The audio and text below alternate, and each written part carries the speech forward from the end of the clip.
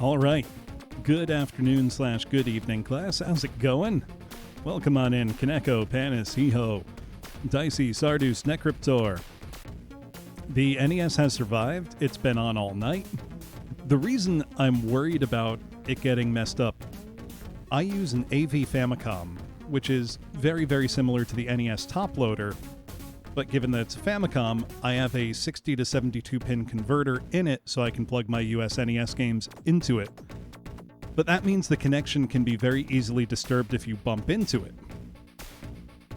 What that means is that there was a good chance that something, like maybe my cat, could just have knocked into it during the night, or the NES could have just overheated, because in addition to leaving it on for 24 hours now, it is on top of my desktop computer tower, so it's probably pretty warm. I haven't touched it. It does work. I've checked. I'm not touching it, Fed. No way, not until the game's beaten. Because there's a real chance even just touching it to check the temperature could disturb the connection. I'm not going to risk it. What I am going to do is try to beat Adventure Island.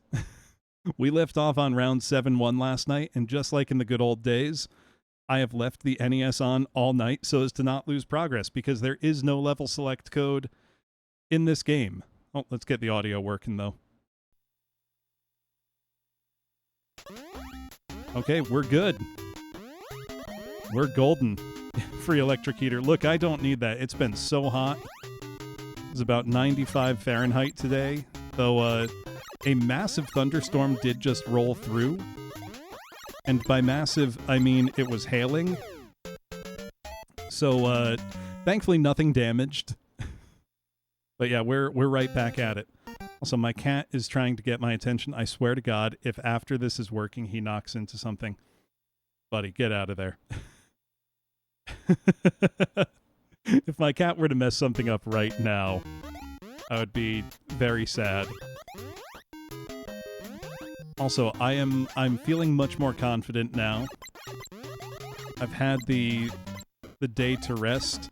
Well, it hasn't exactly been a restful day. I helped a friend move this morning.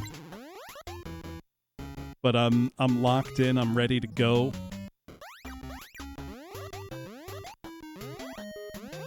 Probably not going to be a super long stream if I beat it. Bloom, you really left this unfinished yesterday. That's irresponsible. So we have the upgraded weapon we can grab. The game did indeed survive.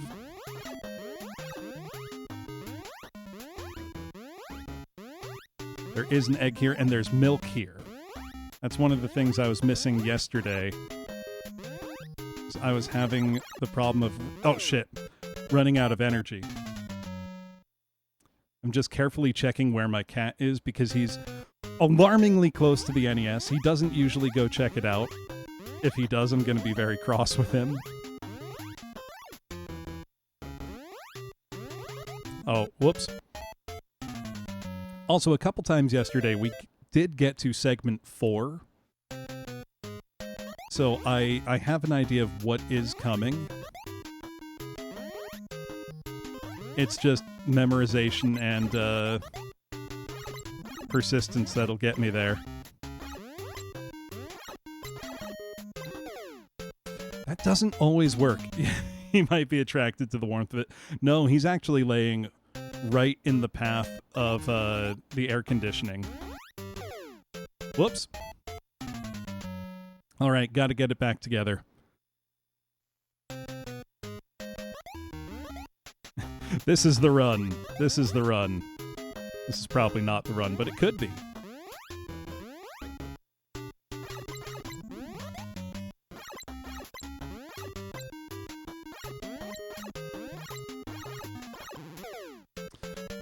That one, I need to, no hesitation, to even be able to get there.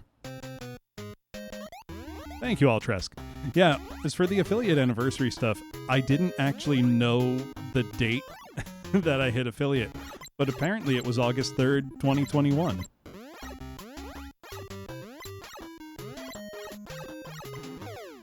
Oh, I thought I had it.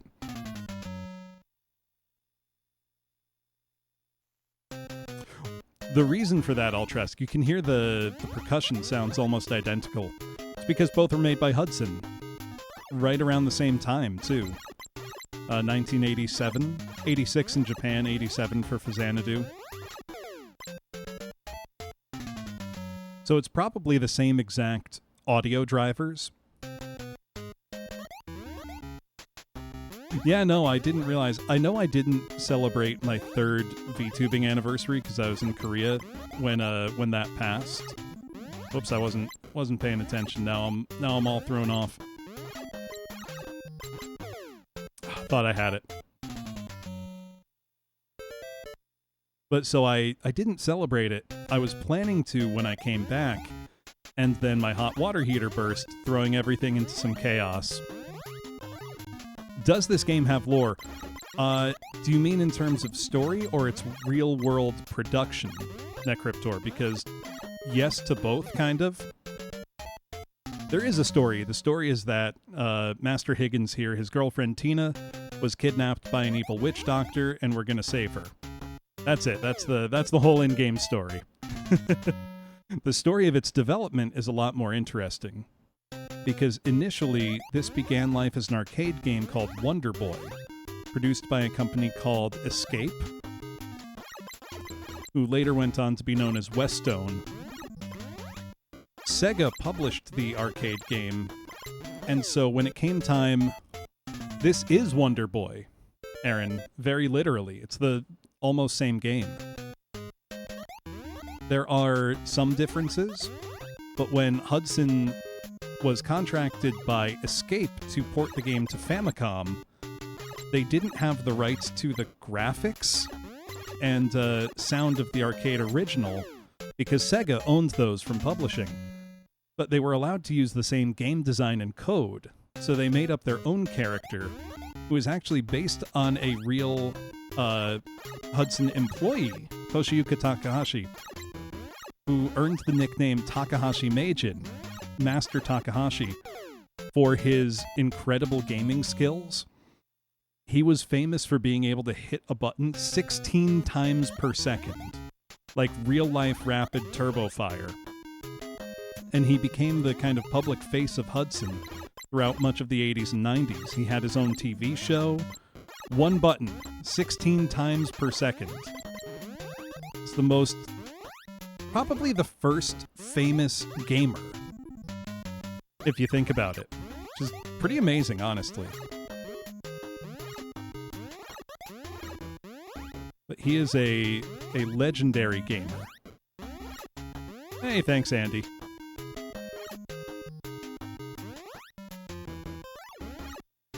I showed the video last night of him doing his rapid fire. It's truly unbelievable to watch. It is, in fact, not Todd Todgers, despite what he would have you believe. Oh, shit. Oh, I got so lucky right there. Alright, I figured out the strategy for this part. You can actually preload the spring like that. And we avoided the eggplant. Now we just are gonna go slow and steady wins the race. Todd, lying about something? Say it ain't so. If I can't trust Todd Rogers, who can I trust?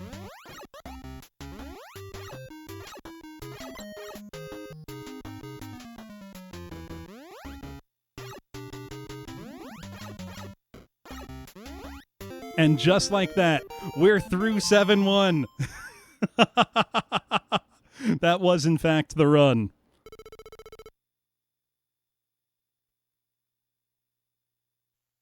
God, I spent like an hour or two on that last night. And now I don't know what to expect for the next round.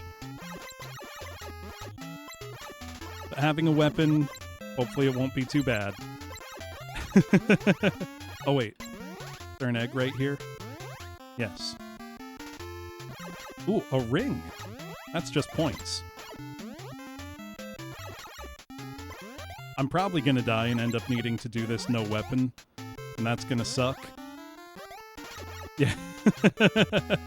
Seriously, Tethera. Oh, God.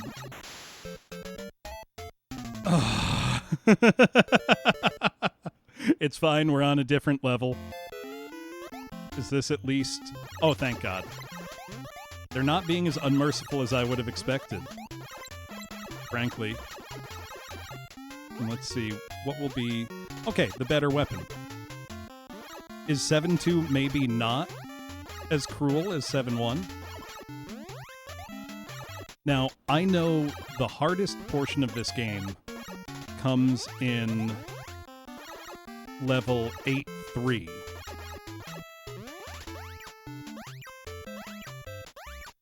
Oh, I thought he would have stopped. I've been enjoying it tremendously, Damat Dao. This is an incredible game. Oh, now I don't have a weapon. I can guarantee you that's an eggplant. There's no way there's an egg for free right there. I'm not touching it.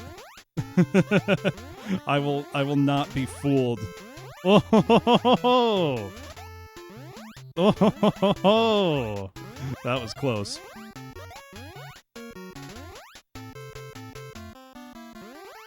Oh, God. With no weapon, this is going to be really hard. We didn't even pass to 3. Hey, thank you. It's hard to believe that I've been an affiliate for over 3 years, let alone that I've been VTubing for that long. Hopefully many more years of fun streams to come. If I just... Nope. Oh, a rock comes from the other side, too. Okay, back to the start of the level's actually preferable here.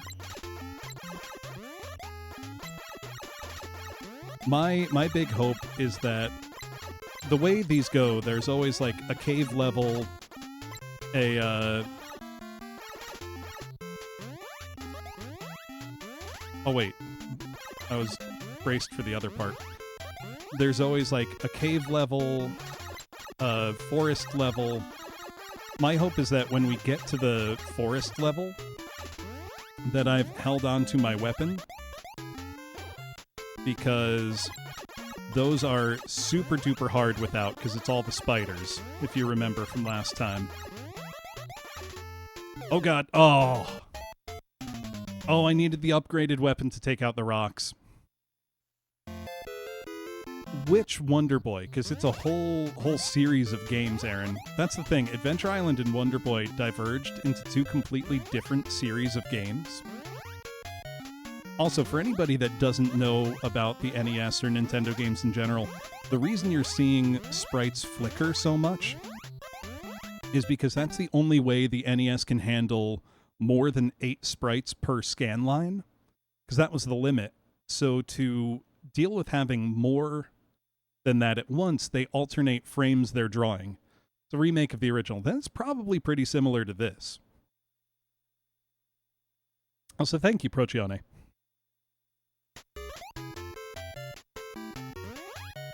Let's see, I know we're going to have birds. Oh, thought I could sneak under them. Those birds are like Medusa heads, but worse. They're really mean.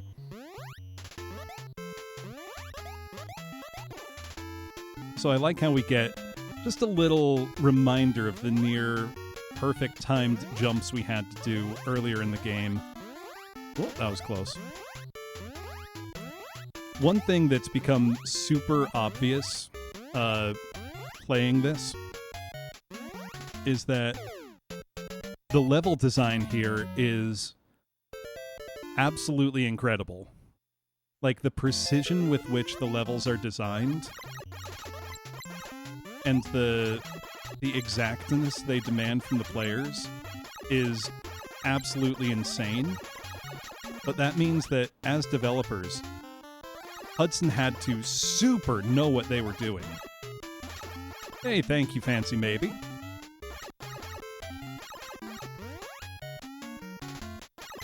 It really goes to show just like how far ahead of the game Hudson were in terms of quality, you know, compared to other third-party developers at the time. so this portion should be easy now. I'm pretty sure we can break the rocks with the flame weapon. Yep, we totally can. Okay, so now this goes from hard to free. Hudson knew exactly what they were doing.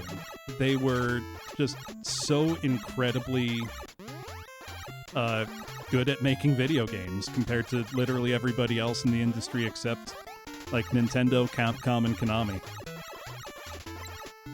Especially at this point in time. Oh, we've got a egg. Milk! We needed that. Milk is a full energy restore. Oh, we've got Wallers. Hey, President, how you doing? We are on 7-2 now. I have made progress. Finally. Konami own all their stuff and do nothing with it, which really sucks. But in a way, I guess it's better than milking the corpse, you know, poorly. I don't know. I'm looking for a silver lining. I think that one drops. Nope. Okay, we're through to area 4. Whoa! That was super dangerous. Okay, that one's gonna fall. Damn it! Oh, I didn't look.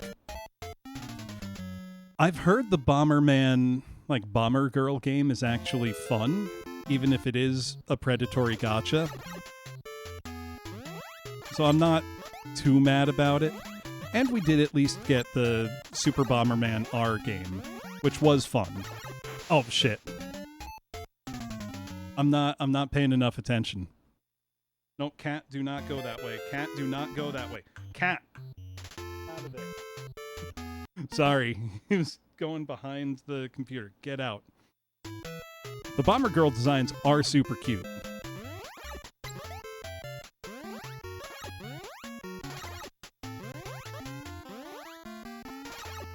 I keep forgetting.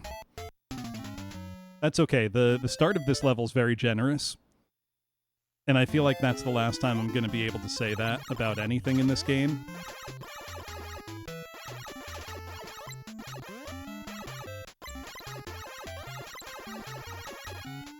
There we go. Hey, thank you, Hardcore Hunter and Baxter Crook.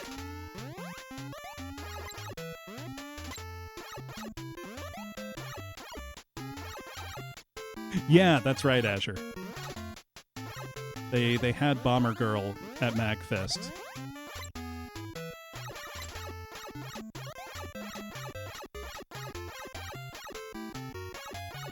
Is there an egg here? Nope. I'm both looking forward to and dreading World 8. Because I imagine it's only going to get more merciless. But honestly, that, like, makes me kind of excited. Does that make me sound like a sicko?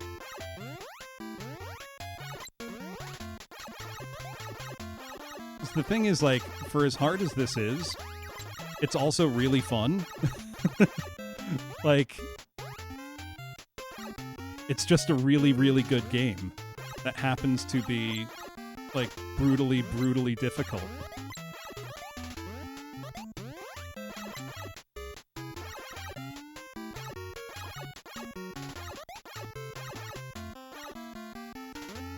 Right, like, not that it's easy to design a cute anime girl, but there's literally an entire industry of people you can hire to come up with a design like that for you. You have no excuse to get that wrong. Yori, welcome! Let me shout you out. I've made progress. Welcome on in, Raiders. It is. I left my NES on overnight. It didn't die or get disturbed. And that means now I'm on 7-2. Did the old classic. Oh, Scold Hori. Let's see. Hiyori, you've been promising your community karaoke for a long time, and you haven't done it yet. I know you've been practicing, and you still haven't done it yet. You know you need to. Also, thank you, Aaron.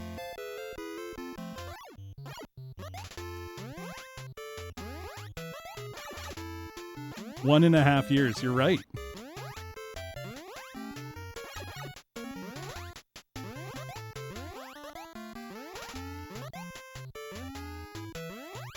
Oh, God.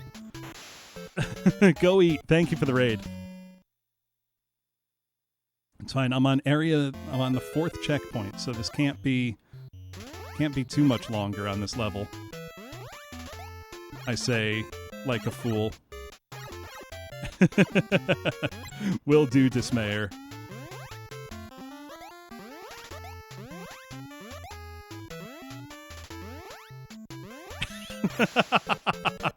I've got to wait there.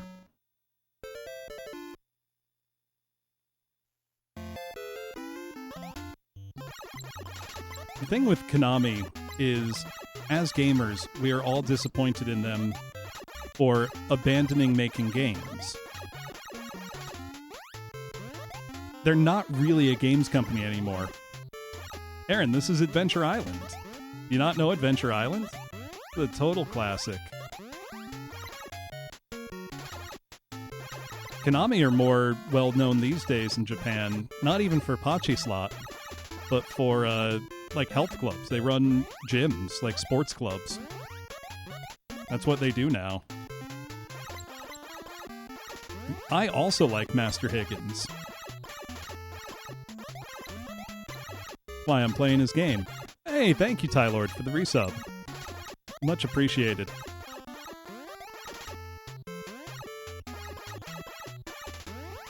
The other thing, this is a very silly niche complaint.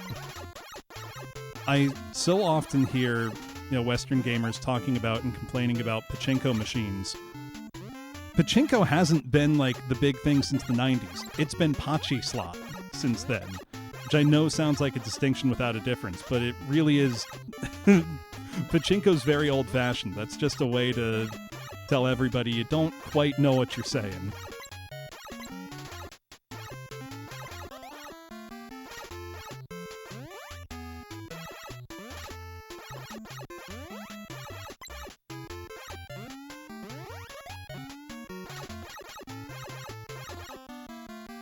Right, legally, you're not actually playing a slot machine. Legally, you are winning a prize that you just so happen to be able to exchange for a trinket that happens to have some... oh my god, how am I supposed to do that? That has monetary value at the shop that just happens to be next door.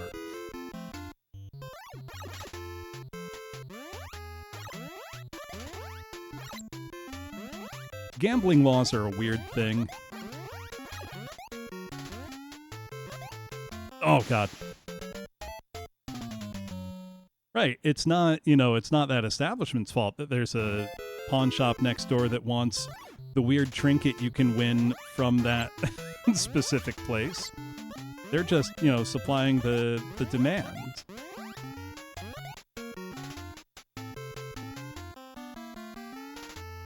Okay, they come in a pair of 2. There we go.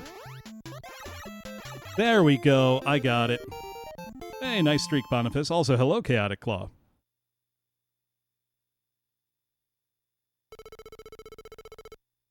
Right, the laws have been changing.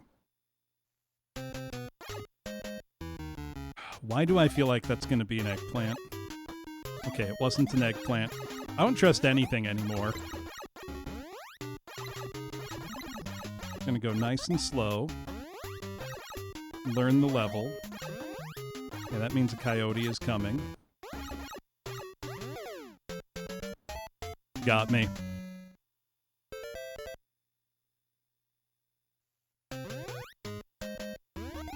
Will this at least be... okay. That's not too bad then. Right, the coyote didn't get me.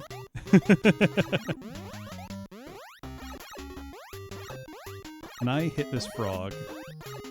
Yes. Whoop.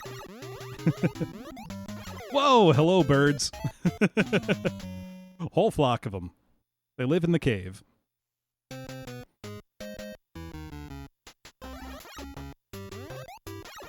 Hey, nice streak, Volpez. Thank you.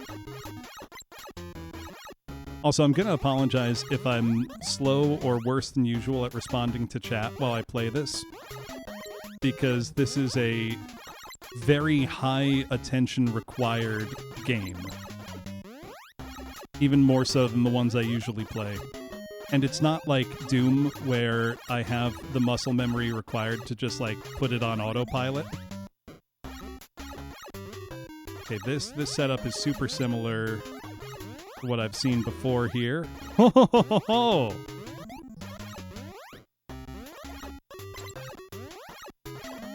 I shouldn't skateboard through that. Thank you, Creator Unreal. This game's very, very hard. Oh, now I don't have a weapon either. Oh, this will be one, though.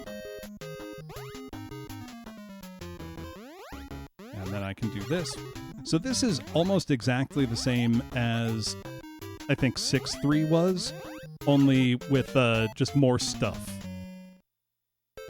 And that's okay by me.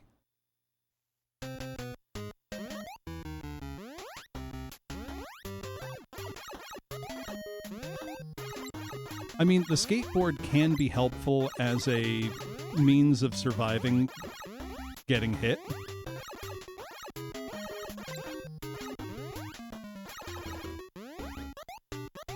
Oh, damn it, I gotta... Oh, I could jump through that little gap in the birds, but that's not worth trying. That'd be too fancy.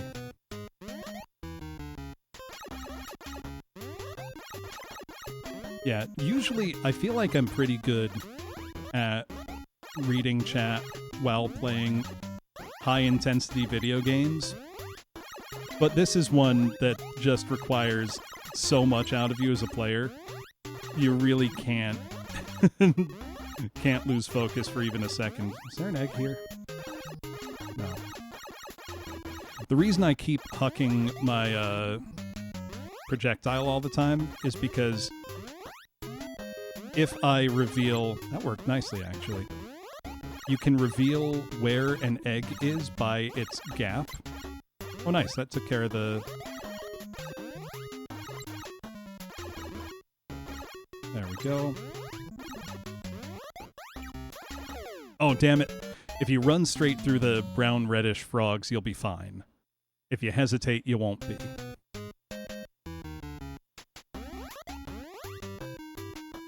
There we go. Right, it's a second hit, but you have to deal with the speed.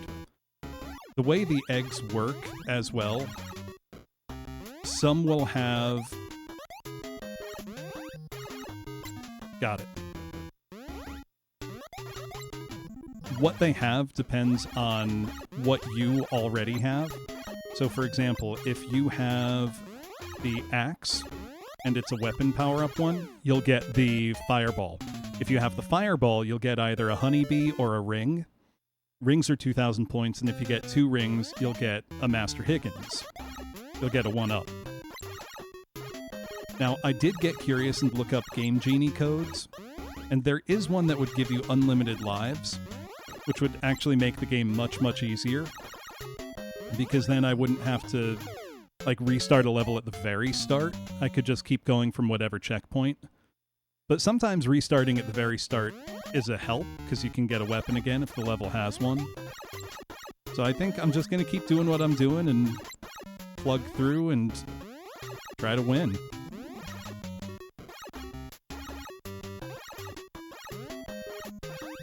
Oh, I thought I hit it. I did not. And I agree, Fox Fufua. All of the sprites in this game are really cute. They're well drawn, they're expressive. They're pretty much the same game depths, but I think Hudson made this one even harder than the arcade original. Certainly, if you don't get the Hudson B in level 1 to give yourself continues, it would be nearly impossible to clear this game on just 3 lives. You would need to be a serious expert at it.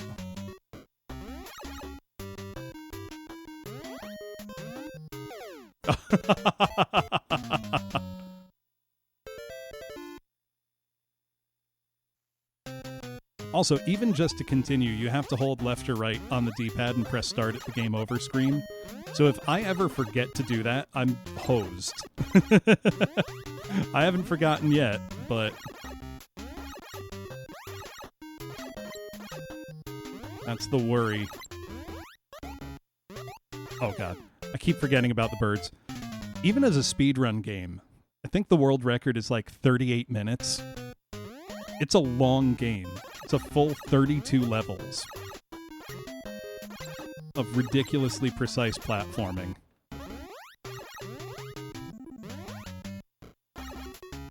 Like, that is long for an NES speedrun of something that's not like, you know, an RPG.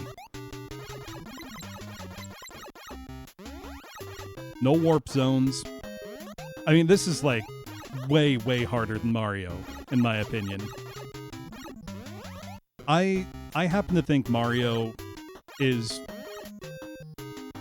Okay, I'm fully aware that Mario is hard, but because I grew up playing Mario constantly, I got good at Mario, and now it's like, it's not a big deal for me to just sit down and beat, you know, Super Mario Bros.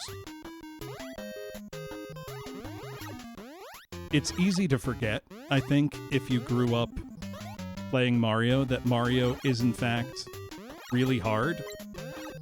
Do you know what I mean?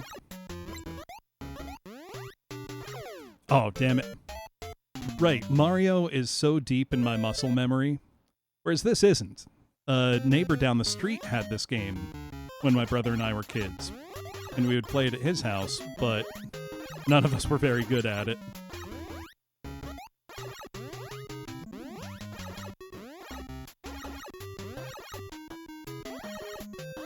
Actually, I wonder if I were to just run into the rock, would it get me past the frog? Like, would the frog start jumping and I would trip through it? I'm gonna try it. I know that sounds silly, but I want to see what happens. Because I feel like we're gonna start being required to have that level of precision very soon. That actually works great. I thought it might.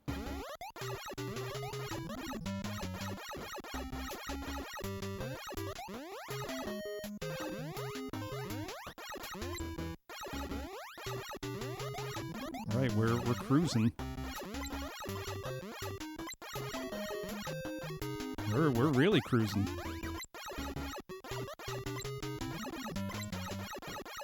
That's now the furthest I've gotten. Is gonna fall? Nope.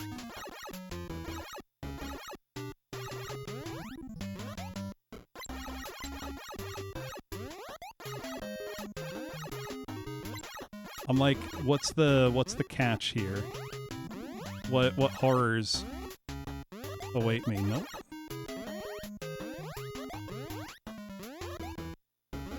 Oh, that was mean.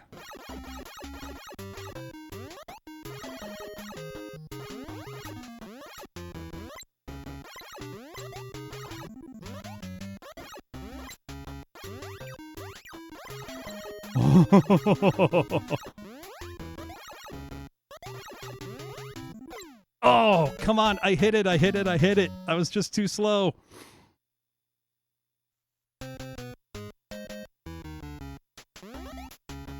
No, it wasn't a hidden frog. Oh god, now I gotta do this without the weapon. How am I supposed to do that without a weapon? That was close. That was really good. See, I'm like... You know when some games failure feels demoralizing? Failure in this game doesn't feel demoralizing to me. It gets me fired up to try again. Whoops. That was forgetfulness. It's like, you can feel it. Where, if you play really well, you can go fast. You can cruise through these difficult parts. If you play well. there's like this amazing rush you get, this incentive to do these like pixel perfect jumps and stuff just so that you can play, you know, better than you otherwise would be able to. I don't know how to describe it other than saying this game's just really, really good. Oh, that was close. Like, I think it's worth putting yourself through this high amount of challenge because it's so much fun. I mean, there's a reason it's an NES classic. This is the furthest I've ever gotten into it. I will say, though, if you want a more reasonable challenge, all of the other games in the series are easier than this.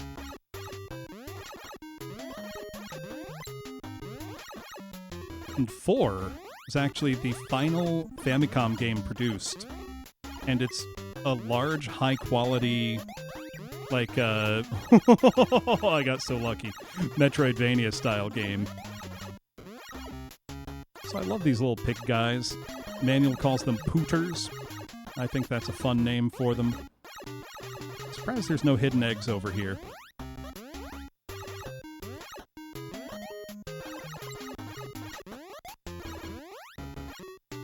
Oh, it was close. I don't have those ones, praise the soon. I played them on emulator years ago. But they're hard to find, surprisingly. I never see them at stores.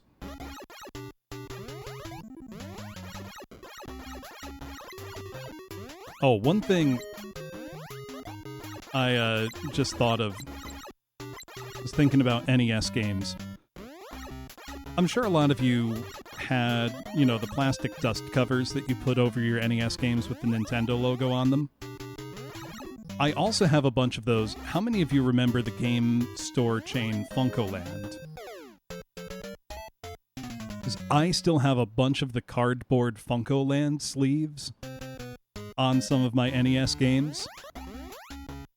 I used to love going to Funkoland.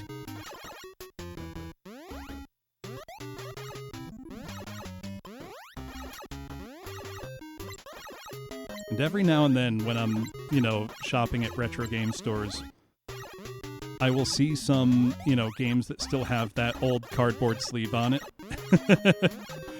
I know you're joking, Praise the Soon, or I hope you're joking, because otherwise that does me great harm. I miss it so bad. Or I remember when my local software, etc., at the mall were liquidating out NES games. They were $1 each in just a big bin. Oh, that was close. Oh, thank you, Lunar Dragon.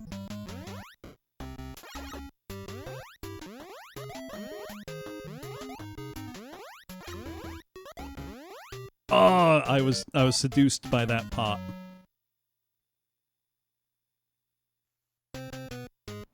No, not that Funko. Actually, Funkoland. Oh, it gave me the checkpoint. I wasn't expecting that. Funkoland were the birthplace of Game Informer magazine. Rest in peace. I'm actually pretty sad about its shutdown, even though I hadn't read it in years.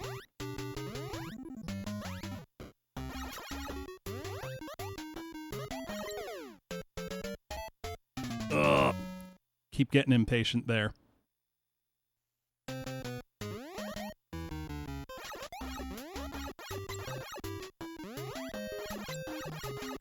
I do like going back and reading my old Game Informer magazines from... I first started getting the magazine in 1996. Game Informer did shut down. I think the news broke yesterday, Aaron. And the employees found out via the tweet that it was shutting down, which really sucks. But they were, to me, one of the only gaming magazines that didn't just feel like a gigantic advertisement. Because they would actually have, like, interviews with developers and, really in-depth previews that were, genuinely exclusive. They weren't, shared by other magazines at the time.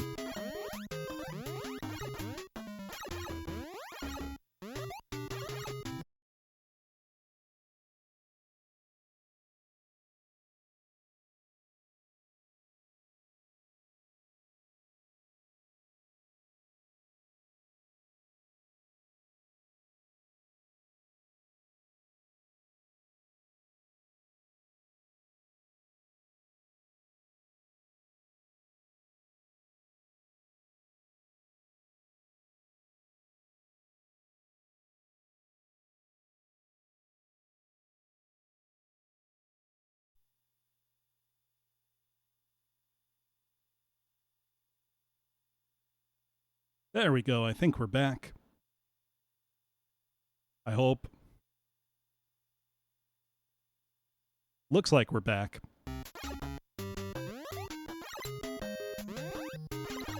I'm gonna keep playing and talking like we're back because I've got it recording anyway, so should be fine.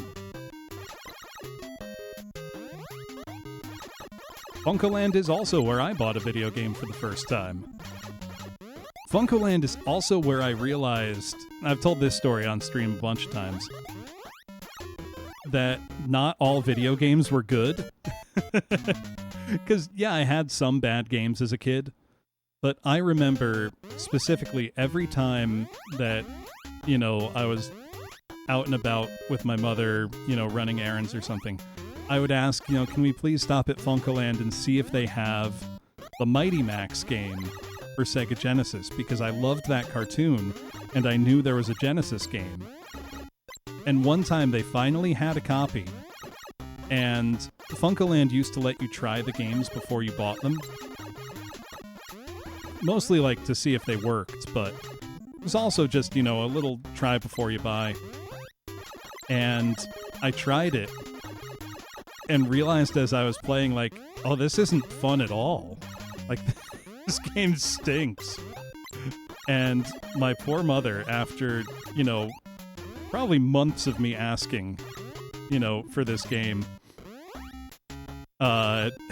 she said, so do you want to get it? As a kid, you save up money from, birthdays and holidays and whatnot. And I just kind of shake my head and sheepishly go, no. I found out years later that a friend of mine ended up buying what is almost assuredly that exact same cartridge, and can confirm that it did indeed suck. It was a garbage game. Wait, there we go. Oh no, I'm gonna run out of energy. Oh, it didn't matter. Yeah, wow, this is trash. It really was, though. Like, I knew at that point in my life that there were some games I liked better than others, but I think that was my first time realizing that a game could just be unfun. I do now own a copy of that game, and part of me wants to stream it someday. I also couldn't tell you a thing about the Mighty Max cartoon. I don't remember anything about it, really. Hey, thanks, American Pineapple. All I remember is that I liked it. It's probably not good. I am content to let most of my childhood memories of media stay as memories, because I don't need the pain of going back and realizing, oh, this show I used to like really sucked. You know what I mean? Though the show, I will say, I remember being awesome, and I think I checked a couple years ago, and it turns out it's still totally awesome, was Pirates of Dark Waters. That show was super cool. I'm sad it never actually got to end. I think it just stopped before it concluded any story. Who else remembers that show? That did have video games. I should stream it.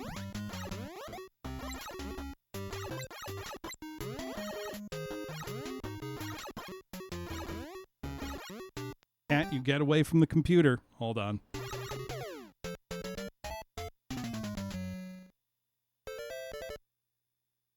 I'm trying to think. The only shows I have revisited from my childhood to see were they actually good. X-Men. And yeah, no, it whips. It was a great cartoon.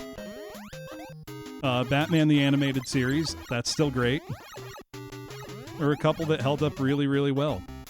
I remember loving The New Adventures of Johnny Quest. I have not watched that to see if it was actually good. Probably was. I remember thinking Questworld was the tightest shit in the world, even though I've looked and that's like worse CG than Reboot had.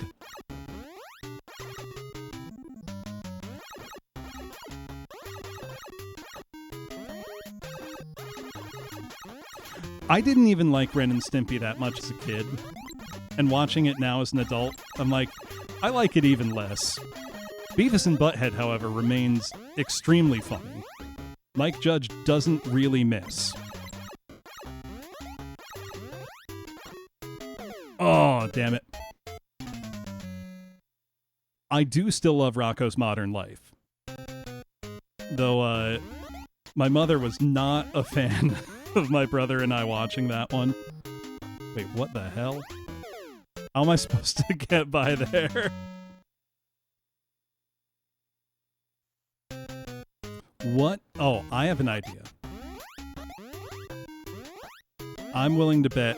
Oh, whoops. I was going to say, I'm willing to bet the middle one is fake and, like, reveals a pot or something. The game has done that with a bunch of enemies. I will say Ren and Stimpy does have some bits that are great. Like, who doesn't love log? You know, it's big, it's heavy, it's wood. What else could you want? Why do I keep forgetting that? I remember hearing that, Aaron, that it was related in some way. I thought it was just the same creator.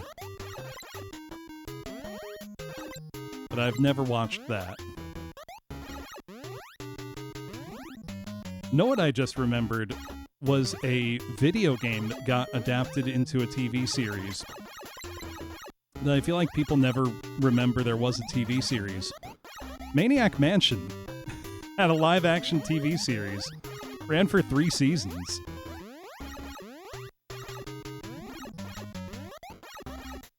I feel like that never gets mentioned when people are talking about games that got adaptations. I don't know if it's just unmemorable, but right, like it couldn't have been that bad if it got that many seasons. I don't remember what network it was on, but ooh, that was close.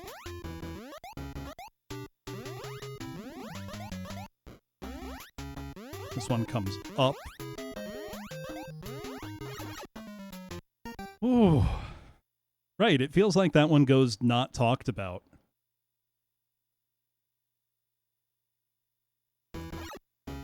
I'm just having a sip of my drink. I do still have the non-alcoholic beers from yesterday, so I'm just drinking them now. They're pretty good. Right, I think that's what it was, Procione.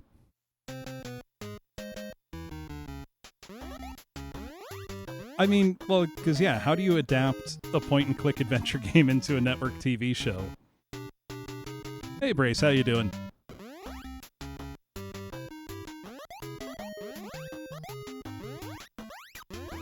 Whoa! Oh, damn it. Barley tea. I mean, pretty much. No, I picked up non-alcoholic beers alongside some regular ones yesterday because I knew I had stuff to do today and didn't want a hangover.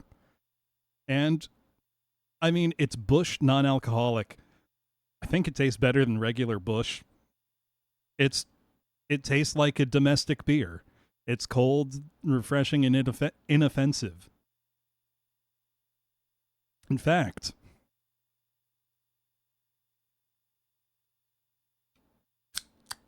I'm gonna have another.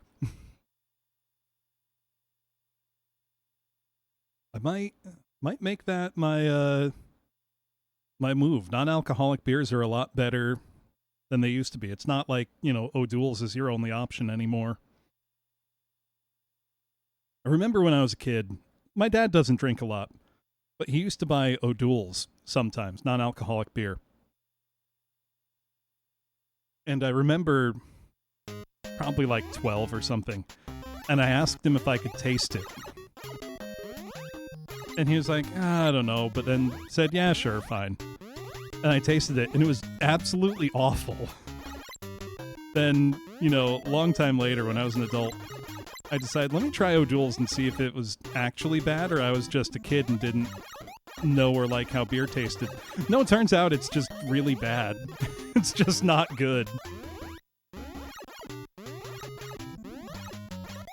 It is Dirkus. Turns out, I've been doing this. I've been affiliate for 3 years now. Actually, I remember what I did to celebrate hitting affiliate, because I got it pretty much about a month after I started streaming, which still seems crazy to me. I can't believe that many people wanted to watch me. But I did a long karaoke stream. Shocker. I think it was 8 hours.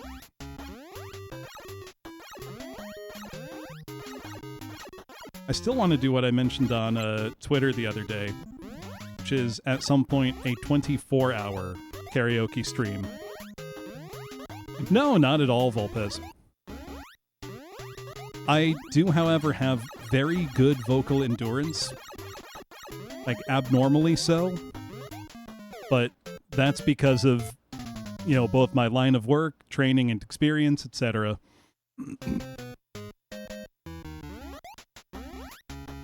Because most of the time, I'm talking all day. I sing multiple times a week, like for work reasons. And then I stream, anywhere from 4 to 6 hours at a time, 3 days a week. Hey, thank you, Bones. My voice does not get tired easily. I mean, I've done multiple 8-hour karaoke streams, and those don't even leave me vocally tired the next day. So I'm reasonably certain that I could do 24 hours of singing. I need either run into the rock or be a little closer.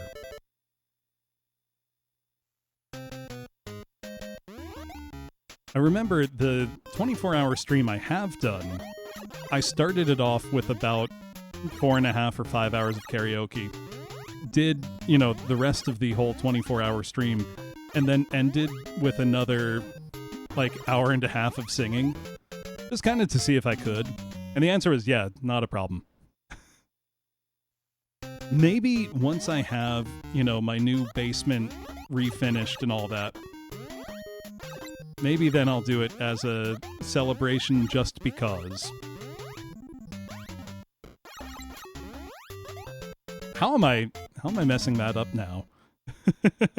I got too focused on the end of the level and now I can't do the start of it. Hey, thank you, Q-Energy.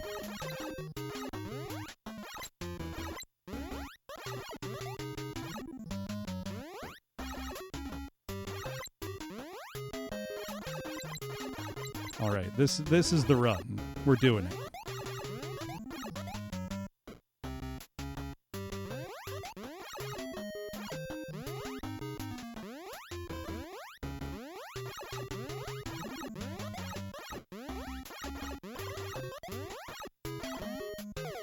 Whoops.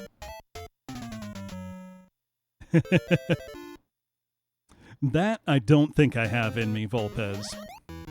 Do it down the octave. I feel like would still be impressive.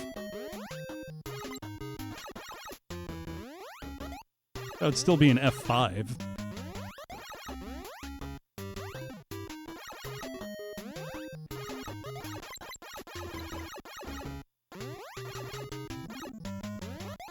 Look, I've had students ask me, Aaron, what, it was like to go rent, a video game in the late 1900s. Hearing, things of my childhood referred to as the late 20th century or the late 1900s, it's not wrong. It just feels bad.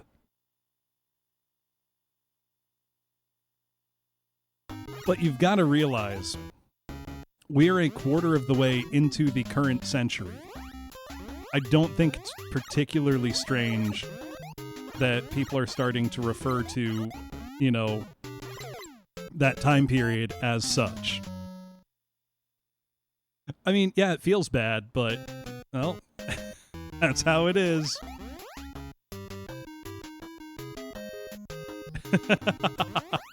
What did you find in your clown egg research, Emmerich? Isn't it fascinating, though? Like, what a unique way to catalog something. Oh, I can totally pick the snake off from long distance. Oh, you're making Woozle an egg? Hell yeah.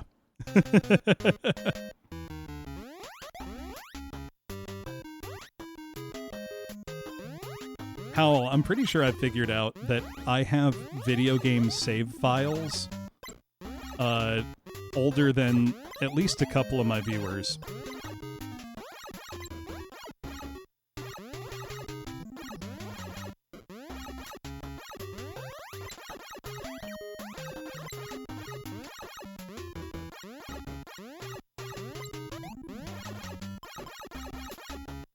Right, this is the run. This is the run. We're doing it.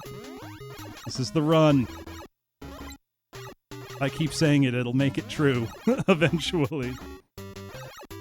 Oh, shit. That was close. How did I survive that one?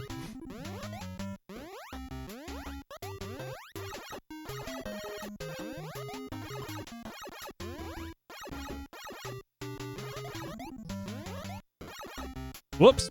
I thought... Oh, whoops. How's it going? Maybe not. I won't take credit for that dodge, Bones. It was mostly accidental.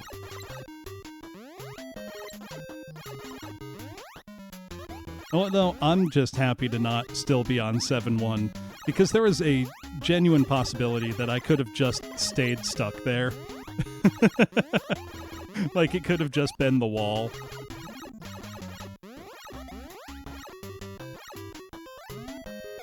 Oh, damn it. I've gotten a decent start down, or so I thought, where I grabbed the skateboard just as a means of prolonging life, but the nice thing about those snakes is they don't actually register an attack if you are unarmed, so they won't do their projectile. I did, Karn. I left it on overnight, just like in the old days. Surprisingly nostalgic feeling. And my house has not burned down. My NES is still working. So it's been a success overall. Oh, hell yeah, that was tight. Oh my god. I'm nuts with it. That was so good. How'd I do that? Obviously, I have every confidence in my own gameplay abilities. Oh, shit. That bird was close.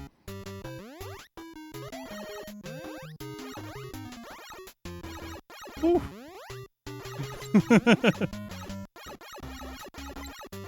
Didn't care for that. What? Oh, no. I did not want to risk doing something like that. It's okay. We got this. Oh! Shit. I did a good dodge and then immediately did something brain dead. It's fine. It'll all balance out. Actually, I want to beat this relatively quickly because there is a stream I really want to raid into. Voxandra is playing Lagoon both for the Super Nintendo and then the Sharp X68000 version. Lagoon is a game a lot of people hate because it was one of the first Super Nintendo like action RPGs available. So a lot of people played it, rented it, and really didn't like it because it does have a lot of genuinely massive problems as a game. But I really love it. Oh, of course, Tethera. Maybe love's too strong a word for how I feel about Lagoon, but I like it like an incorrect amount. It's super messed up, Sardoos, because they did the thing where they took away bump combat, and that basically ruins the game. However, I'll give you the reason why I like SNES Lagoon. I played Lagoon Super Nintendo as, this is going to sound insane to say, I played it as a palate cleanser after playing Ys 5, Lost Kefin Kingdom of Sand. Because I love the Ys series. So even like Ys clones, I'm hungry for them. And Ys 5 is among the most disappointed I've ever been with a game ever. It was one of the only Ys titles I had never played. And it's got, a fan translation. No, the thing with Ys 5, I normally hate saying it's a good game, but it's not a good, X. Because I feel like that's a cop-out. But Ys 5 is way too easy. The magic system does not matter. Like, apart from one specific thing, it levels up separately and it's not useful at all. 5 is the one that has no modern way to play it at all, Karn. 4 is the one that has 3 different versions. One on the Super Famicom, one on the PC Engine CD, and the modern remake of Calcutta. Whoops. No, but Ys 5 is such a deeply frustrating game because it's got great graphics. The soundtrack is well produced, but it's boring. It did have a Japanese PS2 version, which looks very strange. Similar to the strange Japanese PS2 version of Ys 3 Wanderers from Ys.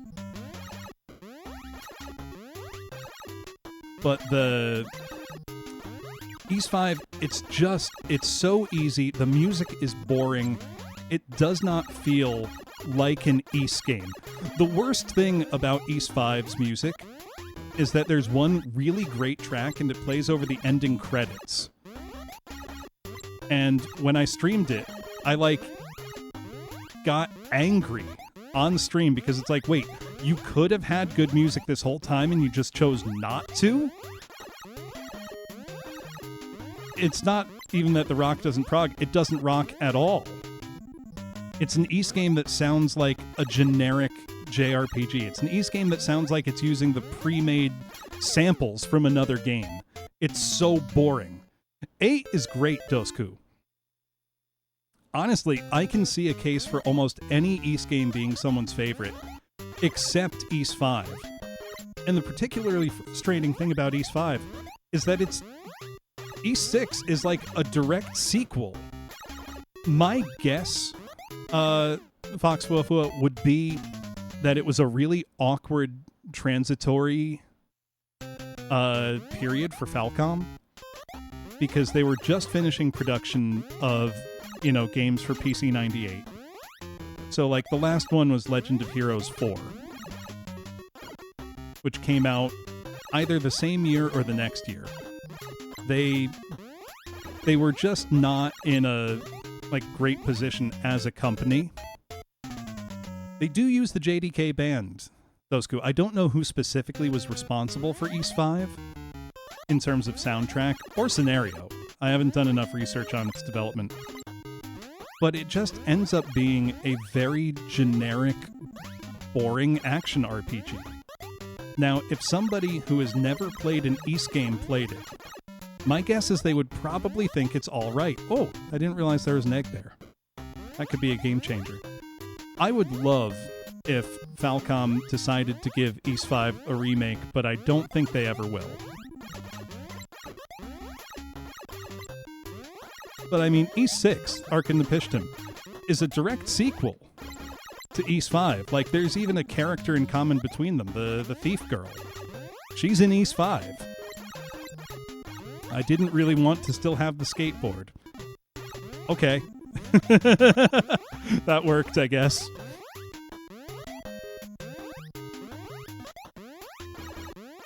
Oh, I should stream the weird PS2 version of Ys 6 that Konami published, with the weird 3D models and really bad CG cutscene.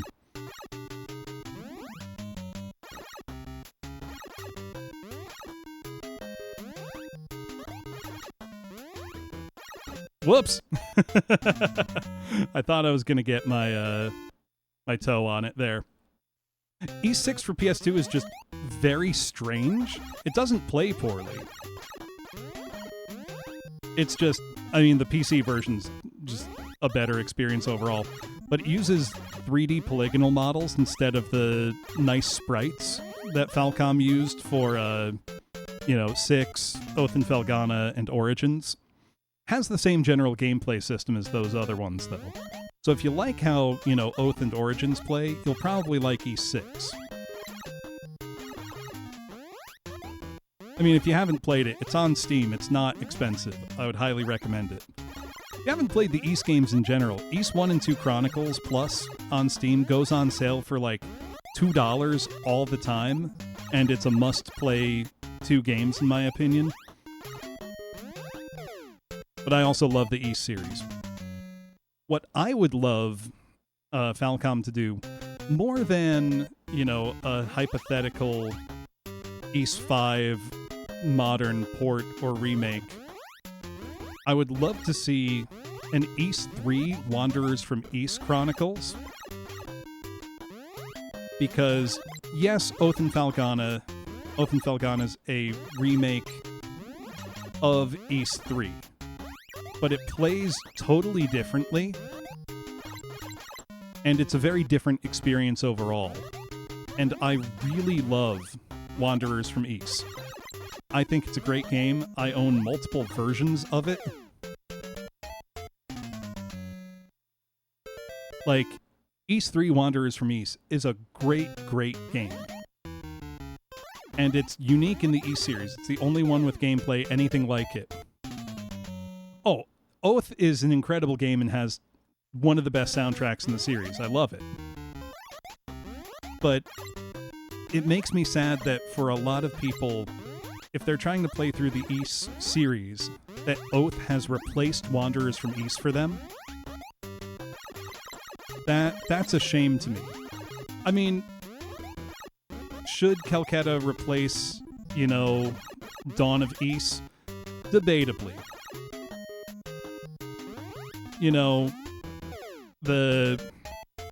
So there are 3 different Ys 4 interpretations. The reason for that is when it came time to make an Ys 4, Falcom basically didn't have the staff internally to do it. They had just had a lot of turnover. They didn't have, the people to make it happen. So they said to NEC Avenue and Tonkin House for the PC Engine CD and Super Famicom respectively, here's the general plot outline for Ys 4. Go ahead and make your own versions of the game, which is how we ended up with Ys 4 Dawn of Ys on PC Engine CD and Ys 4 Mask of the Sun on Super Famicom. They are not just different ports, they are entirely different games. Like, they don't share the same exact story, though it's similar. They have different gameplay systems. They are just straight up different titles. Both are good. Dawn of Ys is probably the better one, the one on PC Engine CD. I do still like the Super Famicom one, though I know why a lot of people prefer the, TurboGrafx one. But it's also just such a weird situation. Oh, we did it. 7-4 time, let's go.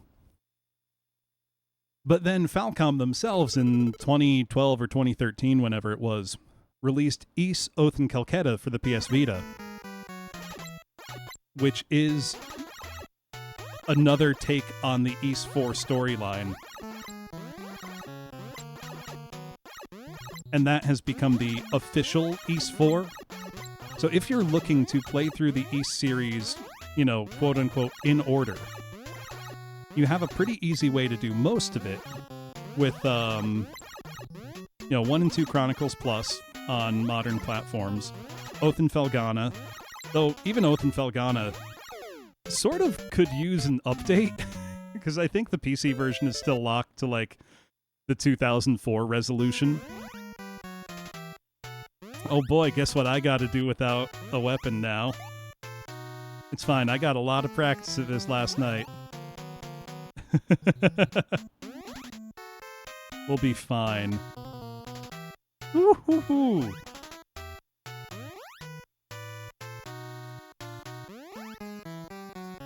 I waited too long. There we go. Oh, did they make the Steam version the PSP version, not the old Windows version? Okay, I didn't realize they'd updated it. Also, someone asked about E7 earlier. E7's a good game, though it introduced the kind of modern Ys gameplay system that I don't care for too much.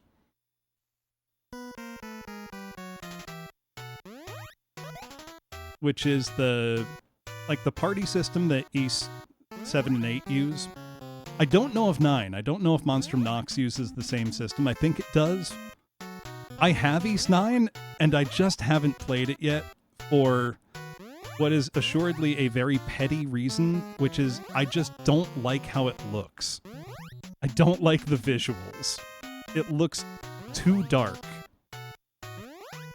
Oh no, call me crazy, but I feel like you should be able to see the sun in an Ys game.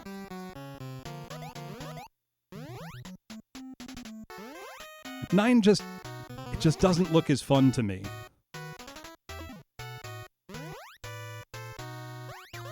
Two, 3, 4, 5, 6, 7. Whoa, okay. That's definitely an eggplant. I don't trust like that.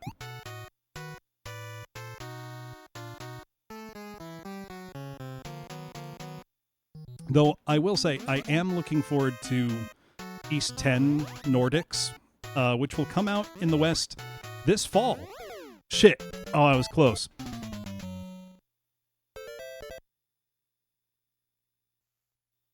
Nine did just look kind of meh, and I know I'm judging it entirely on a first impression.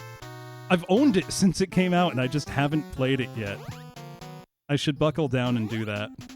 I won't stream it, because this might sound very strange. I do play modern games, but I'm not interested in streaming them, for the most part. Because when I'm playing a new game like that, I really just want to be able to take my time with it and have, you know, room to breathe and to play it stupidly and slowly and, you know, I don't know. Those are like my private time. And I don't feel like I would have much to add.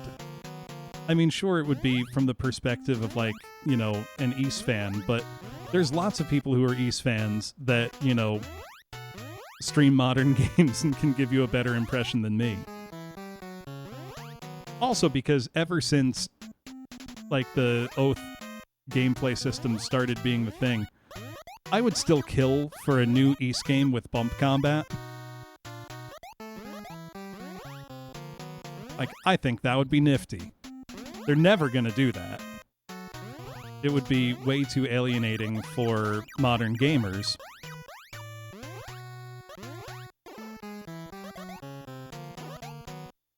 Oh, that's definitely an eggplant if it's in that exact spot.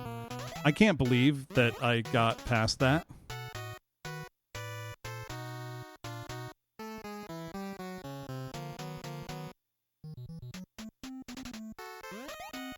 Okay, this one we're going to go over. through. It's going to be over, through, over, through. Oh, close. I'm way behind on the Trails series at this point.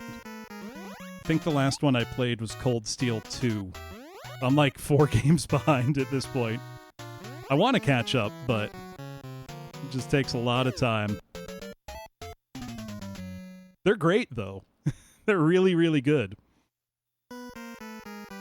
Trails in the Sky FC is maybe, in my opinion, one of the best RPGs. Just like, period. It's incredible.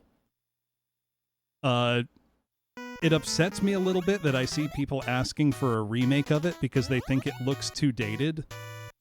I feel like if you can't enjoy how that game looks, that's still a relatively modern game. That came out in like 2006. That's not an old game. I know some people will disagree with me on that. But if you feel like the game needs to be 3D or look like the Cold Steel games, I just think you're wrong. I don't think you deserve to play it. I said this last night, too, about, anybody filtered by, like, pixelated graphics. You don't deserve a remake. You don't get to play it. If you can't appreciate it for what it is, I think you don't deserve to play it. It'd be like if you complain that a movie is black and white. Like, get filtered. You don't deserve it. I'm not making a joke. Like, I really feel that way. For something like this, I could see somebody saying, like, well, the sprite flickering, hurts my eyes because I have some degree of photosensitive epilepsy or whatever. That's very valid. Because a lot of NES games are inaccessible to people for that reason. And that, like, I get it. Old game developers and media producers in general were not sympathetic to that at all. It's never bothered me, but I know it bothers a lot of people. These ones are even faster than the ones in 6.3. Oh, damn it. Thought I had it. I'm feeling pretty good about how this is all going, though. Unless this throws like a wild curveball at me in the last part. This is just, you need to be so on it with your timing. Trying to use like signifiers on the background tiles for... Oh, do I need to do a small jump? That might be it. I mean, Boniface, not wanting to start, a 17-game series is fair. Actually, if we're talking about the Trails series in general, or if we're talking about the Legend of Heroes series, a bunch of them just have never come out in English. The Gagarv trilogy, 3, 4, and 5, did come out in English. Can I make that jump? If I do a small jump? Oh my god. I mean... Even that, Aaron, like, one, there were other CGA color palettes, or EGA color palettes. No, CGA, that's the 4-color one. There were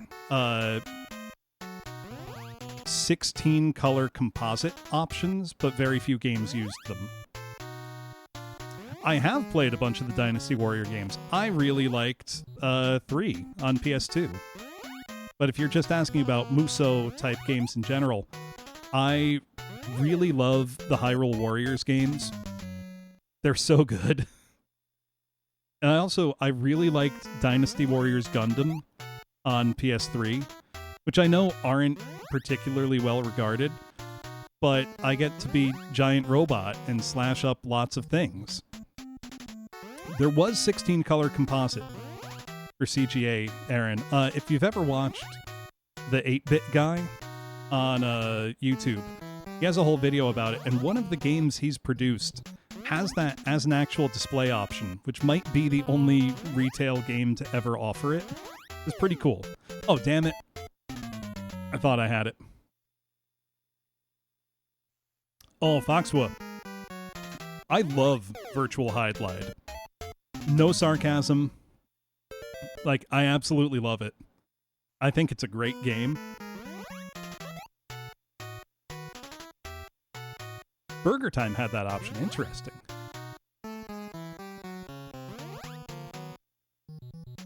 I genuinely think Virtual Hide-Lide is a great game.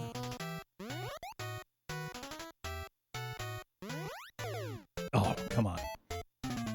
Hide-Lide, actually, original Hide-Lide, does have a really interesting fan-made remake which uses the MSX version sprites to create a billboarded 3D quasi-virtual Hide-Lide, as they called it. The page is hard to find because it was Japanese only, and I think the download link is broken, but I have it saved. If you know Ren, she streamed Hide-Lide, which made me very happy. She also hosted a virtual Hide-Lide race in which I participated and came in second. You cannot golf in it, sadly. Whoops, I wasn't ready for the coyote. But I gave her that, and she did stream the quasi 3D virtual Hide-Lide. It was super cool.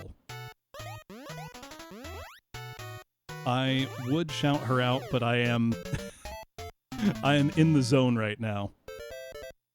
Also, for anybody wondering why virtual Hide-Lide is like that, you know, why it looks like that and runs like that, the company that made it, which made the whole Hide-Lide series, T&D Soft, they were really famous for two things, and those were golf games and helping establish the action RPG genre in general. Because Hide-Lide, along with the original Dragon Slayer, kind of laid the template for action RPGs back in 1984. Which is hard to imagine now, but Hide-Lide sold over 2 million copies.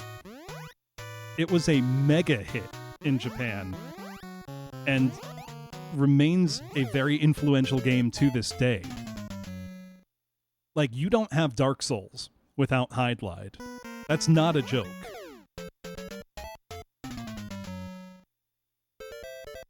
But when it came time, series creator, whose name I always forget, by 1994, T&D Soft, you know, they were still producing successful golf games on the PC-98 and home consoles, but they hadn't gotten to make an original IP in a while. They were doing a lot of porting work on other people's games, like contract development type stuff. And he was tired of managing what he felt like were other people's projects and wanted to do something big again, like in the old days. He was still a young guy, because he entered the games industry as, like, in college or just out of high school. He taught himself to program on a display model computer at a department store. Like, I also love those stories about the early games industry with people just, like, teaching themselves and then becoming industry leaders as a result. What was I thinking? Anyway, it was proposed that why don't we remake our original hit game, Hide-Lide, for a new generation of players?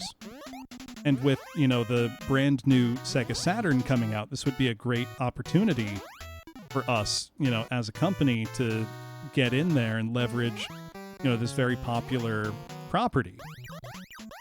And he was able to convince the company because they already had a 3D engine that they used for Pebble Beach Golf Links, which had just come out the year prior on the 3DO and was going to be a launch title on the Sega Saturn. So basically, the reason Virtual Hide-Lide is like how it is because they built an open-world action RPG on a golf game engine. Which is pretty incredible. How do I do this one?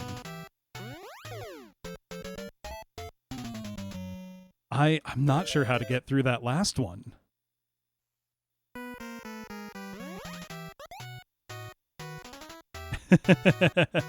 Gave him a stroke.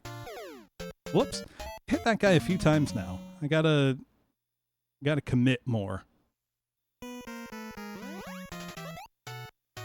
Also, Pebble Beach Golf Links on the Saturn, while it's the subject of many memes due to the Craig Stadler FMV, is also just a really great golf game.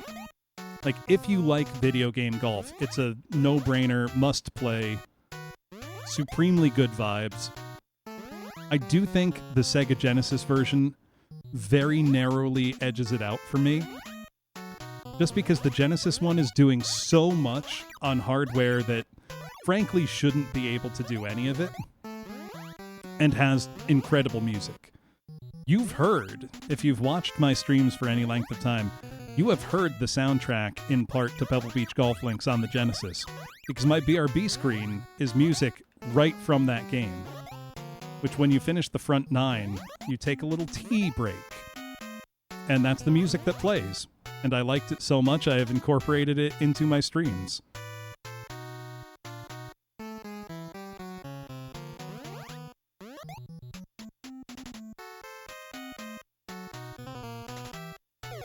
Oh, come on, I hit the jump button. To be fair, NES Hide has about 4 minutes of music total, if we're being generous. All of it Indiana Jones knockoff. Even the track When You Win is an Indiana Jones knockoff.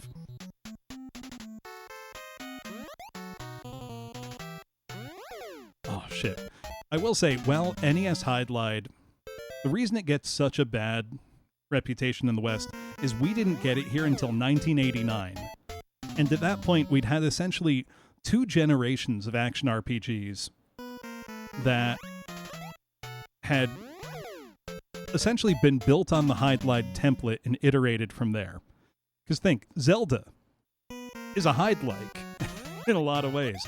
Has the same basic gameplay principle and design of a large open world that you uncover through trial and error, exploration and puzzle solving. It's much larger, it's 128 screens on the overworld alone, as opposed to 25 in Hide-Lide. But the basic premise is the same. But we'd already seen, an entire, subset of games that were inspired by the original Legend of Zelda come out on the NES, even in the US, by 1989, when Hide-Lide got finally brought west. The Famicom version had come out in 1986 and sold over 1 million copies. Hey, thanks, Soldater. So the Famicom version was a lot more acceptable, frankly, because it was 1986, not 1989.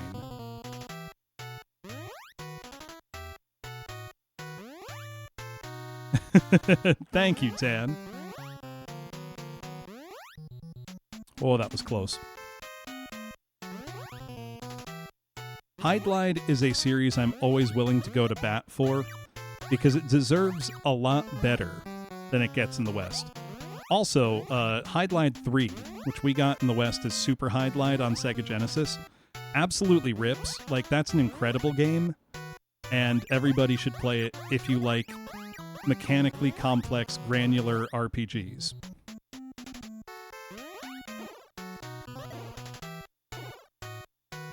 If I had had that game on my Genesis as a kid, I would have been obsessed with it for months. It has that perfect mix of accessible and impenetrable that makes for a really compelling gameplay experience, in my opinion. Super Hide-Lide absolutely kicks ass. I can't believe that there are people who dismiss it as oh, Hide-Lide. No, that game's amazing.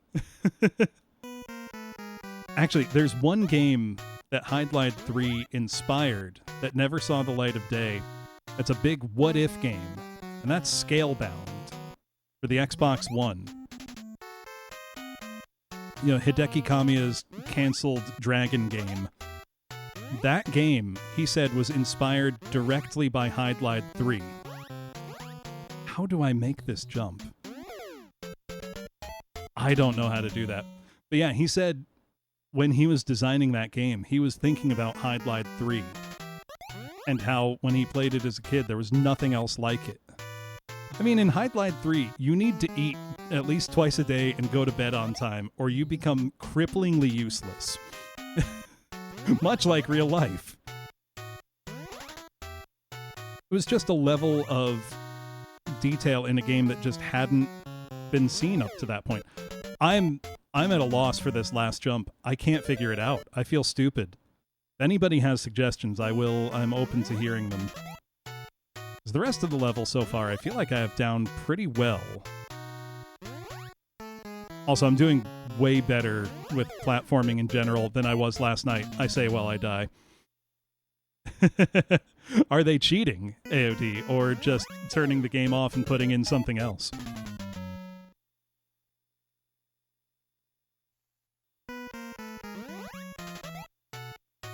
I'm no Todd Rogers. We're not gonna cheat. I'm trying to channel, Takahashi Meijin. Not Todd Rogers. Though I will never be able to tap a button 16 times in 1 second. That's so insane.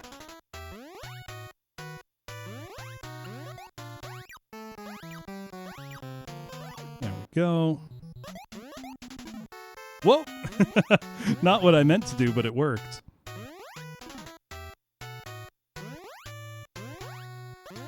Whoops! Whoops. What, the skeleton saying to hit the bricks? Thing is, I'm having fun. I'm having a lot of fun. This is not a game where failure is demoralizing. This is a game where failure is motivating. That's why I'm doing it so much. Oh, that was just me being sloppy.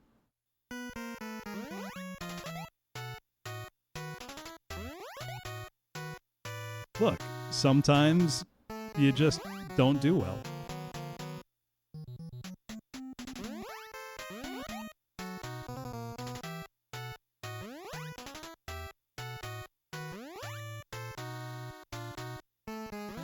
Right, what was your assessment after a weekend with this game, AOD? 'Cause for me, this was a game that a neighbor down the street had. And my brother and I would go play it, and none of the three of us could beat it. Not even close. This is the farthest I've ever gotten. Like 7-4? That's pretty good. If you ask me.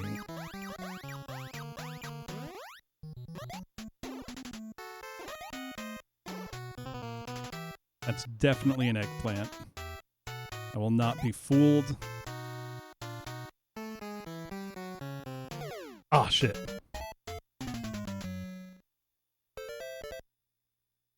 Now, if you didn't know where to get the Hudson Bee to be able to continue your game, AOD, I can totally see giving up. If I had to restart the whole game every time I ran out of lives, I would not be playing still. So maybe if I beat this on stream, we can put an asterisk and say that I, used continues. But given that it's just a hidden item in the game, that's totally legitimate. It's not like I had to input, a separate code or something for that.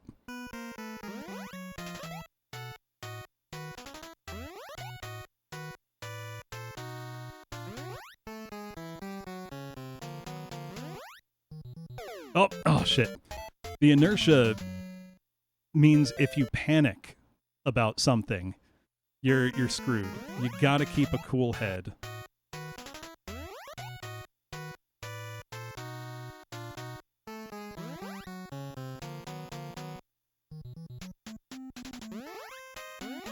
Like that.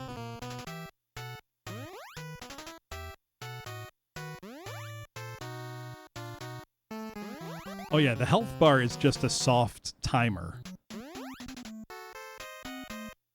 Which I do think is an interesting way of implementing a timer, because it means it can be restored. Oh shit. I swerved the milk. That was bad.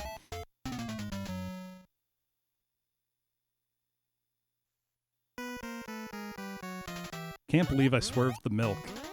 I've never done that. I'm now finding new exciting ways to fail. 2, 3, 4, 5, 6, 7. Jump. Sproing, sproing, sproing, pull up short. I don't actually know, but I'm convinced that's an eggplant.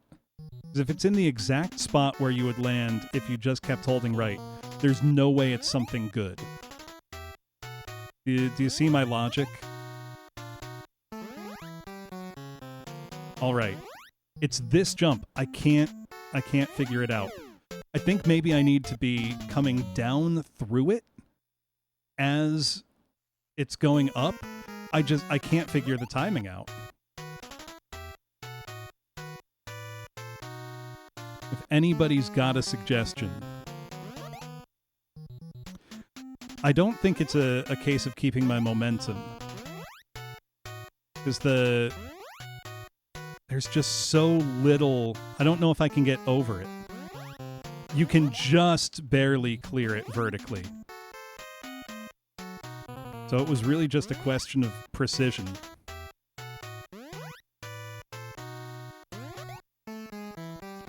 Whoops, not what I wanted to do here. That's what I wanted to do. Oh, I knew the coyote was coming and I didn't dodge him in time. I saw the flower. I don't think there's room to jump through him.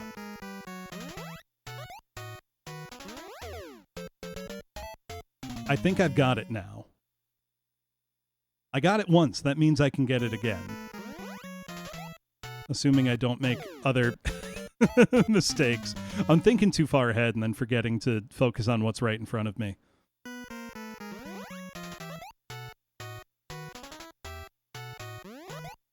See, I like the movement. You gotta commit. It's like if Mario had more mass to him, more inertia. The ice stages are very hard. 7-1, I think. No, 7-1 wasn't ice, was it? No, it was. That was the one I was stuck on all last night and then cleared at the start of stream.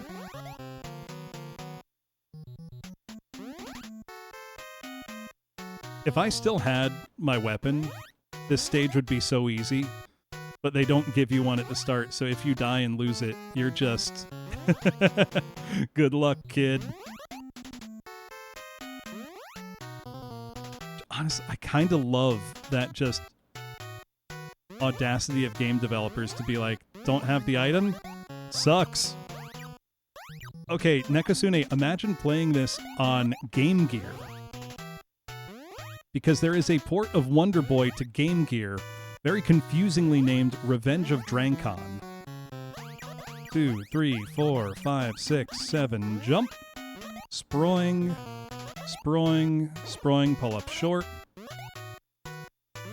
Over, and we're going to sneak through these guys. I'm sure there's a faster way to do this, but I'm not going to even think about trying it.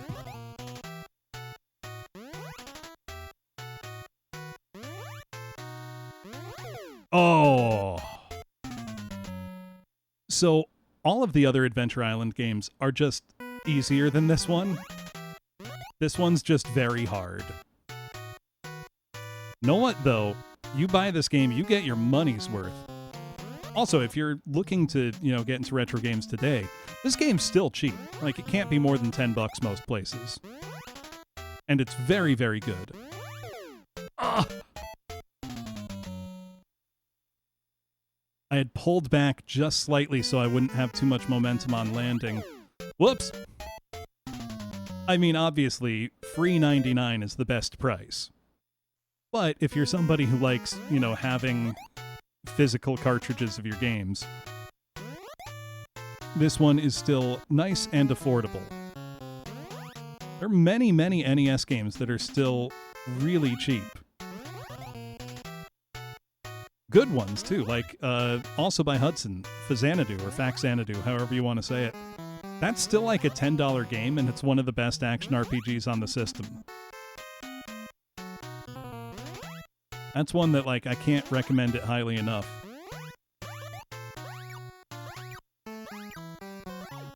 Awesome graphics, music, control, structure, it's just a top-tier game. Right, Mr. Karras? And it's still a $10 game. It's wild. Watch some loser YouTuber make a big video essay about it and shoot up the price. Yep, Mylon's Secret Castle is Hudson. I love Milon's Secret Castle, but that's one that I get why people don't like it. There's one very specific thing that I will agree is a bit BS about it, which is just there's no real in-game or in-manual explanation that you can push blocks, which there really should have been. Oh wait, I have to go over, not through. I'm stupid. I'm really stupid.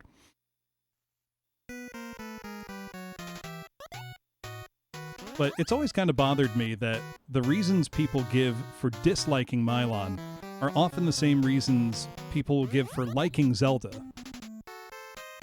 Oh, the fire pit difficulty spike is bonkers. It's nuts.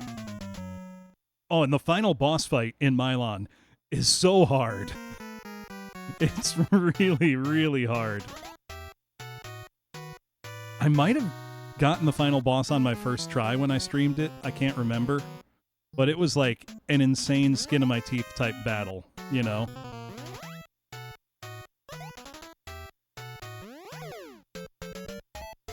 But Milon is not a game for the faint of heart.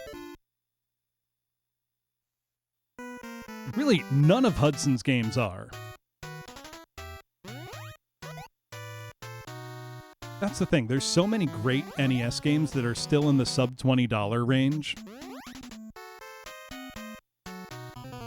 Blaster Master by Sunsoft. That's still like a $10 game, maybe $15.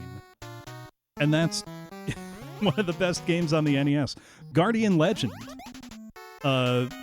Programmed by Compile, published by Broderbund. Another one of the coolest games on the system, and a totally unique one. That's like maybe $15. That's what I'm saying, AOD. Like, Blaster Master, which is, you know, a well-known, highly regarded game, is super cheap still. Bionic Commando by Capcom, which is one of the best games they've ever made, in my opinion, is still like a $10 game. And there's nothing else even remotely like it on any platform, except games that are, you know, directly related to it. Right, you get to watch Hitler's head explode. It rules. They were always cheap, though, Mr. Karras. It's just they never got the same kind of, like, brand recognition that Nintendo games and other certain expensive games have ended up getting. It was a pretty successful game. There we go. Oh. Like, most of Capcom's games sold well. Even the only Capcom games that are expensive on NES are the very late era Disney sequels. You're like Chip and Dale 2, DuckTales 2. That's because they were 1993 releases that were sold in low volume. So it's over.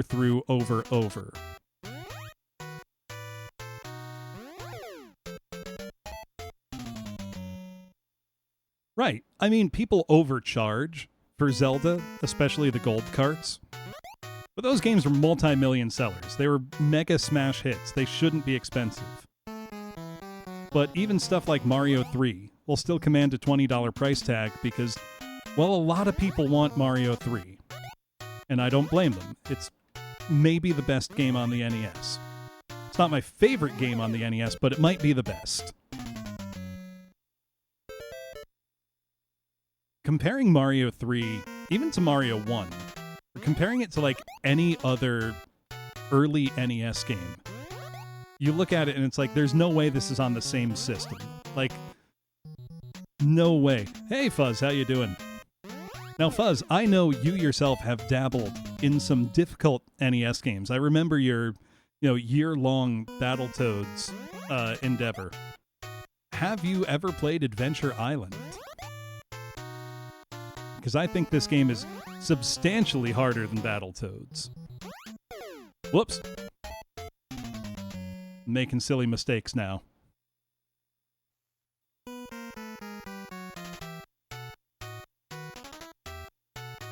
See, I do wonder about the potential Mario 3 PC port, because while Commander Keen is an amazing technical achievement, I've never found the Keen games very fun as games. Because people are dumb and treat video games like a speculator's market, Nekosune. And they see, oh, sealed, original game, expensive, and then other idiots will pay money for it. The same reason you see people paying stupid amounts of money for, like, sealed VHS tapes. Those might just not have anything on them anymore. They could have been stored next to a high-powered magnet, for all you know. But people don't act on, you know, logic. I've got to tell you, Fuzz, this game is incredibly good, but it is very difficult. Whoops.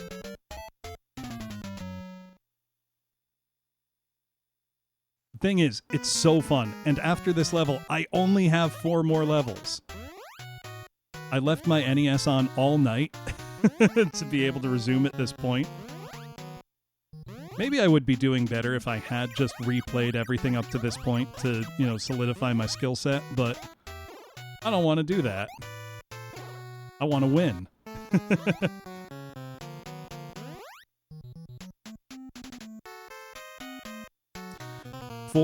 So the world record speed run of this game, Fuzz, is 37 minutes, 29 seconds. It is a long game. It is 32 levels and there are no skips. For an experienced player, it would probably still take at least 1 hour, would be my guess. I know Dot has beaten this. I wonder how long it took her. She is one of the most skilled VTubers I know when it comes to retro games.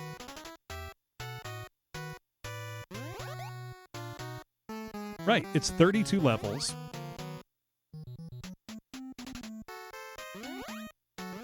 And while the challenge is overwhelming at times, it's not arbitrary. You know, it doesn't come from glitches or inconsistency or randomness. Everything happens the same way every time. It's up to you to execute. I love that Dot no Nazo emote. Actually, that's something you should play, Fuzz, if you haven't. Play Atlantis no Nazo. I love Atlantis no Nazo. It is a game made for sickos by sickos, is I think the only way I can describe it. And I mean that affectionately. Because it was Sunsoft trying to evolve platformers and having a lot of really big ideas and maybe not really knowing how to do what they wanted to do. For the Famicom. So just, you know, Japanese NES. Oh, so close. Right, Howell. The difficulty in this game comes from immaculate level design that demands excellence from the player.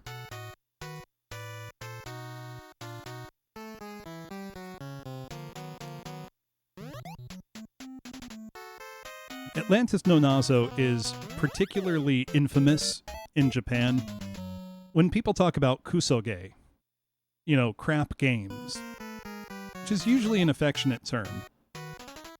Atlantis no Nazo is one you'll hear a lot because it was a big hit. It sold a lot. I think the hint book for it was actually one of the best-selling books in all of Japan in 1986. So it was a phenomena. You know, kids were going to school and trading tips and tricks about the game and trying to, you know, puzzle out its secrets and figure out all of the insane things about it. It's also particularly famous now because it was the first retro challenge game that Areno did on Game Center CX. 21 years ago now. I think that episode was in 2003.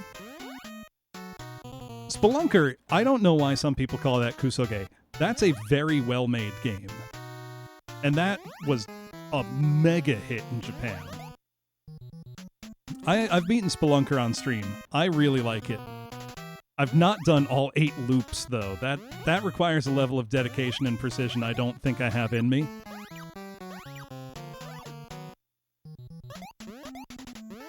I did play Takeshi's Challenge on stream, though I did not beat it.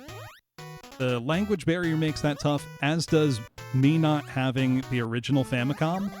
I use an AV Famicom, which does not have the built-in microphone in the Player 2 controller, making the karaoke part of that game a lot more difficult because you have to use the Player 2 controller in a weird way to essentially activate you yelling. Same thing in the pachinko parlor in that game.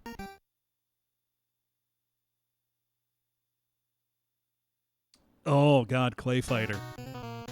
I had Clay Fighter on the Genesis, or suppose you would call it the Mega Drive. Actually, is it the Mega Drive in Australia, or is it the Genesis? I've never been sure.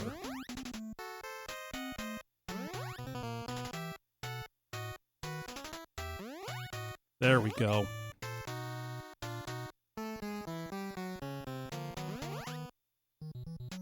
I don't know, AOD. I feel like there could always be edge cases that I'm just not aware of. I believe some Australians pronounce Sega as Sega.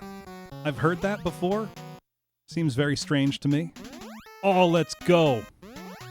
Oh, no. Oh, I was so close. Please tell me that was through a checkpoint. Oh, no.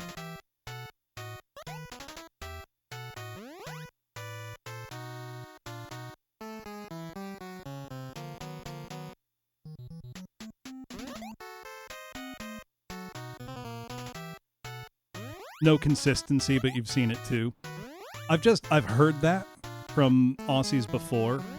So I'm wondering if it was like, maybe there was a famous commercial campaign where it was said as Sega.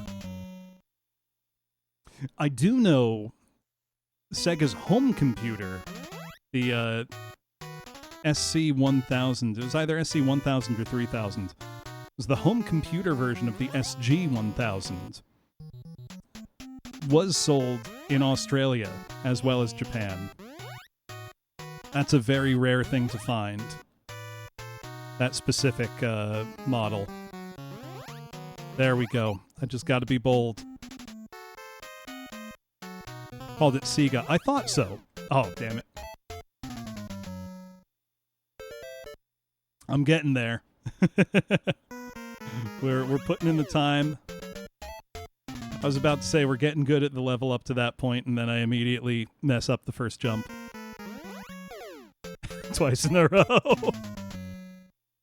It's like when a baseball player gets the yips. There we go.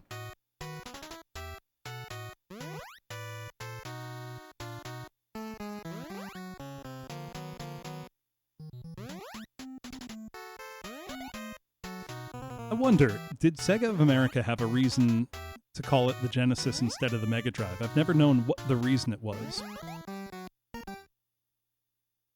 That's so strange, Fuzz. Does that mean the marketers just never booted it up? Like, how do you end up with that? Because even on the Master System, there's a digitized voice in the Sega logo for some games.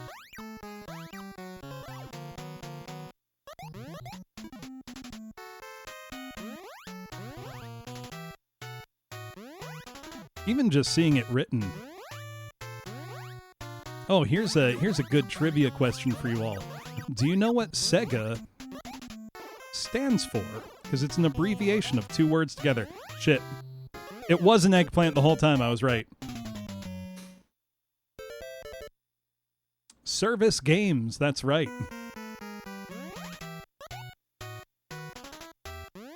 Founded by an American.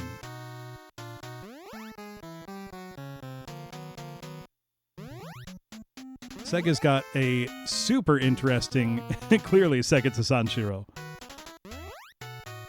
Sega's history is super interesting. I would love to play one of their old electromechanical arcade games. You know, prior to digital arcade games, video arcade games, there are lots of mechanical and later electromechanical arcade games. And Sega were particularly impressive with theirs. I've always wanted to play one, but I don't think I've ever seen one in person. The only place I've been to that I think might have one is one of the largest arcades in the U.S. called Fun Spot in New Hampshire. But even they don't have any, I don't think. They do have the pinball machine called Hercules, which is the largest pinball ever made. It uses a pool cue and a pool ball instead of a normal pinball. Or at least those are the relative size. No, it's a pretty bad game of pinball, but it's very cool.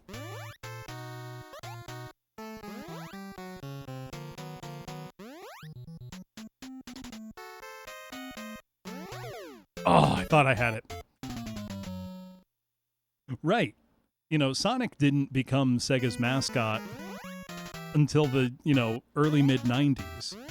And so much before that. You know what I will say, though? Sega trying to make Alex Kidd into a mascot. I am an Alex Kidd hater. I think the games are bad. And I think anybody who had a Master System and tried to convince themselves that Alex Kidd was as good as Mario was out of their mind. I'm going to ask, can somebody look up a playthrough and tell me what they do at that point on 7-4? Because I'm still not sure if through or over is the best way. More like Alex Cope.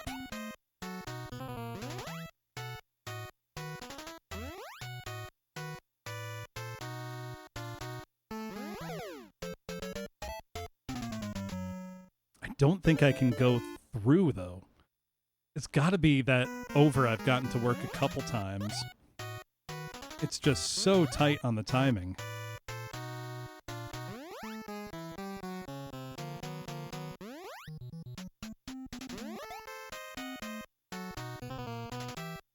Yeah, no, I had stuff to do in the morning, Hanabi.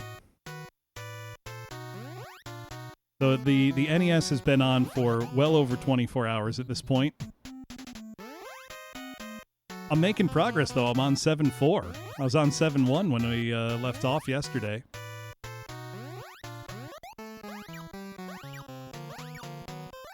Drink our milk.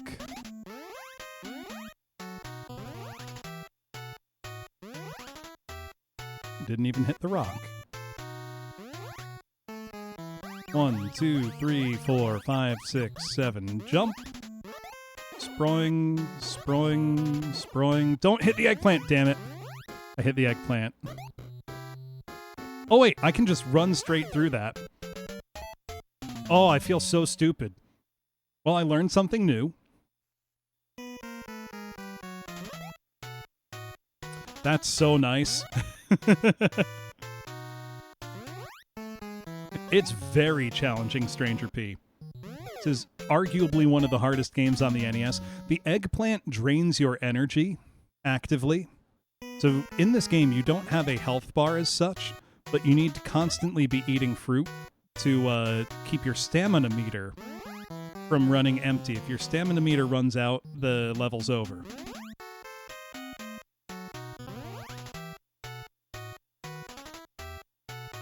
It probably is.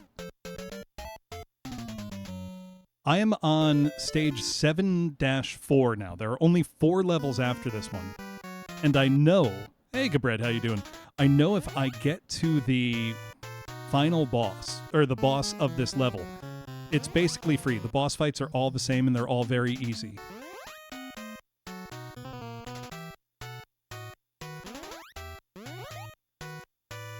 But that means I gotta get there.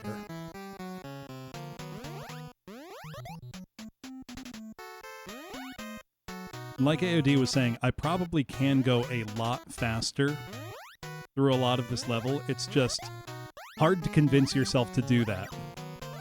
The real boss fight were all the levels we played along the way. Real. Thing is, this game demands precision on a level that most video games of any genre don't. Oh yeah, Street Fighter 1 Fighting Street is a shockingly irrelevant game, historically.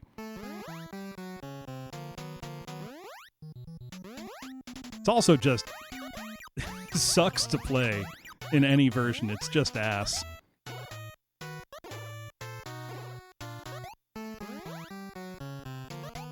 Oh wow, I could have run right by that guy too. Thing is, I don't think there's any run right through this portion solution, because the jumps are so precise. And this one, I still just... You mean the British home computer only sequel? It's like the US Gold Strider 2 for the Genesis. What if I do just run? Okay, that doesn't work.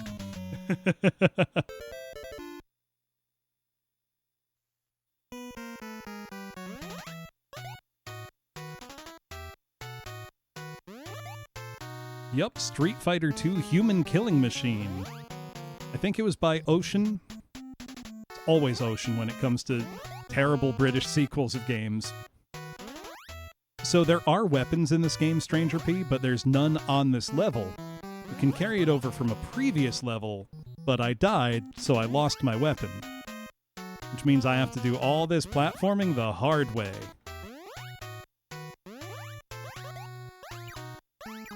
Tier Tex, that's who it was. I usually associate them with Mega Drive games. US Gold published it. Okay, it's always US Gold.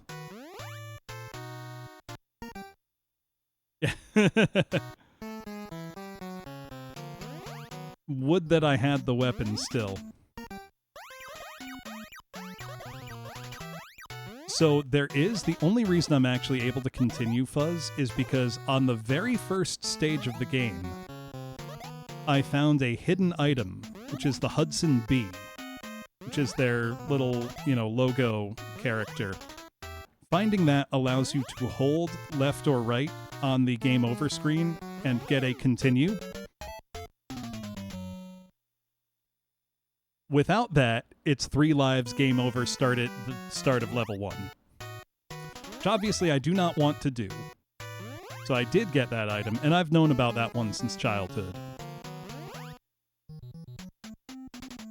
If that happens, Hanabi, I'm ending the stream. Straight up.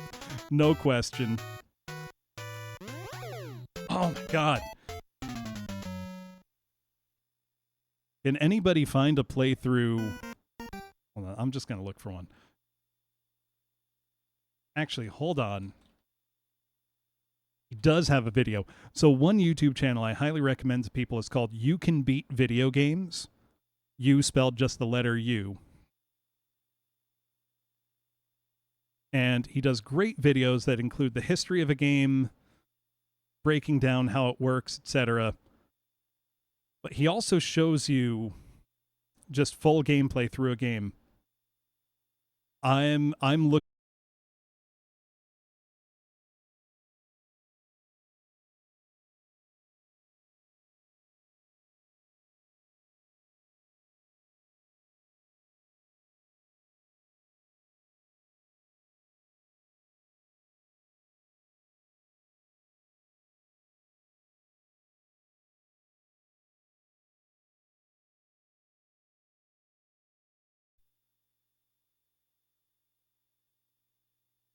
Okay, we're back. I did find a video showing what I'm looking for. So I'm watching it right now. I want to see what he does. He's doing it pacifist style.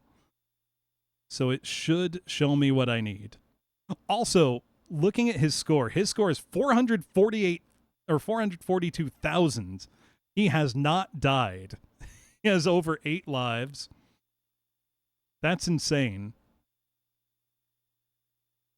That's mastery of the game. Okay, he's coming up to the part I was at.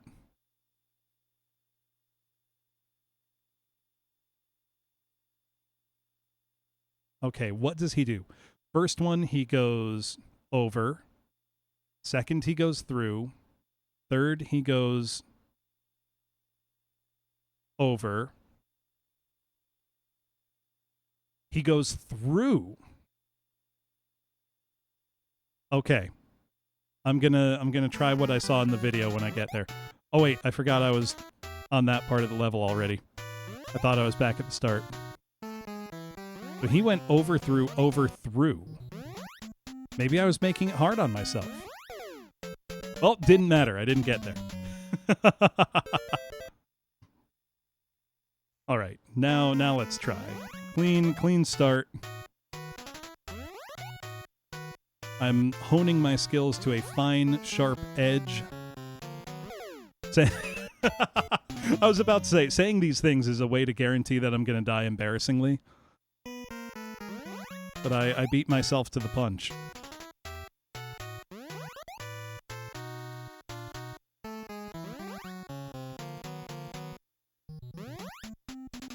Whoop!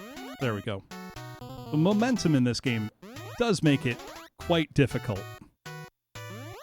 For anybody wondering, like, is Bloom just bad at this? I mean, yes, but it's also very hard. So I'm not just bad at it.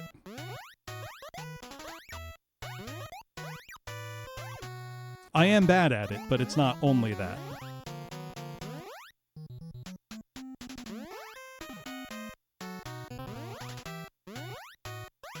Whoops.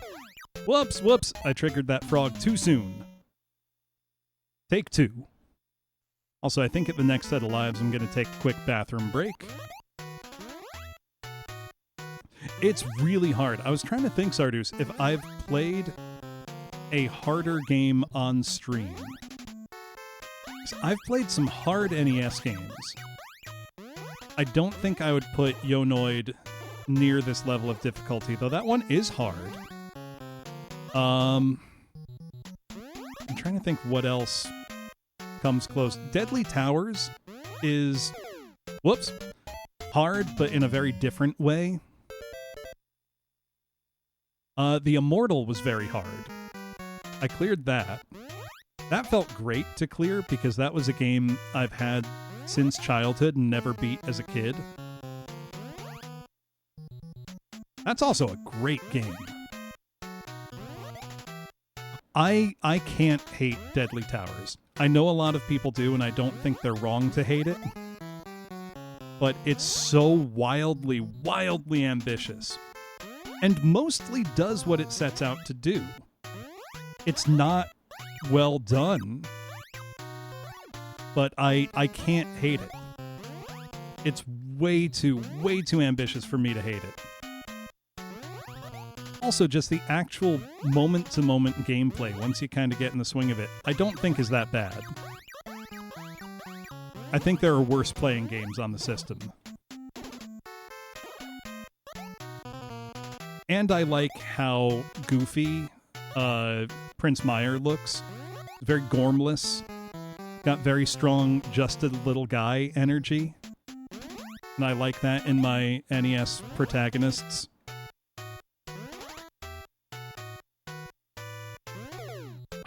I just can't get this timing right.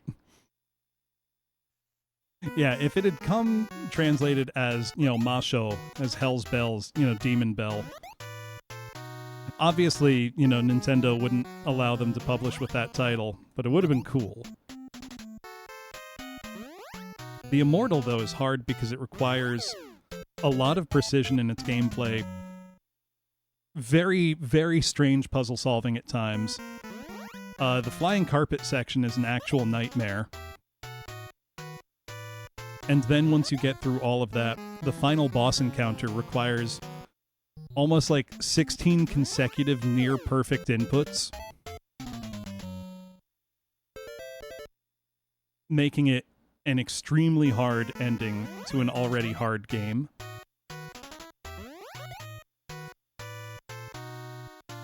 The Immortal also has just awesome animations and so many ways for your player character to die. More than almost any video game I can think of, certainly on the NES. Show of hands, how many of you have actually played The Immortal? It also had a Sega Genesis version, and I think a computer version. Very cool game. Has some of the most impressive isometric graphics on the NES. Oh, hold on. We got dizzy. How you doing, Bog? The Immortal is awesome. I had that game as a kid and could never beat it. I committed to beating it on stream, and I did, and I felt great. There was a 1-week streak where the 3 NES games I played. Also, thanks for the follow, Stranger P. Oh, do you like my Dizzy Sona? Sardus. I beat Treasure Island Dizzy on Thursday. Hanabi, who are you? Woozle? Come on. Nightshade? Yeah, sure. Okay, hold on. I'm going to look at the video. Also, having beaten Treasure Island Dizzy, I now am very excited to play the Fantastic Adventures of Dizzy, because everything I've seen indicates that it's a lot better. Okay, I'm watching a video of somebody doing this without a weapon. I need to see what they're doing on this part, because I just can't get this timing right. So give me just a moment as I cheat and study someone else's gameplay. Which, yeah, I guess that's cheating. I don't care, though.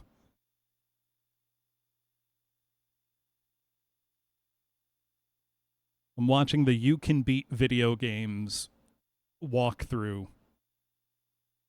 Which, in a challenging action platformer, it's like... Well, what's the advice? Just do it. Oh, his eyes freak out a lot, Bog. I think mostly because my glasses make the eye tracking freak out a bit. It's weird because my 3D model handles the eye tracking pretty well. He went over, through, over. He's going to go through the 4th one, I think. I think I see the timing he's going for. He goes when the top spider is like right. Too soon. This is so hard. It's just this one jump, and you can go over as well. This is now the new like filter point for me.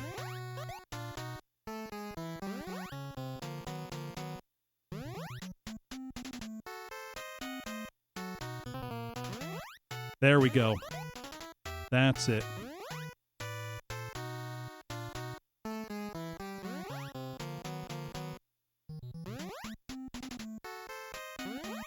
Oh no, I knew I had it wrong. I didn't commit enough. Oh, this is so hard.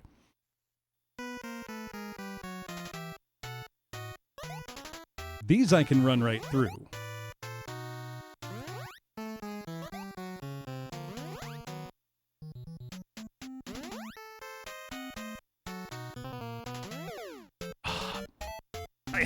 I had it.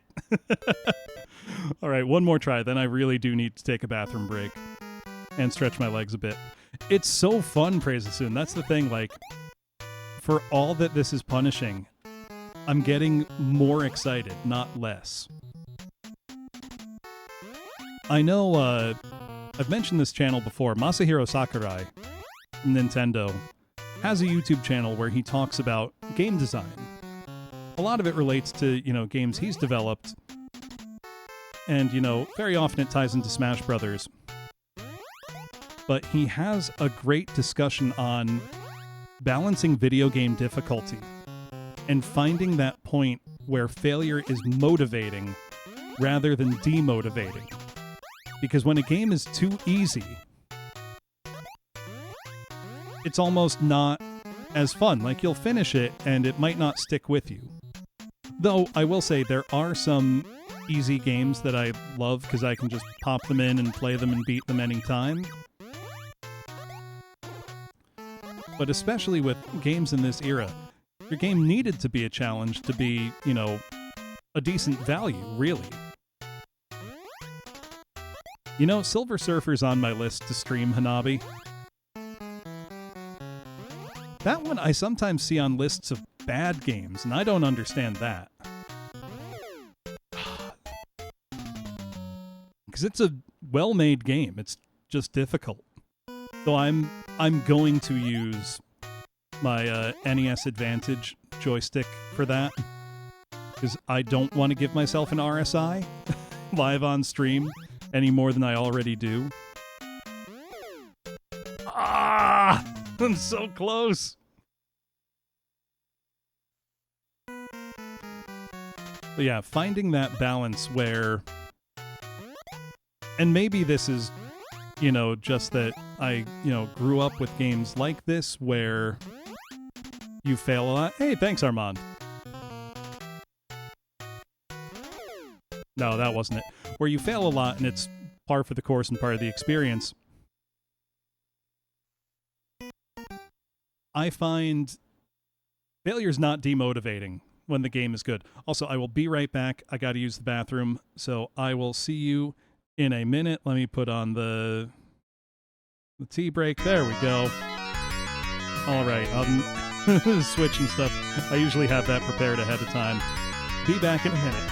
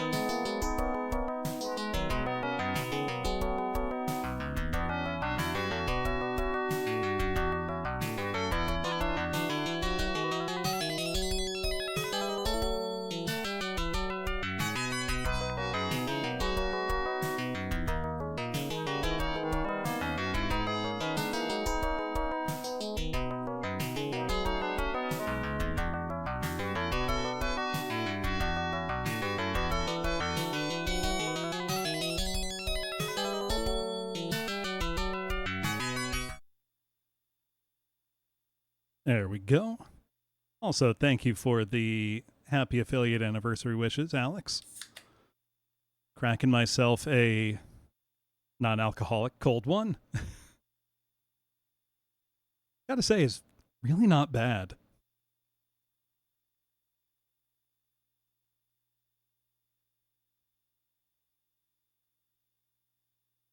There we go.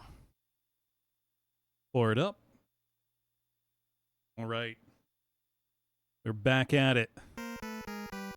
Stage 7-4 of Adventure Island. Oh, that one's so much fun, Armand. It's not that hard, though. Little practice, you'll get it. Helps once you find all the hidden items. Whoops!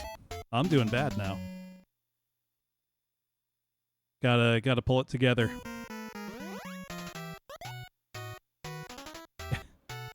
I mean, I've spent less time on this than I did on 7-1 last night, so we're doing okay.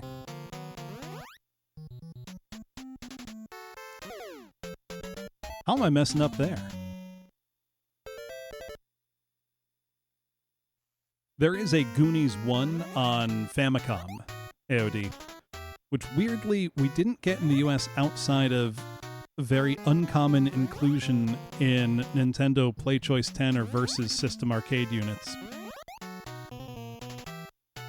Oh, got both Famicom versions? I love Goonies 2. I think that's another game that gets a weirdly bad reputation that doesn't deserve it.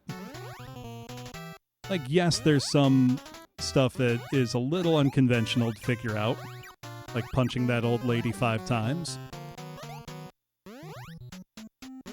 But for the most part, I think it's a very cool adventure.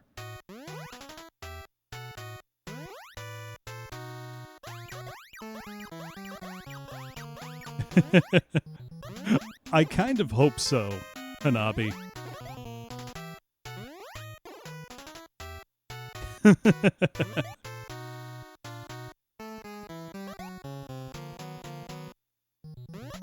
Know what genre I want to see make a comeback? I want to see Zelda 2 style games make a comeback. Those are the best, and we don't have nearly enough of them.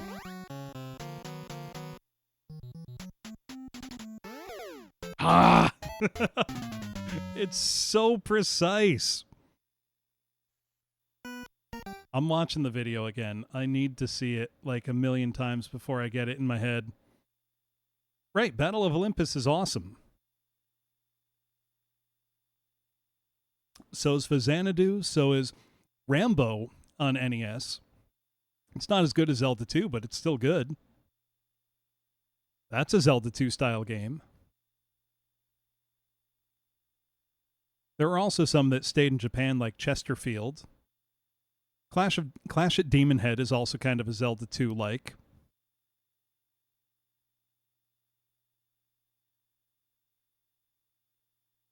He goes over, through. When does he start his run? Okay. Yeah, Rygar. I mean, Rygar is almost a top 10 NES game for me personally. Rygar's amazing.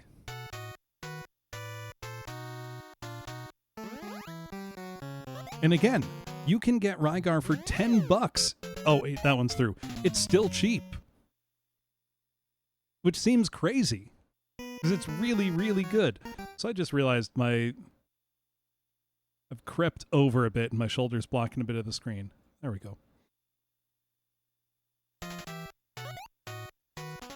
Like, it's nuts to me that Rygar is both one of the best games on the NES and still costs, you know, barely anything.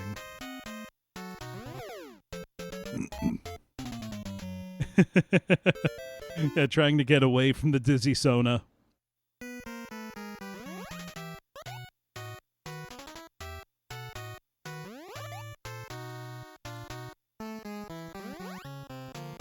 So really, the terrifying question is it a dizzy Sona or is it a clown egg?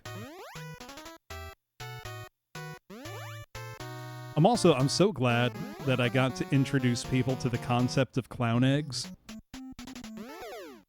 Because I feel like more people need to know about that.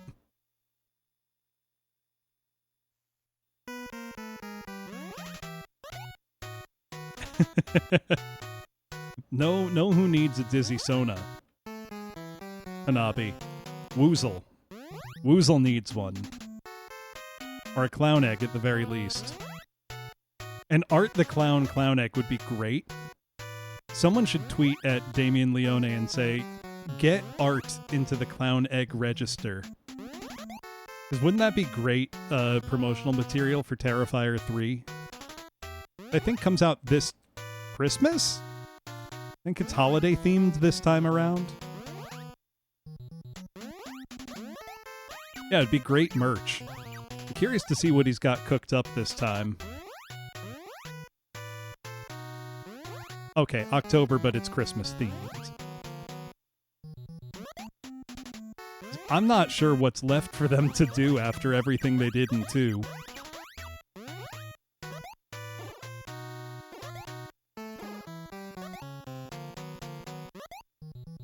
Those movies being a big success makes me happy. Because they're, you know, independent films produced on a fairly low budget that have been very successful. I know I haven't seen it, but didn't the film In a Violent Nature also do very well at the box office? Feels like we're finally getting original slasher films again. After a long time of either very derivative ones or ones doing the Scream meta thing. Works in Scream. Doesn't work if you're not as smartly written as Scream. Scream is a great movie. I really love it. But it did introduce a new kind of meta-textual element to a lot of slasher movies that, unless you are, you know, directed by Wes Craven and very smartly written, doesn't really work. I'm just thinking of those 90s slashers, the worst, the absolute worst for me is I Know What You Did Last Summer and the sequels. Just because the editing style is just, it's awful to look at. It's the worst of the 90s.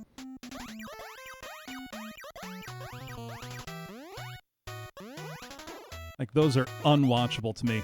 There's a bunch of movies from the late 90s and early 2000s that I think I otherwise would like that are kind of ruined by that very frantic editing style. It was meant to be, like, highly stylized and stylish, but just doesn't work for me unless it's pulled off super well. I can't get this fucking jump right. See, I think Scream is just a much better movie than New Nightmare.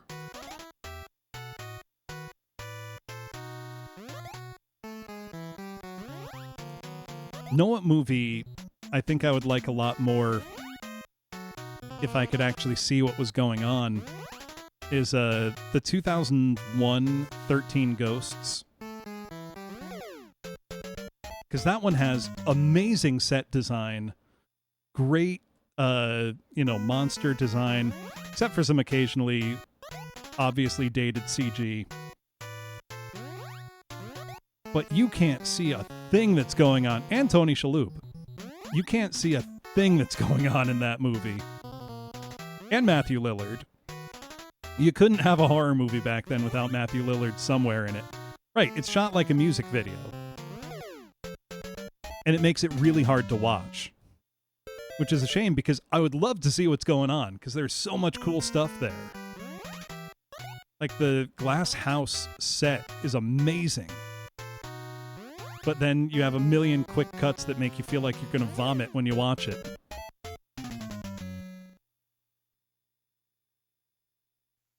I remember renting that movie with friends from the local rental shop. And just being like, what's going on? Because it's kind of a confusing movie anyway.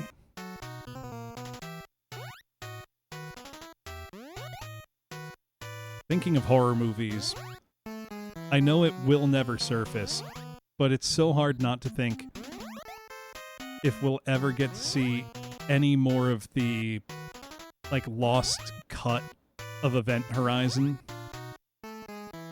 Oh, there's a lot worse than 13 Ghosts, to be sure. But it's like, that's one that has so much potential to be awesome. And just the hyper-frantic, like, Y2K music video editing style really kills it for me. Oh, shit. Oh, well, it wasn't the eggplant. I got complacent.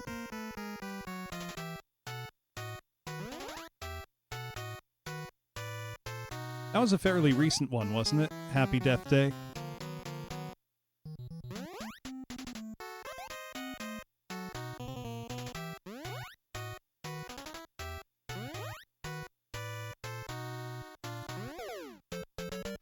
I can't get this timing. It's so hard. I'm sorry that you're watching me have to, like, fail over and over at the same point. 7 years ago, so yeah, pretty recent, right? Actually, know what I want to see, because it's strange that it exists. Movie that just released in Korea recently is a Korean remake of... So you know how very often we'll get, like, Western remakes of Korean or Japanese movies? Like the entirely unnecessary Old Boy Hollywood remake. There was a Korean remake of Tucker and Dale vs. Evil, of all things. And it's gotten good reviews and was successful at the box office. So I really need to see that. Because that's like, how did that come to be? You know? I love that movie. It's extremely funny.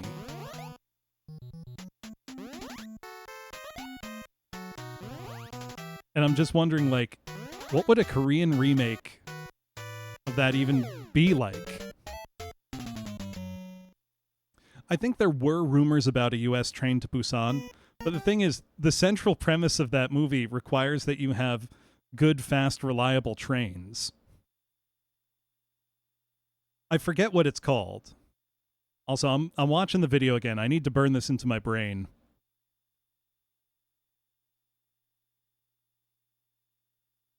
I think the latter is more likely, Hanabi, because it's not like that was a huge hit movie or something, you know?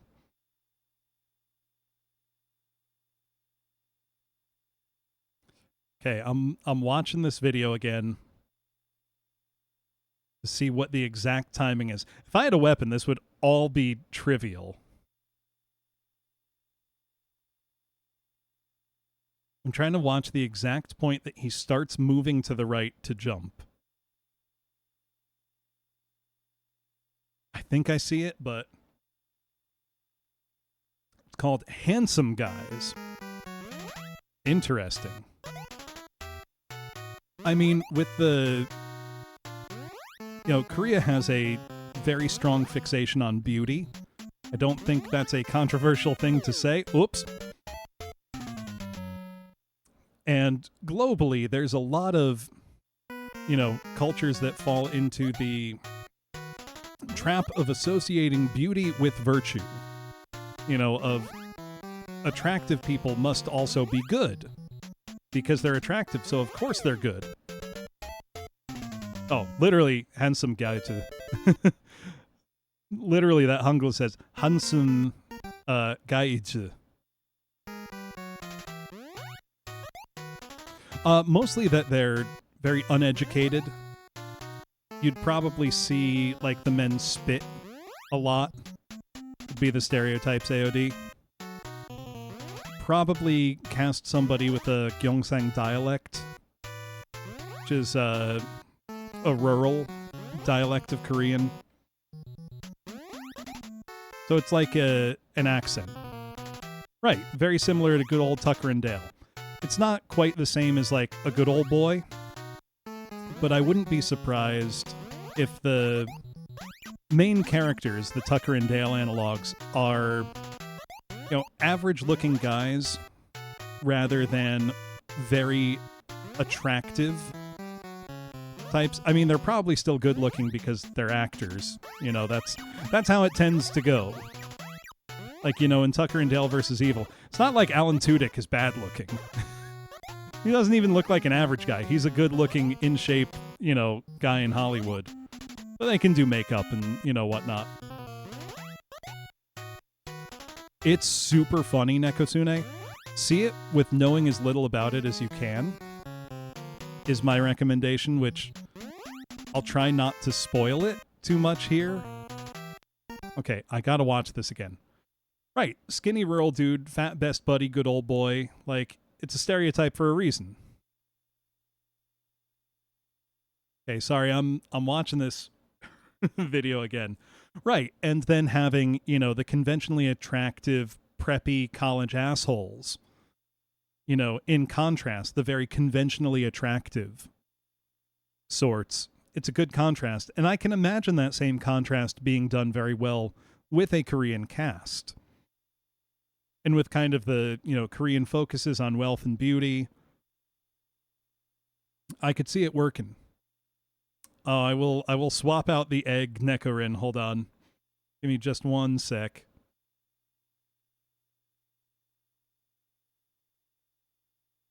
Right. I won't say more than that then, Nekosune. Other than that, you should watch it. It's very funny.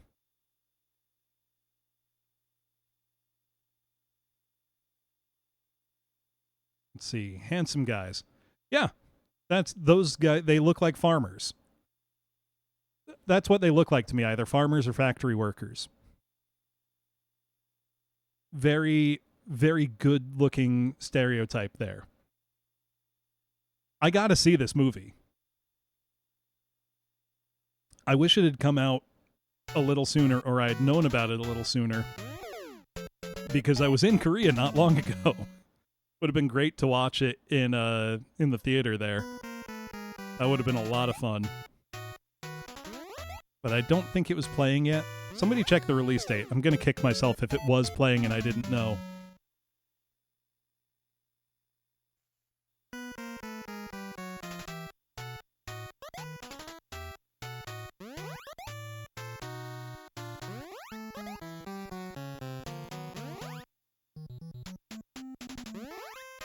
Damn it, it was playing. I didn't know. I can't get this right. I'm going to try the way I was doing, which is going over. Yeah, this is 7-4 Nekorin. And it's very hard. I'm sure is obvious from how I keep dying. I would hope is obvious. I hope nobody's looking at this and is like, this shit looks easy. Why is Bloom so bad at it?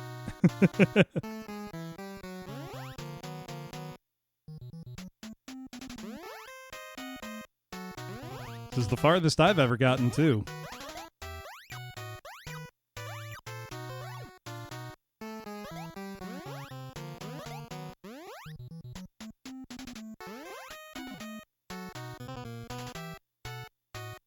Oh, Star Force is a good one. Get good, scrub. Oh, hold on. I forgot. The Chibi Bloom was requested. There we go. Look how wholesome.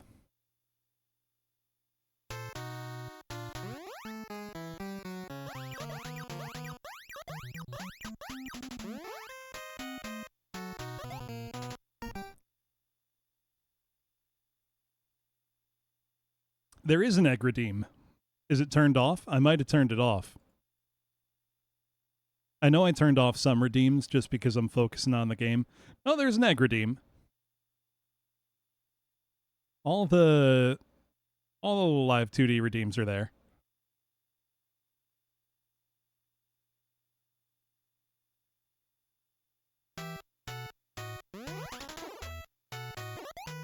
Whoop. That was a mistake I've never made before. Didn't cost me, but...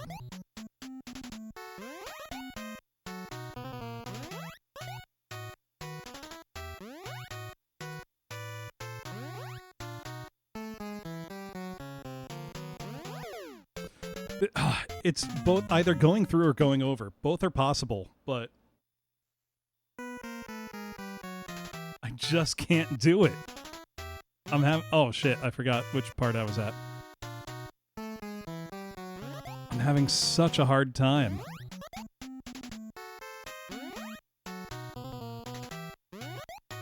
Like, the timing window's just so small.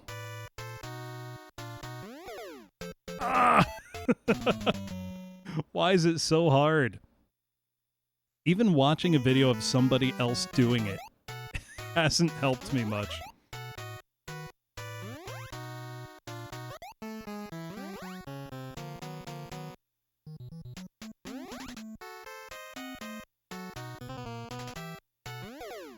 Ah!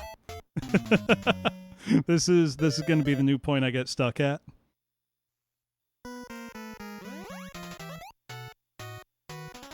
What's your idea, Hanabi?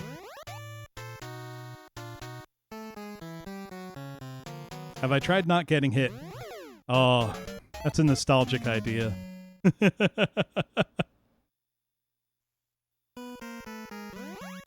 I'll try it, just this once. We'll see if it works.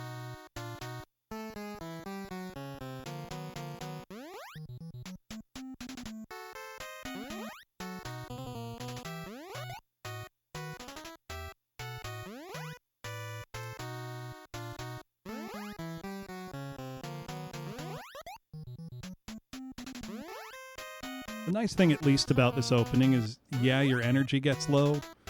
You get a milk right after, so you get a full energy restore. That's very merciful.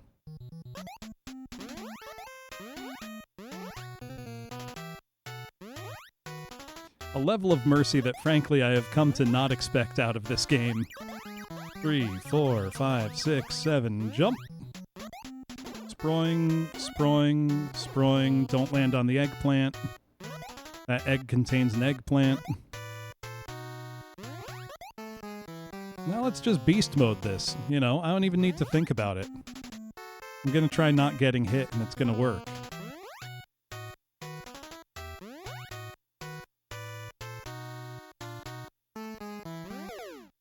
Oh, didn't work. Oh, it's so hard. Worth a shot. Bold strategy.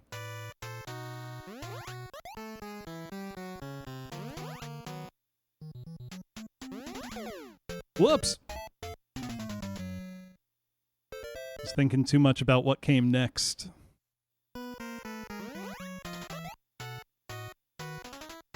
Game really doesn't give you much margin for error, huh? The worst part is, I don't even know what the rest of the level is. I've gotten past that part like twice. 3 times, maybe? All I know is that once I get to checkpoint 4, that's where you get the rolling hills. And then you go to the boss fight, where they do give you a weapon. You literally can't do it without it. This level doesn't give you any weapons, Nekorin. You can come into it with weapons from the previous level, but if you die, they go away and they stay gone. So if you were able to hold on to your weapons and clear it, then this would be almost trivial with a weapon. It would be much easier. Without weapons, you have to essentially just platform perfectly.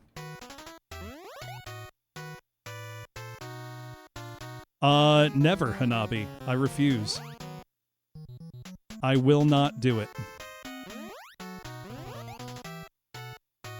I'm going to beat this game. And I'll feel so good after I do it.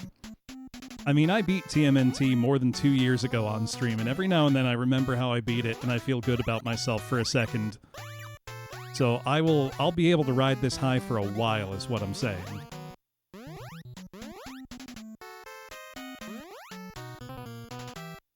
Especially knowing that I've made it harder for myself. The water level's the easy part of that game, Nekorin. Really doesn't get really hard to level 4. And then from that point on, it's crazy. Oh, because of the eyes on the chibi model. Whoops. Got my controller.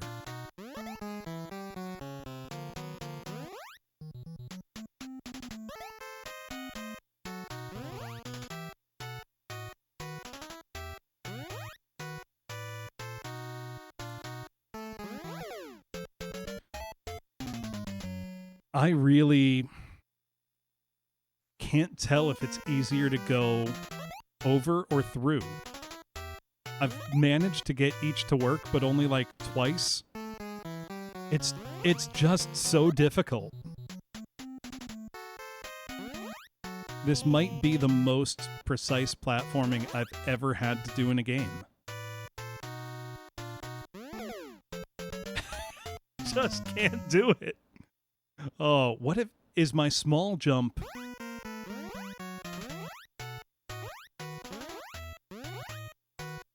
No, that wouldn't clear it. It's really evil. If anybody's got suggestions, I am all ears. Well, suggestion, don't do that. I was holding back a little to not have too much momentum on landing, but I didn't have enough momentum to clear the jump. I have tried jumping, Rusty. It's not been working very well. What's a turbo button gonna do? Turbo button's not gonna do a damn thing.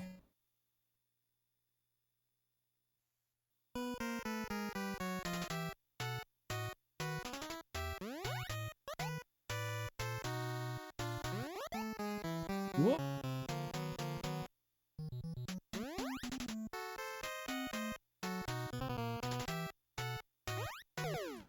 Oh, small jump doesn't work. I've not tried using Game Genie. I'm not gonna. The only thing that could do for me is give me unlimited lives. And that could actually be a hindrance, because in some levels going back to the start means you get a weapon again. And that would be a bad compromise. Because sure, I'd have more tries from that same checkpoint, but I don't think it would actually be helpful long term.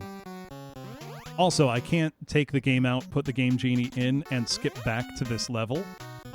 There is no level select code either. So it's really just... there's no shortcut.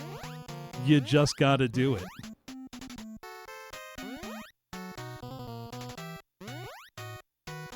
Makes this part of why this game's one of the hardest on the NES.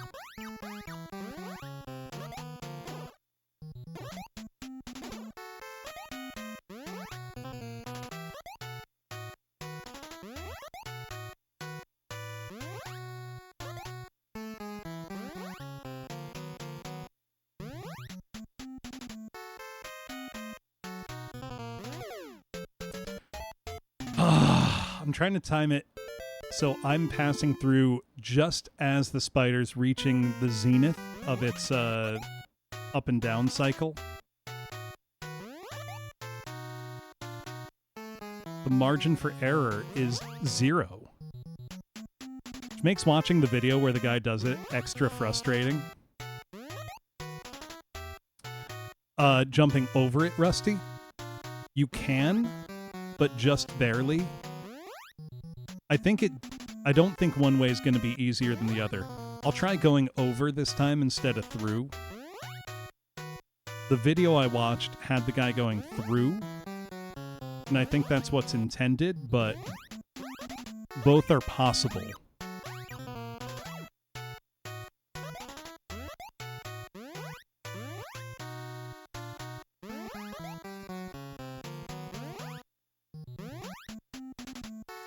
1, 2, 3, 4, 5, 6, 7. And 3 sproings. Pull up short. Because that egg houses an eggplant. I'm getting pretty good at the first part. I say, and immediately prove myself wrong.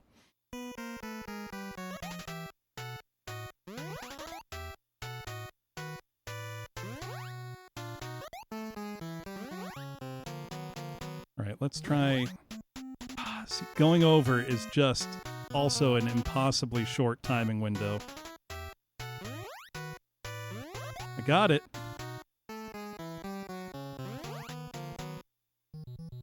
Oh, oh I'm indescribably embarrassed right now. I panicked a little bit. I'll try going over since I can time that easier, I think. Nope, that wasn't it at all. Okay, I gotta think what the exact point the spider is at when I begin the run and jump for that to work. Let's try that again.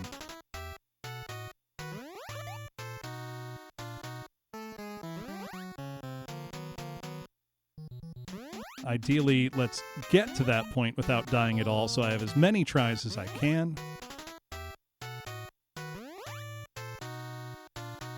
I would have absolutely beaten this level by now if there was a weapon at the start of it, which is probably why there isn't a weapon at the start of it, because they knew that would make it too simple.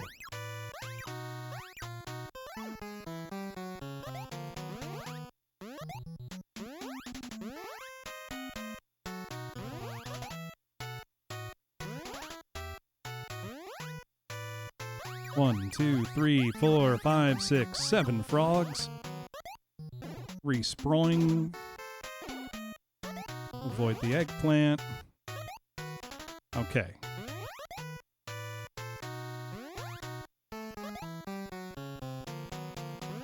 Oh wait, oh god damn it, I'm so stupid. I'm supposed to go through that one. I was thinking too far ahead. Oh, Bloom don't self-sabotage. Difficulty level impossible. That one's like wide as a barn door to get through.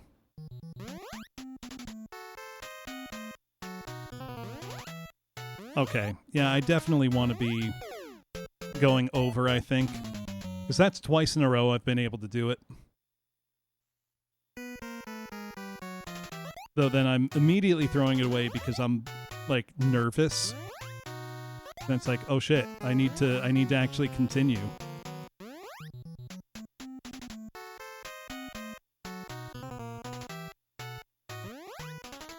Yeah, I've got it. So in that egg I keep avoiding is an eggplant, Nekosune, which will drain your energy. And so it would effectively make... it would be an instant death sentence, more or less.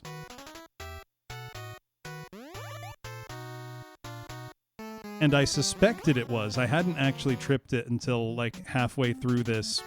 I suspected it was because it's at the exact point where if you just kept holding right after going off the springs, that's where you would end up. And anytime the game puts an egg exactly where you might land, I've been correct in my predictions that it is an eggplant.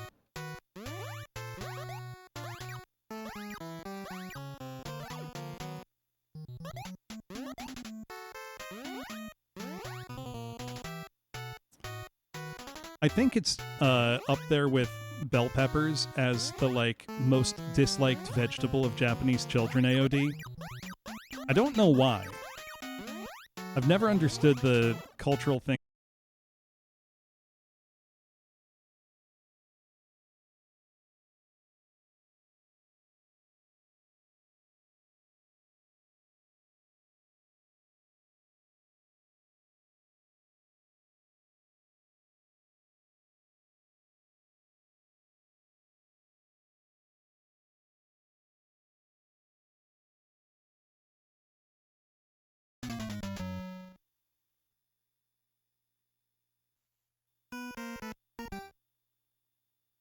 Okay, we're back. I was about to type, but I was too focused and couldn't stop.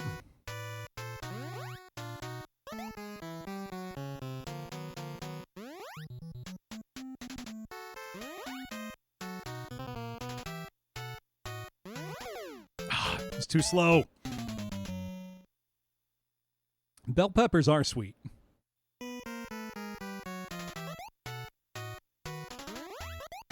I kind of get why kids don't like, you know, broccoli or Brussels sprouts, because those are more on the bitter side.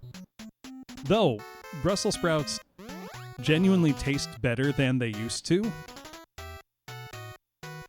Because we've been, you know, breeding the bitterness out of them, basically.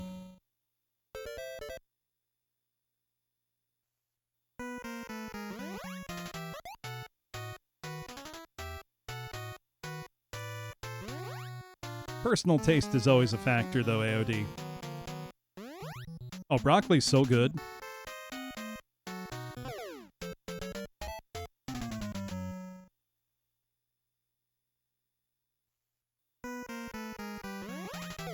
Oh, God. I feel myself, like, going cross-eyed staring at this.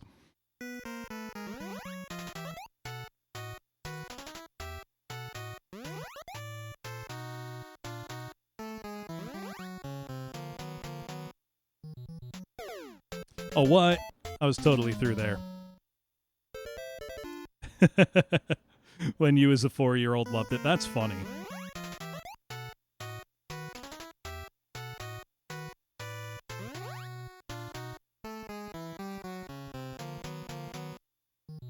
I think if there's ever a vegetable I just plain disliked, and I don't think there is.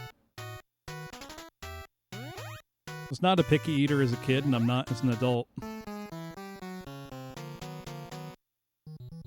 Right, they're little trees.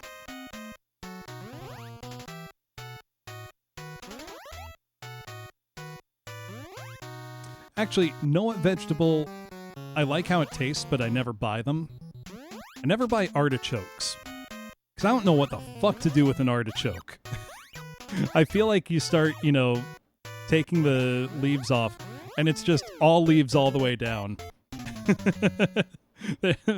You just keep going, and then it's like, wait, I just used the whole artichoke, but I didn't use any of it. What happened?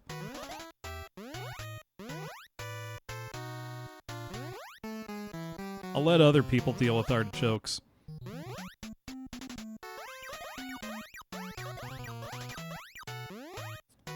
Go.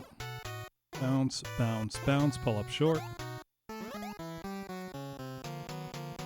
Run straight through. Grab that melon. Oh my god.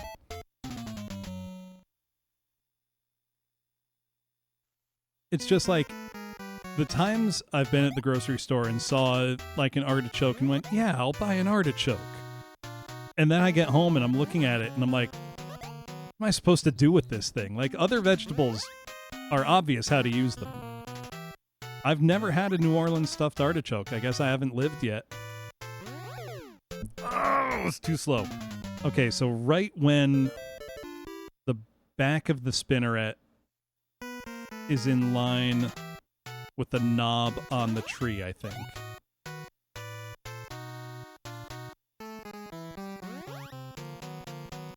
I just never know when I've gotten to, like, the you can eat this part of the artichoke. Yeah, link it in the Discord.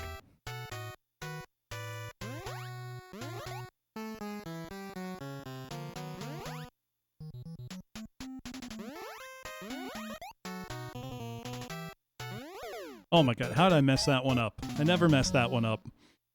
That one's supposed to be free. If you recite it from memory in chat right now, I can guarantee you I will not remember it.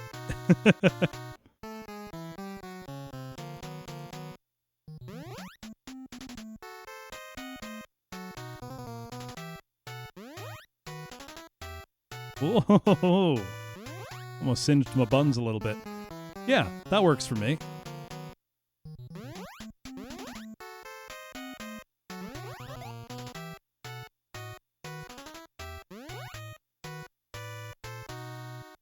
Where are those little birdies?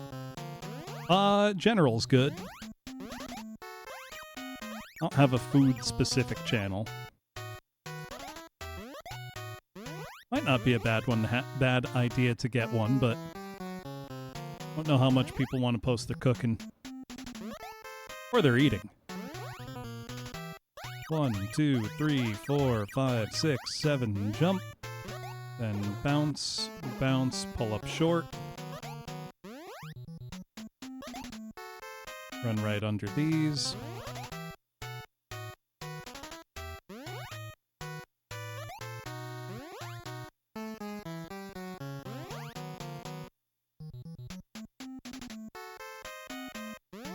There we go. I've finally got it. Hey, Arseny, how you doing?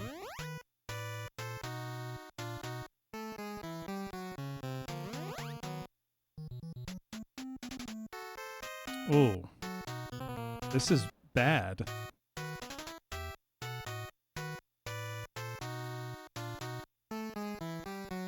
This pattern's no good.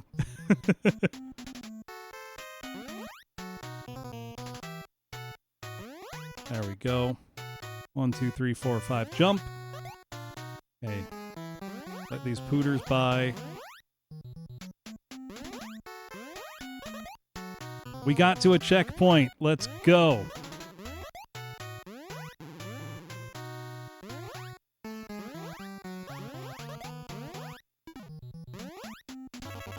Oh, yes!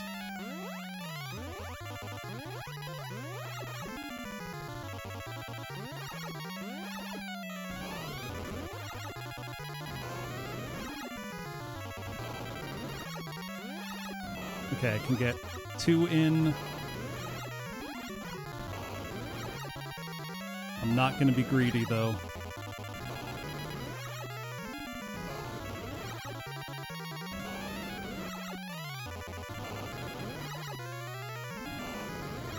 I love how he's balding, like he's got a tonsure.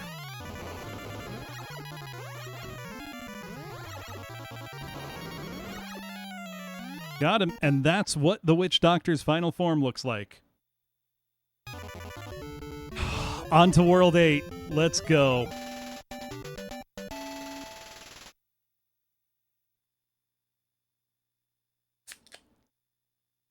I had 1 tick of energy left there.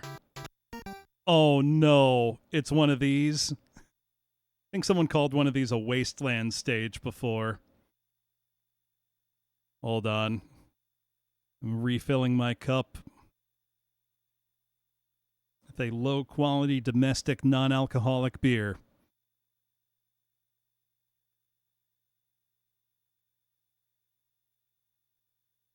All right. Thankfully, all of the bosses in this game are like that, Hanabi. Okay, a flower is good because it increases the effectiveness of fruits. Oh, no! Oh. I tripped on a rock and died. No, it would be deeply evil if the continue code stopped working on the last level. Looking at you, Iron Sword, Wizards and Warriors 2. Why did you do that? Why are you made the way you are? Actually, Iron Sword is a good candidate for among the harder games I've beaten on stream. Iron Sword's a nightmare.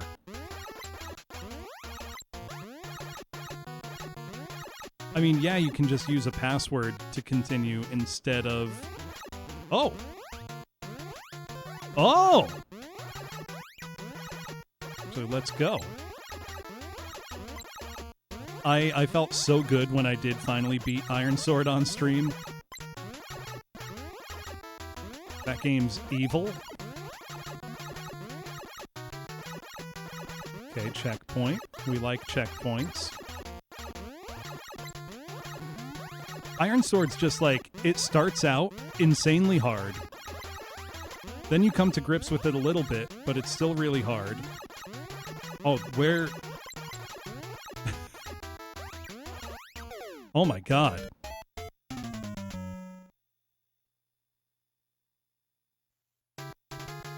Right. Iron Sword is a game that brooks no nonsense. Like, you must be perfect for some parts of it.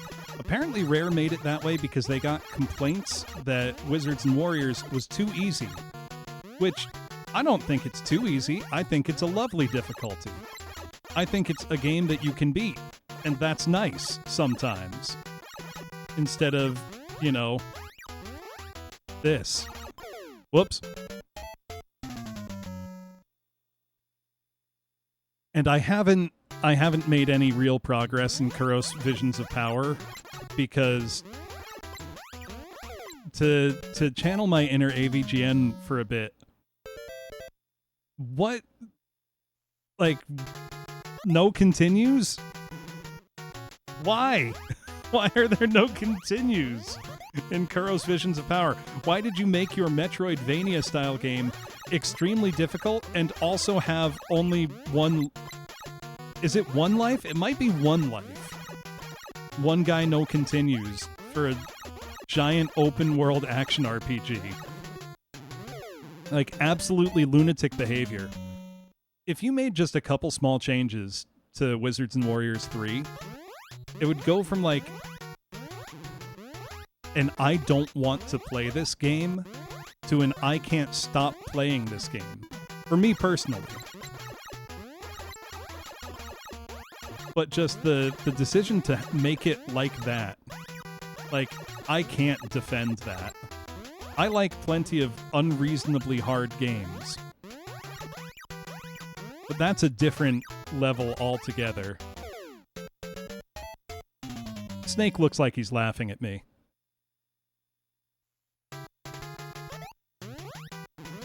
Just don't get hit isn't good enough advice in this game, Rusty, because if you run out of energy, you'll die. So it's not enough to not get hit, you must also be fast enough. Hey, nice streak, Arsenate.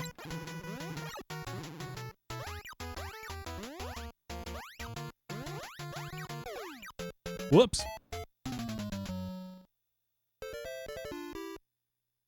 I almost forgot to input the continue command. I might have cried if I had.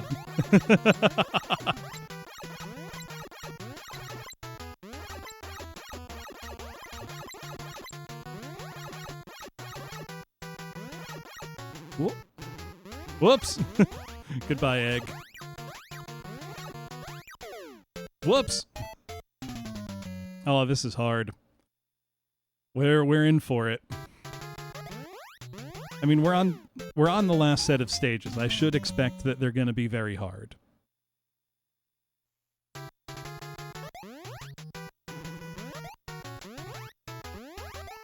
And you know what?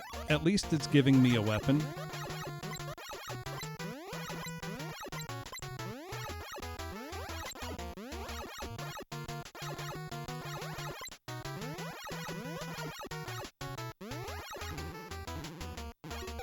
Damn it. Oh, I want that too, because then I can break the rocks.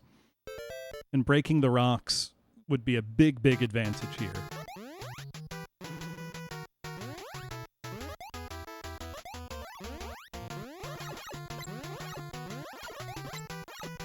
Oh, tripped on a rock, but we're okay.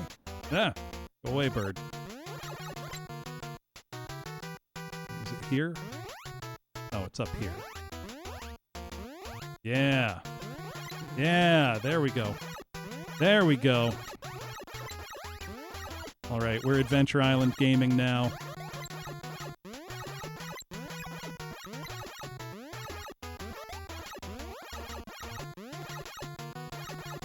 Checkpoint, that's good.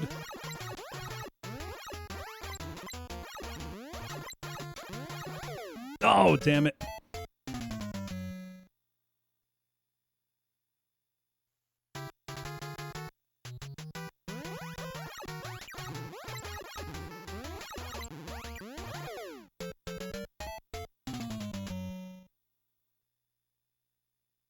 Got to checkpoint 2 and immediately start beefing it.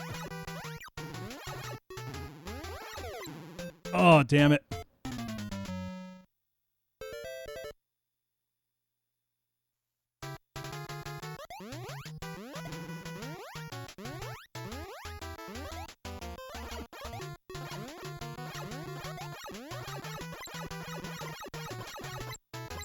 Like, the combinations of elements in this level is so surgical in its preciseness to mess you up. Also, I forgot to get the upgraded shot. That's okay. We probably don't need it. Hey, thank you, Kokuri. I would not have remembered that it was my affiliate anniversary had Twitch not told me.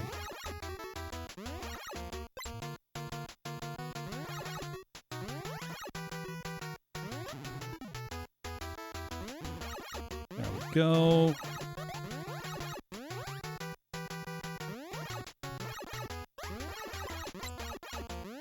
Thing is, I can't dawdle like this because you're on a timer.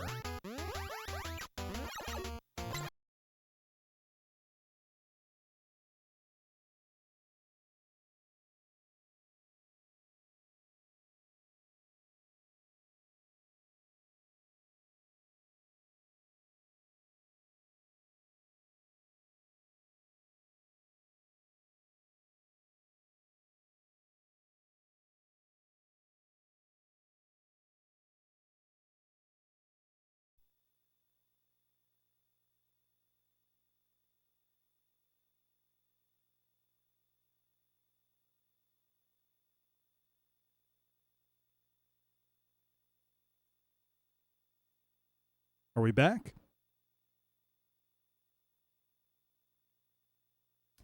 Maybe.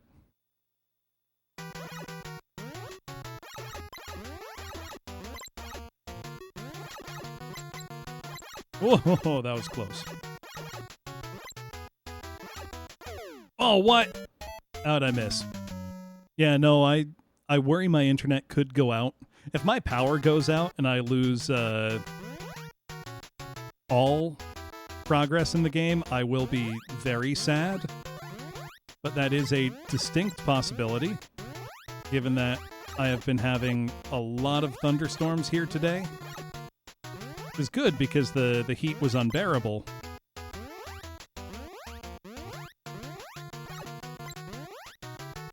Oh, God. This level's intense.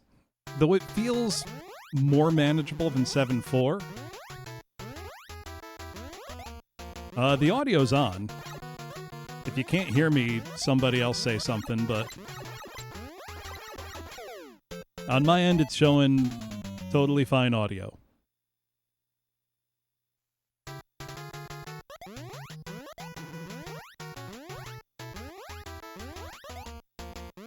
Game audio good as well? Okay. Yeah, just refresh your browser, Arseny. Well, if you can't hear me, that's not helpful.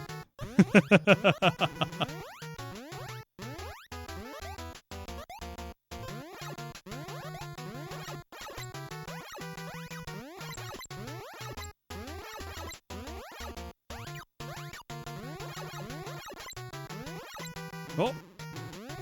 Damn it. Whoops! Okay, don't throw axes at them if I'm going to run by.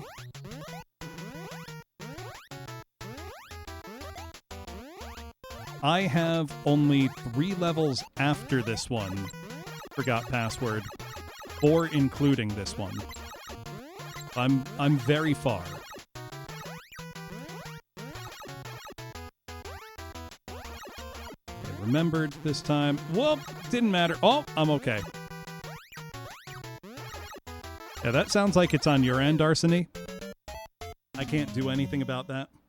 As is, I already stream on a fairly low resolution. I keep it at 720p so that people with less than ideal connections can hopefully still watch.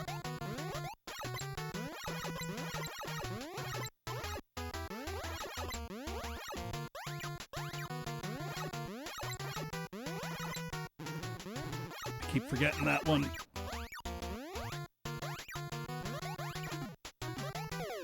Whoops! Got juggled on a rock.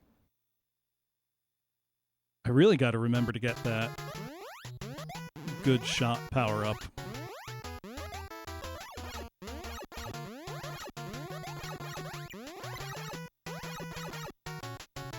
Oh, you're not being a bother, Arseny. I just want to make sure the stream is working as it should.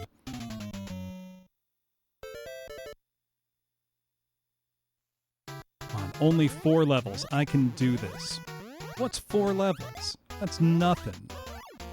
Why, I've already played 4 levels.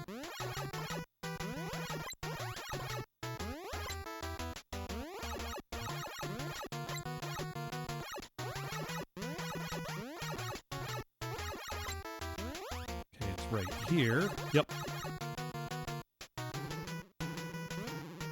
There we go.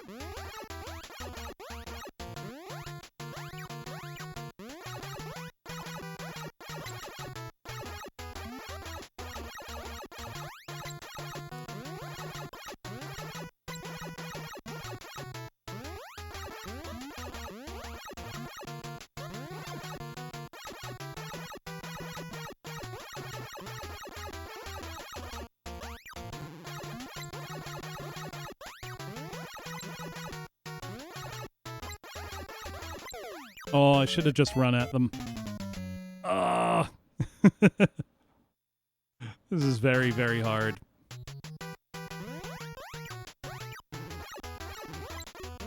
Oh! Oh, thank God. That was so close. Problem is, going this way, I don't think I'm going to be able to go fast enough.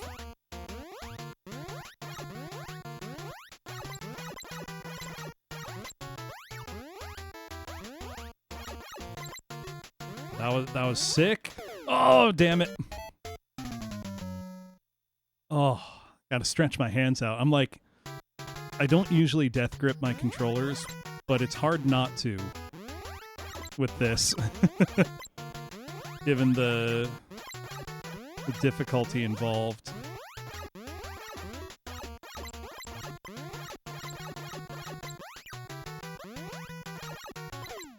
Oh, I was too focused ahead.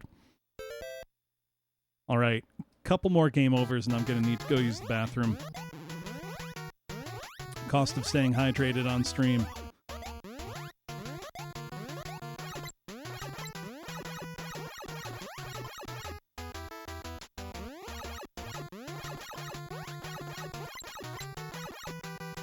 What's this next one? Yep.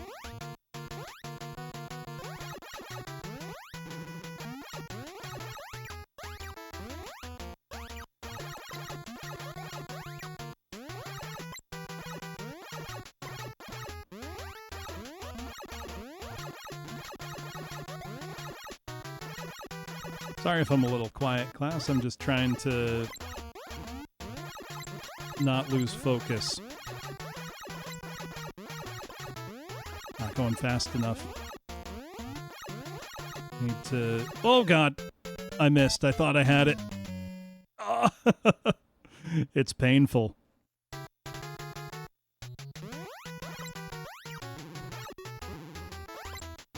At least it gives me stone axe at the start here.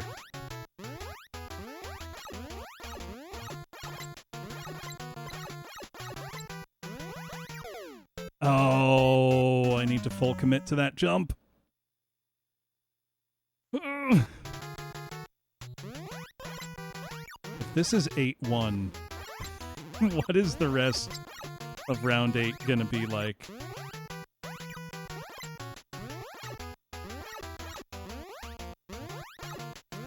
I'm not sure what the clueless face is, so maybe forgot password.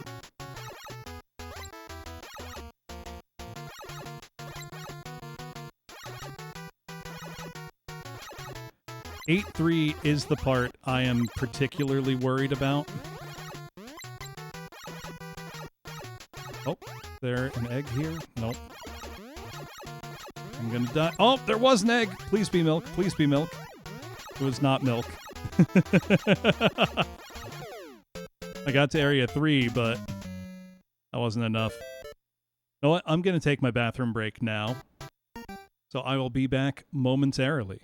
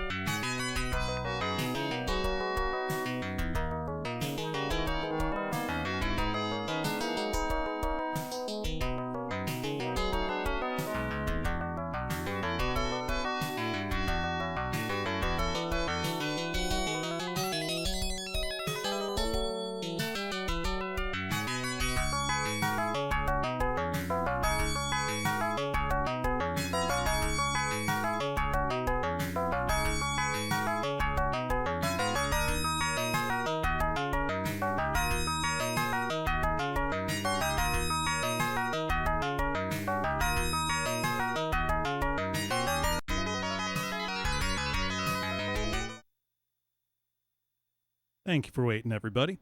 I'm sorry about the connection being inconsistent. I can't really do anything about it. But let's keep trying Adventure Island. I really want to beat this.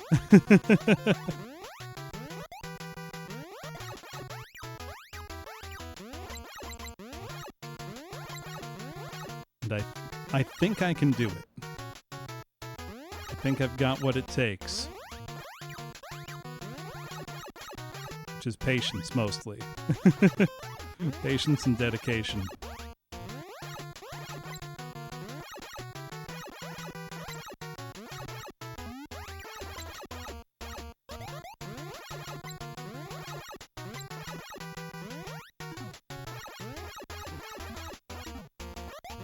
Well, that didn't help.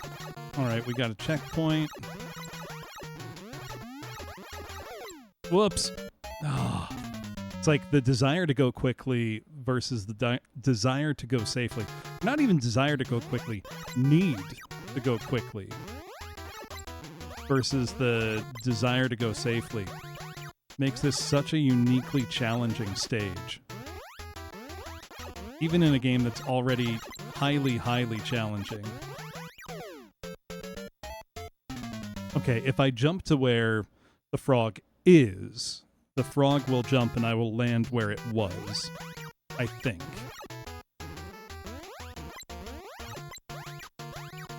That's how their behavior works.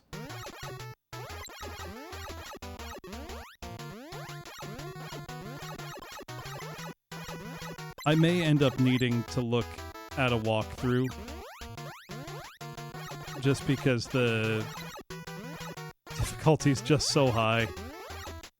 Even just something simple like knowing where an item, pickup is could make all the difference. Got a checkpoint, but it doesn't really matter unless that's a milk. It's not. That's a weapon upgrade. No! That was a milk! There is a milk! Alright, I'm energized now. I know where I'm going. I'm getting better.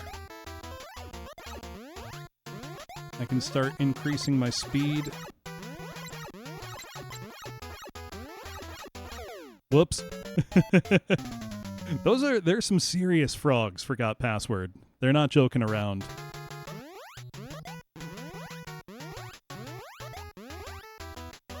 Also, how tough are the soles of Master Higgins' feet? Like, he's got to have some gnarly calluses down there.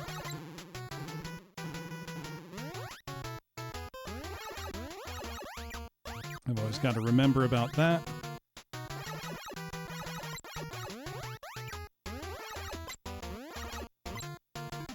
Whoop.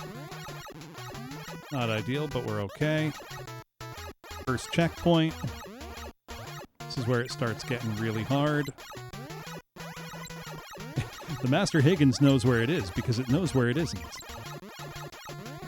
That missile guidance video is so funny, and I think it's real, which makes it even funnier. Oh wow, just full offense blasting through there worked. I take it you're having trouble folding a fitted sheet right now, Floof.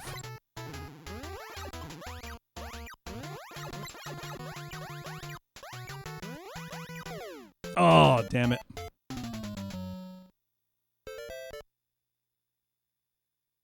I feel like if I can get back to checkpoint 3, I'll have a pretty good chance, because there is a milk. It's the knowledge that the milk exists.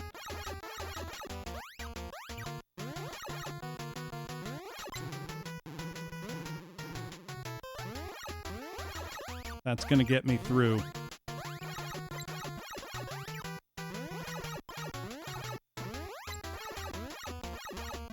Whoa, that was close.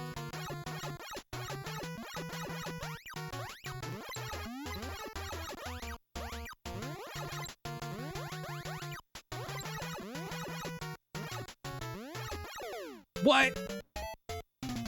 How'd I miss that jump? Oh no. I was doing so well, I'd never miss that jump.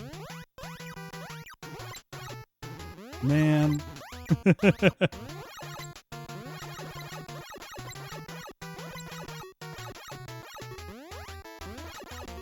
Seriously, how'd I miss that jump? That's like a freebie. Nope. Oh, I can do that with the upgraded shot, but not the default. Right, it's the keeping your fitted sheet from somehow miraculously, undoing itself that's the hard part. I need like a physics study on how and why it does that.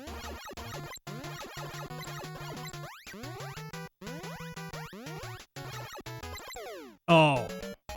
Again, I was looking too far ahead. All right, I'm getting better. I'm consistently getting a little farther each time. Almost each time.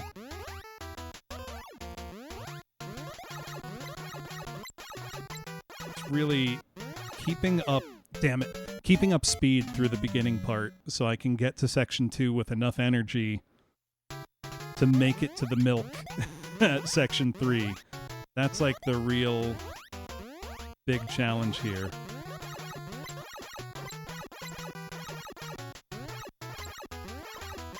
Normally those birds aren't a threat, but they keep you from moving too quick. Damn it!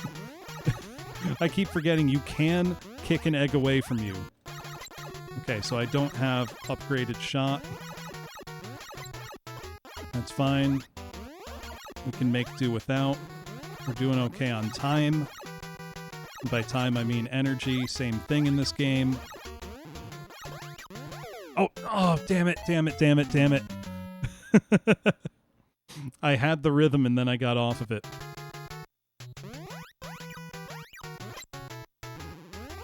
Yeah, that's too slow. Well, that sounds good. Tres leches? That's the good stuff. Okay, these I can just jump. No problem. Whoop! I will do that momentarily, Arsenic. There we go. Okay, where is our... I think there's a weapon power-up nearby.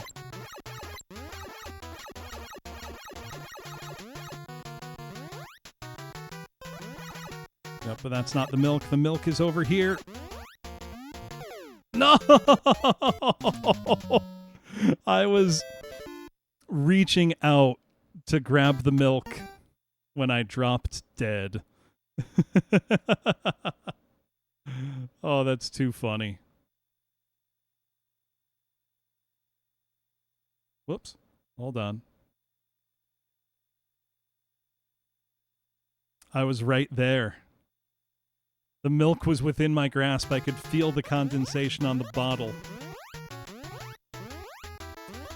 Reminds me, my grandfather, my mother's father, I never met. He died like a month after I was born. He was a milkman. Back when that was a profession you could be. Shit. Oh, I messed everything up about that. My mom has told me that he had... So I have very large hands. He had similarly large hands because he used to carry like 6-quart milk bottles per hand. His very large, strong hands from that job.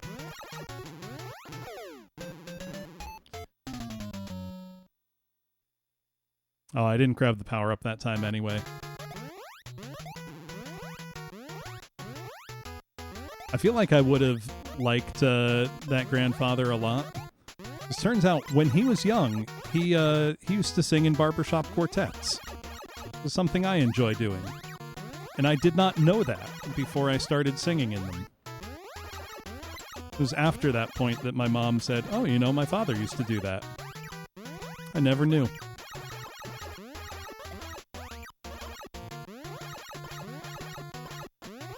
One of those connections that, like, even across, all that time, we had something in common without knowing it.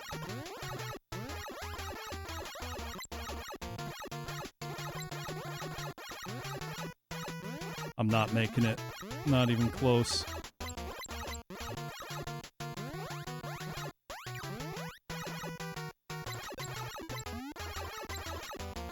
That trip cost me my life. That stone that I missed with my fireball. Oh, that was bad too.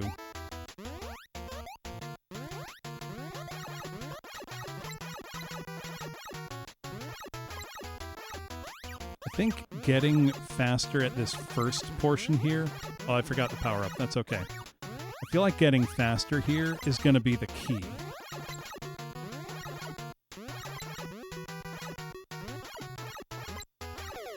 Damn it. Because there's no... there's no mercy. You can't be slow.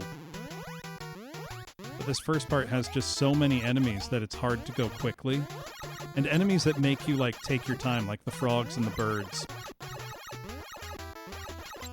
That have patterns that make it hard to move quickly. Stream dying again?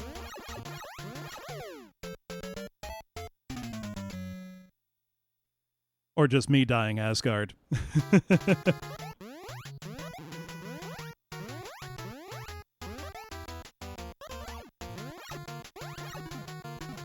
Well, that was terrible. Couldn't have been worse.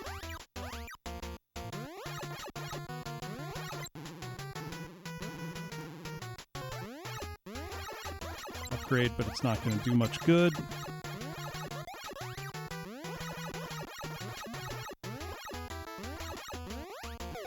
Oh, what? Awful. Also, I'm sorry my bitrate is so bad tonight, everybody. I can't do anything about it. I have to wonder if there are, like, mild service outages in my area.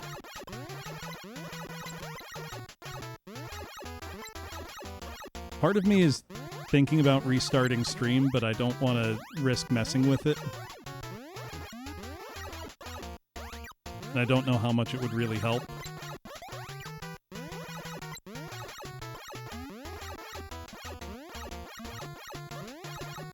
Okay, that's the best I've done section 1 so far.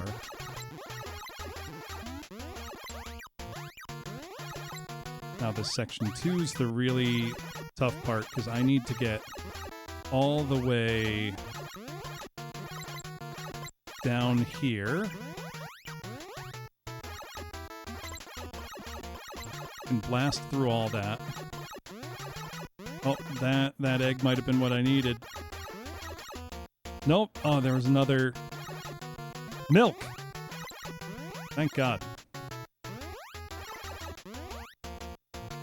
No! Oh, oh.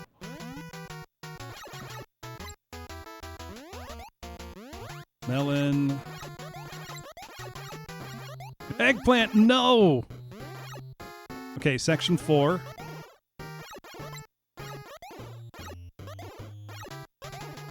We're alive, we're alive. That's definitely another eggplant. No! Oh, God.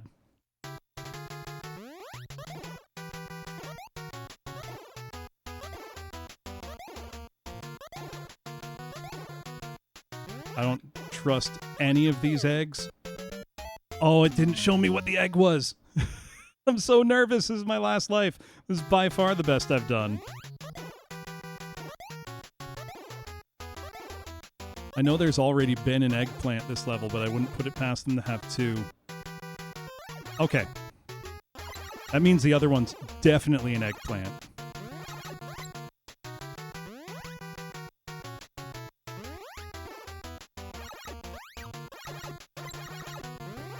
Fuck, I was right. It was an eggplant.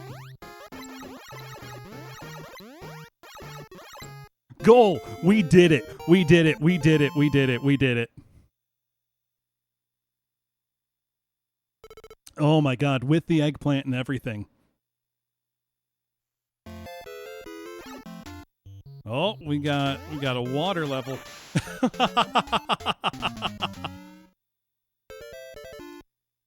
Great way to start.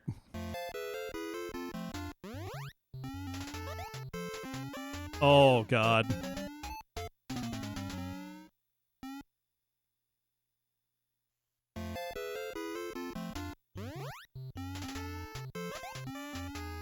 Let the Waller go.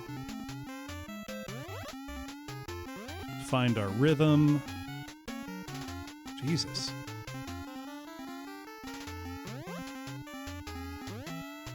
Oh. Also, yeah, I think chat is like almost a minute behind at this point.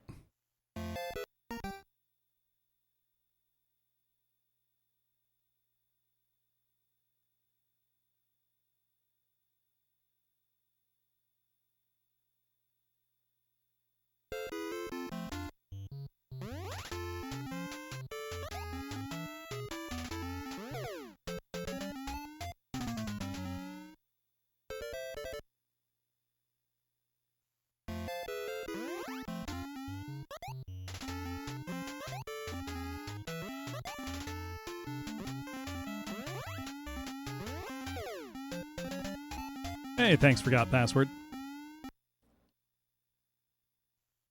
Yeah, like, people are talking about the end of 8.1, and I'm on to 8.2. Thank you, Praise-a-Sun. Oh, I wasn't paying attention there. I could stop and restart stream, but I don't want to do that.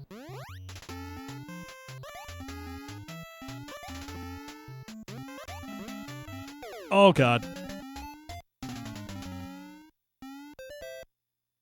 This is going to be hard with no weapon. Unless there's a hidden egg somewhere, but I doubt it.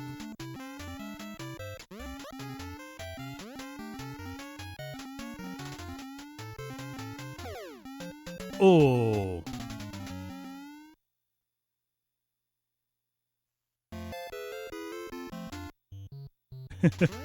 I take my hat off sometimes, Pyko. Okay, you can't just run straight ahead. The Waller will get you. The Waller is the fish, by the way. The manual gave them all names, so I've been trying to use them. Like the Oct. Eggplant's very tasty.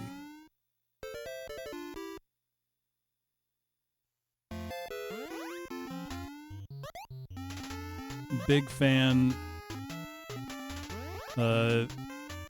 Local place up the street from me does a really great eggplant parm grinder, which is incredibly good. It's probably terrible for you, but who cares? It's not like you have one every day, you know?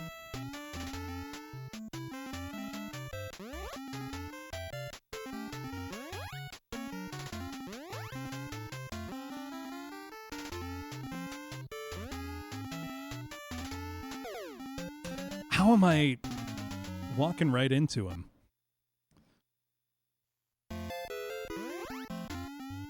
I'm so scared though, because I know by reputation 8-3 has the single hardest segment in the entire game. So everything we've done up to this point is really merely training for what is to come. I need a shorter jump. But we can do it. There's only 3 levels left, including this one. Oh, this is much harder than Atlantis no Naso, Pyko.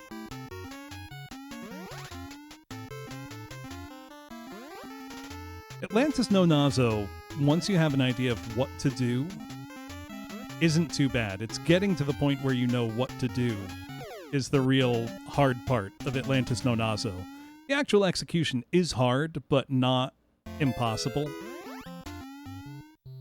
I think still one of my favorite ever VTuber streams is Korone from Hololive playing Atlantis no Naso, and she didn't have the invulnerability item, but eventually was able to brute force her way through the evil, evil hallway at the end.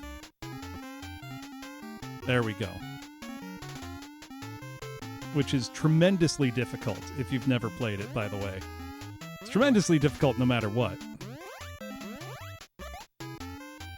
This is gonna fall. Nope. Oh, Waller. That didn't even get me to segment 2. Good lord. So it's like that, is it?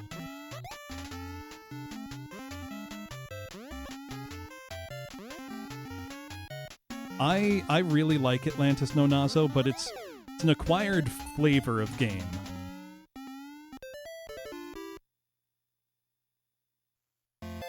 It's definitely a game like by and for sickos. It's like the only way I can think to describe it.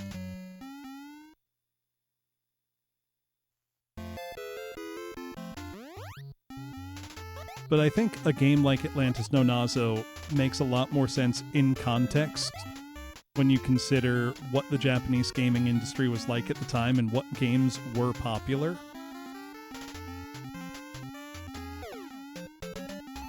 Atlantis no Naso was really right on the cutting edge of what the trends in gaming were at the time. Right, this game uses the same kind of fake four-directional scrolling as something like Teenage Mutant Ninja Turtles 2. But Hudson had been faking four-way scrolling since the Famicom game Challenger and Raid on Bungling Bay. Those are obviously much, simpler, choppier implementations. In this one, it's really faking it in that you're only scrolling horizontally. It's just changing what that looks like visually, rather than actually scrolling in four ways. Oh, I forgot about the Waller. I mean, this is an extremely well-made game. So I love Druaga. I actually have been, along with a few friends, we've been playing Druaga with no guide and sharing notes, like how it would have been done back then. And that's been really fun and rewarding. It's the culture that made Druaga successful, the way game centers, were used as social spaces in Japan differently than in the US. Druaga's not a game that could have been a hit in the US in the same way.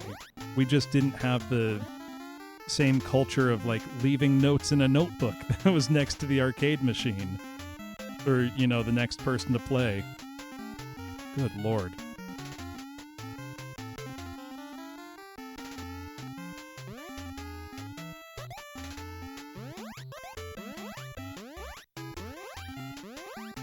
Oh, come on. I was there. This would be a lot easier with an axe, but I did not. Oh, God.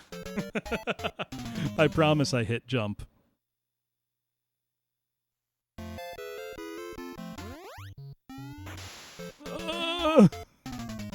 This jump is very precise.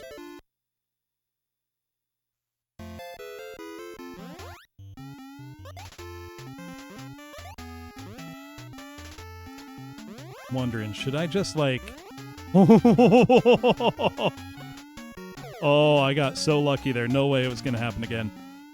This game's also throwing a ton of stuff on screen and is only occasionally slowing down. The performance is quite good.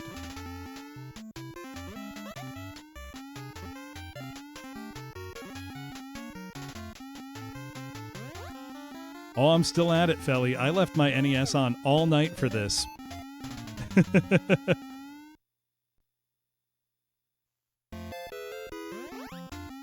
I'm on 8-2 now, though. So I don't have that much game left. But what I do still have ahead of me are the hardest stages. Actually, something like the arcade experience of playing Tower of Druaga is what you get when you play, Souls games with notes from other players. Which is very much directly where that, inspiration came from.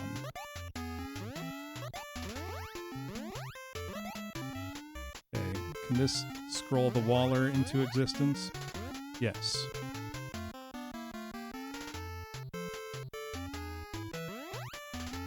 Whoa! We got a checkpoint, doesn't matter. It's very evil, Chair. Needless to say, I'm kind of loving it, but... Actually, if I do beat this, I know I need to text my brother the kill screen. He won't believe it. That's when I beat Fester's Quest on stream. I remember I sent my brother a picture of the ending screen. He was like, no way you beat it. Because we had that game as kids and neither of us could even come close to beating it. Fester's Quest is bullshit, man. Fester's Quest is evil. Because the US release, they made it a lot better in the European release, but in the US release, it's just unplayable. Not unplayable, but there are a number of gameplay decisions that make it much, much harder than the later released, more polished European version. Well, that was good.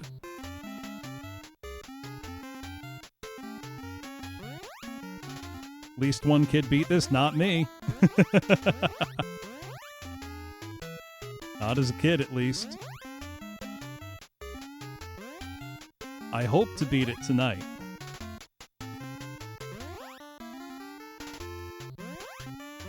Whoa! Oh no. We played it a lot, Pyco, because it has great graphics, music, it controls well. Like, it's a Sunsoft game. And it has all of those marks of quality. It just, the things that make it not fun really, really gall. I will say, I had fun beating it on stream, but I think a big part of that was just that I had exorcised a childhood demon.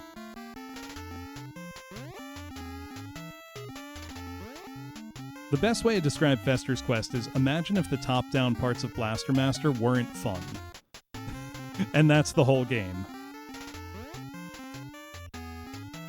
Hey, thank you, Snorlax Bud. Yeah, not kill screen. End screen would have been the right term. Well, in the case of Fester's Quest, Karn, it's just specifically the European version is good and the US version is bad. Or rather, the European version is much more playable. The flaws that make the US one frustrating have been fixed for the European release, which came out later. The most confusing thing about Fester's Quest, though, is that it was not a movie tie-in game. It was not made for the Addams Family movie. It actually came out quite a lot before that, presumably because the rights to the Addams Family weren't very expensive for Sunsoft to get. That would be my guess, at least. This is way trickier than it looks. I promise.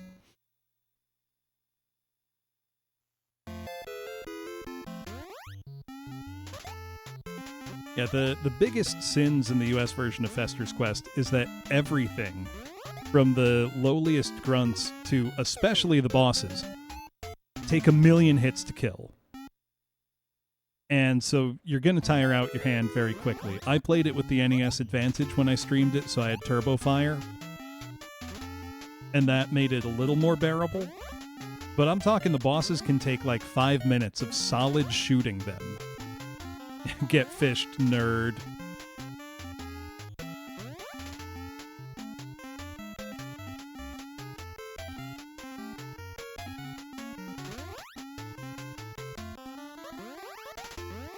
Go. Come here, Waller. Whoa, yeah. Oh, yeah. Checkpoint. Doesn't matter, because I'm dead, and I didn't have any other lives.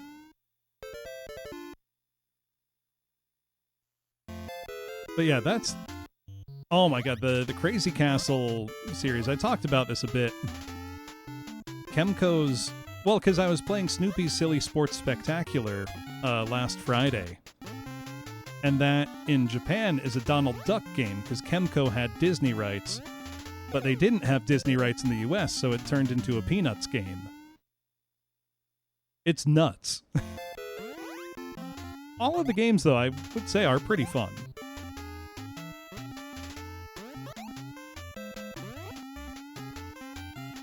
And it means there's a bunch of Disney games on Famicom that we didn't quite get in the West that are all pretty good.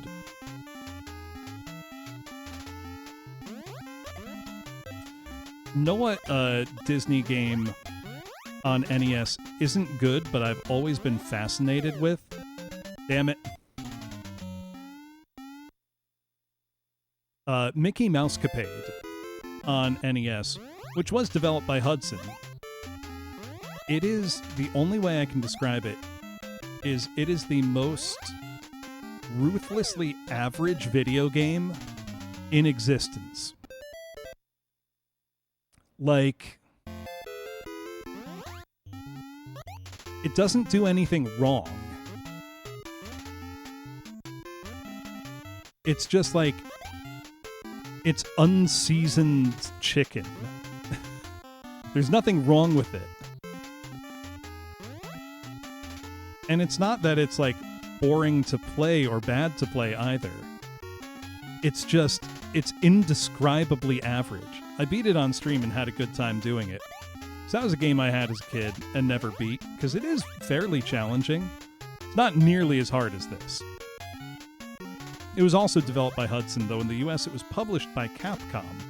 So it has that familiar Capcom Disney box branding. Oh, that was good. That was not good. But, like, it's a pretty good game. In that it controls fine, like, it looks fine. Actually, the graphics are a bit on the plain side for a 1987 release. Like, this looks more sophisticated.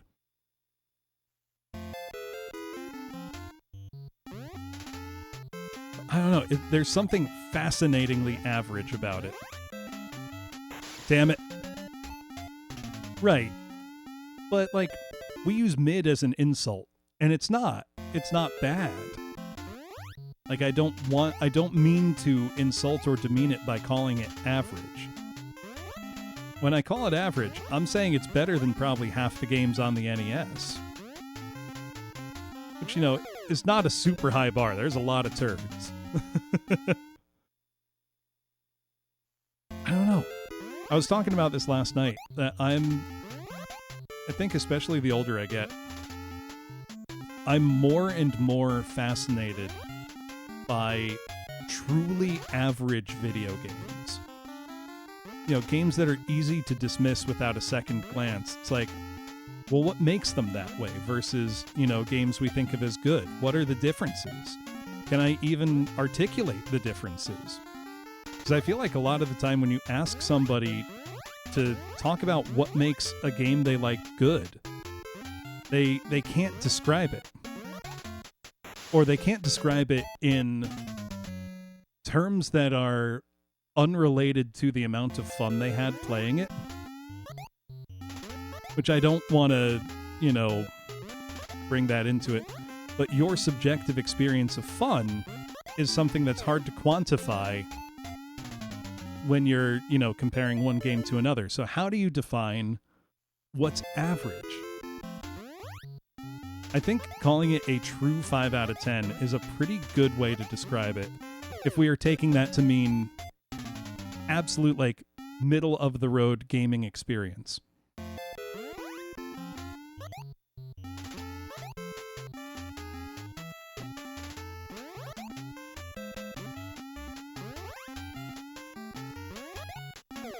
Oh, I thought I could sneak by his tail. Right. What's the deal with why the game is the way it is? It also looks like it should be a co-op game because you have Minnie following Mickey around, but it absolutely is not. Which is kind of funny, because you're like, well, why not make it a co-op game? You have the perfect opportunity.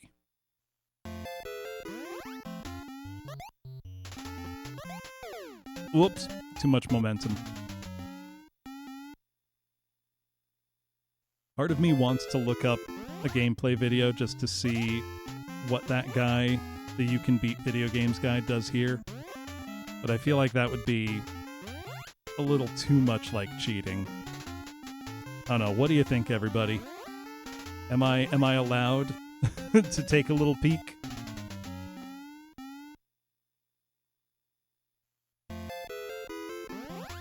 I'm getting so close. I mean, he'll probably just say, like, and be careful not to get hit in this spot. The strategy involves jumping. The thing I do like in his video is he's specifically showing you without a weapon. Whoa, that was close.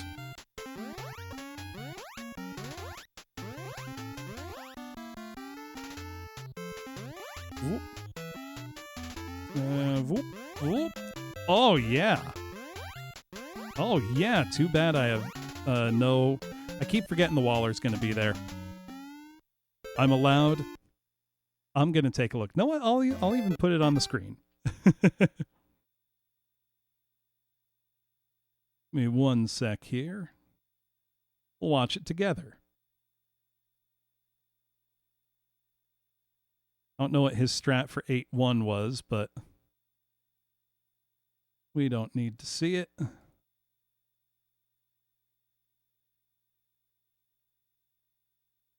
Perfect. All right. Enough health, you may be able to carry it to the goal line and get that 5,000 point bonus, but there's a lot of skulls here at the end, and you don't really want to be in a big hurry trying to navigate around those. And that'll take you to the goal line, which brings us to Area 8, Round 2. Only 3 rounds left in the entire game. Look at his score. Area 8, Round 2 is the Look last at his beach score. It's level almost in the game, 500,000. and it starts out with a big jump like Area 6, Round 1 did, but at least there's not an eggplant trap on the platform ahead of you this time. There is, however, just a ton of enemies in here. Waller fish bounce between the octopi, and there are no weapons to be found, so if you didn't have a weapon from the previous round, well, you're going to have to figure out how to get around all of these enemies, and there's just so many. Here in Section 2, yet again, no weapon. Yet again, a ton of octopi and a ton of waller fish. Try to collect the fruits, although it's not as critical here as it was in the previous round, and carefully make your way past each octopi as you make it from platform to platform. At the end of this section, you'll find a hidden egg, but annoyingly, that hidden egg is one of the ones that will not give you the fireball powers, so if you haven't found any hidden eggs on this life, it'll start out with the milk power-up.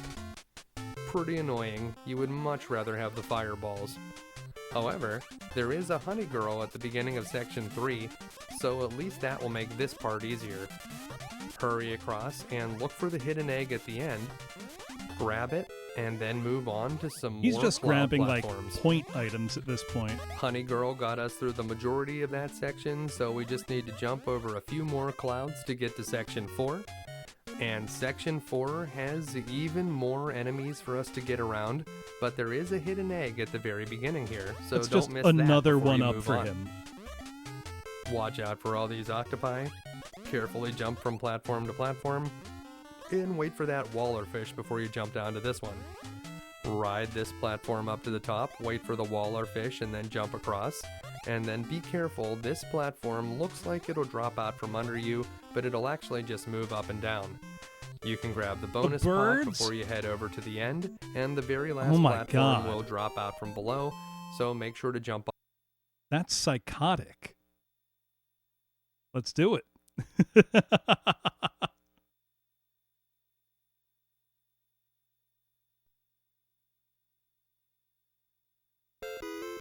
I really wonder if I'm skilled enough for this.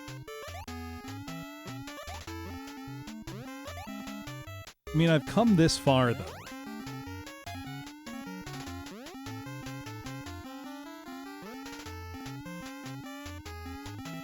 Like, I can't give in here. Simply not an option.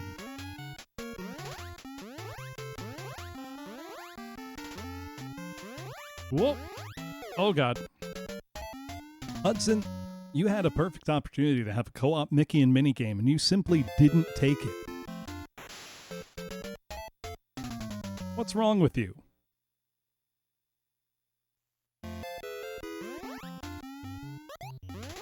Whoa, whoa, whoa, whoa, whoa. I thought I was going to get hit by the waller, and then I didn't, and then I panicked.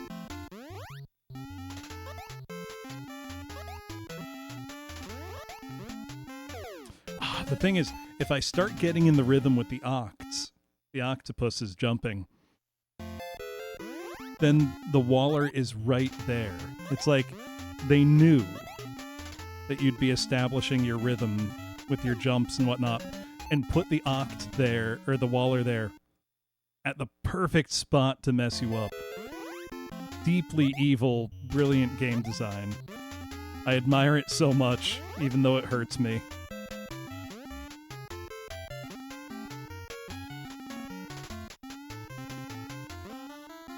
Also admire just the sheer quantity of stuff on the screen. Well, that was pretty good. Thank you, Arsene.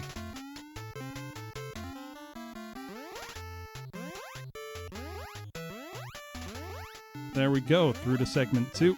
I keep forgetting about the waller at the start of segment 2. Right, the sadism's calculated. That's how you know they knew what they were doing when they were making this game. Like, that's why it's so good. Because you know, with some games, it's like, you wonder, did the developer really understand what they were doing when they made it? Because not every developer understands what made their game good. You know, accidental greatness is a thing that happens.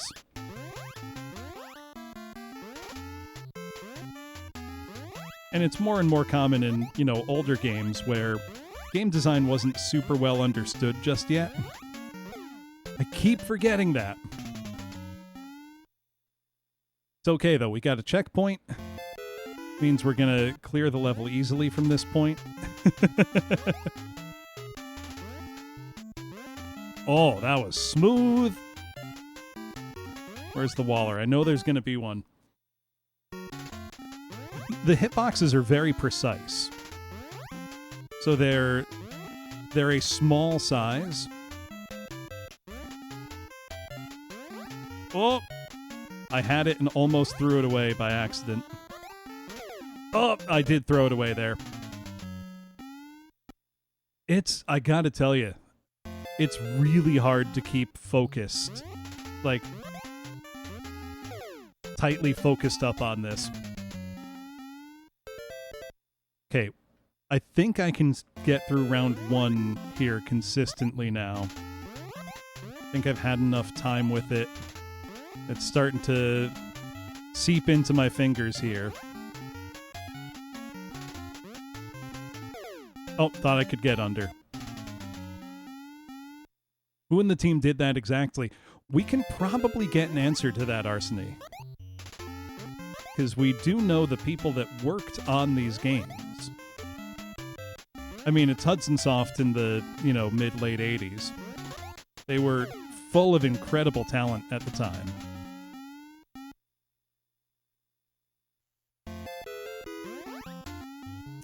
What was that I was just saying about I think I can get through round 1 more consistently now?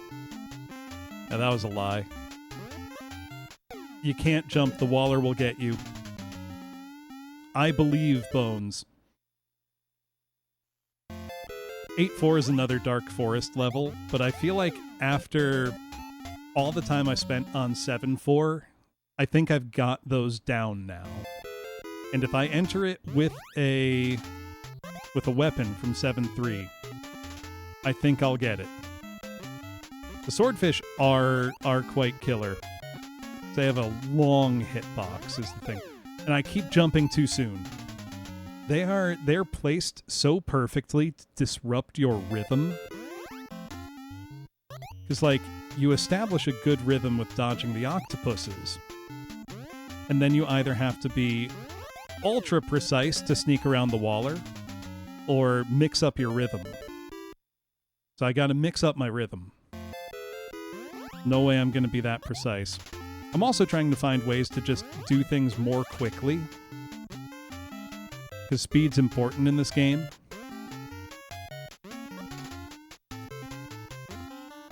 Whoops. No, he wasn't a programmer at that time, Arsene. Takahashi Meijin more was a marketing guy and, like, face for the company. I think if I land on the left side of the platform, I can jump over the waller. I'm gonna try that.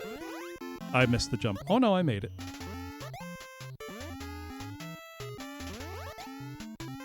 Oh. I waited that time. Now this is one of the tricky spots because the red octopi aren't always in sync. Also, that's a habit I've been trying to break myself of. Octopi is not technically correct, and octopuses is more correct. Very unimportant thing, but... Damn it! Oh, I should have scrolled the screen to spawn the waller. I'm getting so close! It's like, trust me, there's gonna come a moment where it all clicks, and then I start getting nice, like, fast runs going. Just you watch. It happened in the other levels, it'll happen here.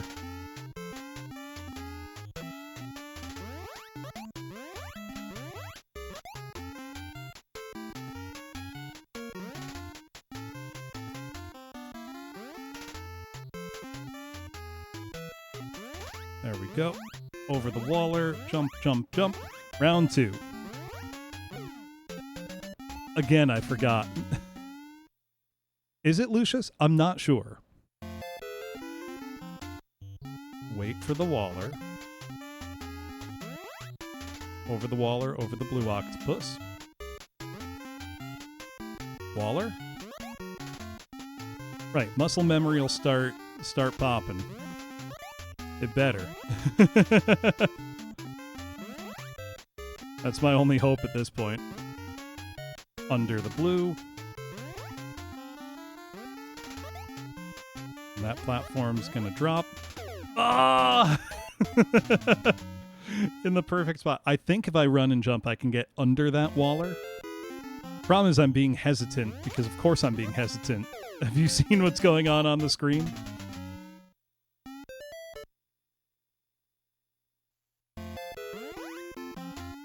The thought that 8-3 is going to be significantly harder than this.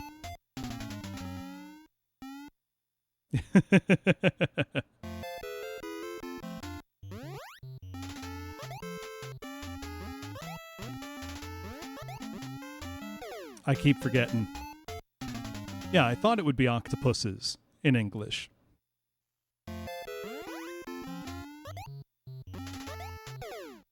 Whoops! Momentum got me there. I almost messed up. I almost messed up the continue. I would have panicked. Really, I would have just stopped playing. I messed up at this point with that. Oh! Oh, it is doable.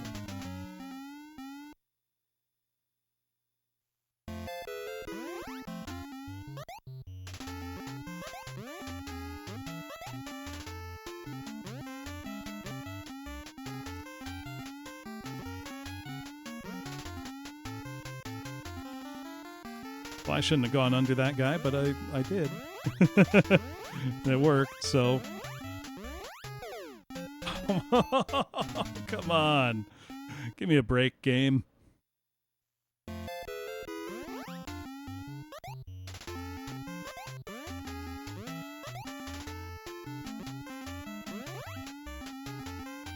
And whoop. I've noticed those two red octs do get out of sync. Oh, if they gave me a weapon, we'd be cruising. Or if I had managed to carry a weapon from the previous level.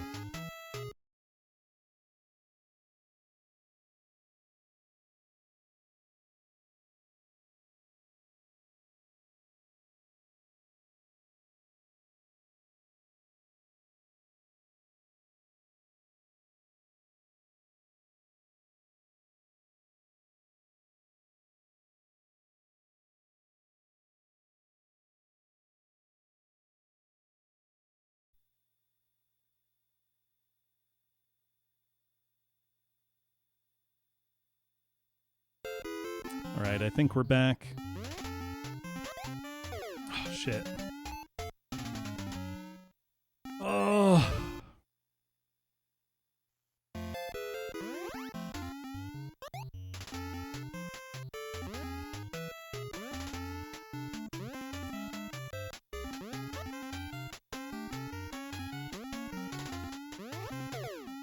Oh, come on.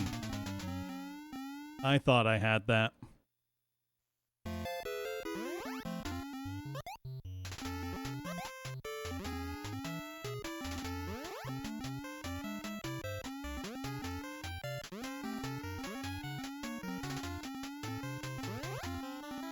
There is a lurk command if you want to use it, Arseny. It's just !lurk.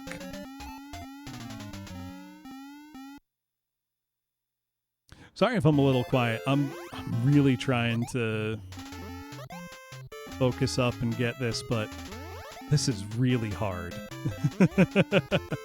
This is a really hard game.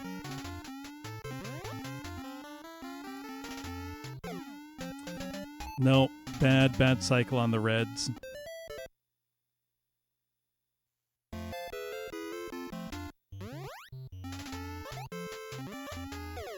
Oh. I haven't gotten consistent on round 1 yet. I really thought I would have by now.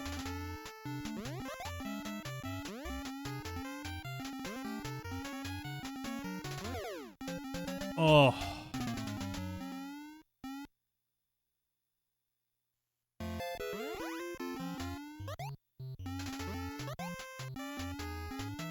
Increases the suspense. Right, if you hear me pop off, you know that I did it.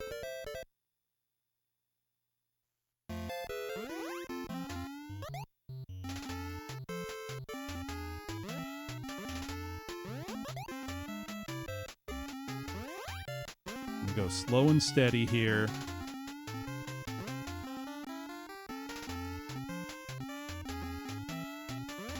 Oh, damn it. I couldn't... Oh. It's so hard to time this. Not as bad as that one damn pair of spiders in 7-4, but...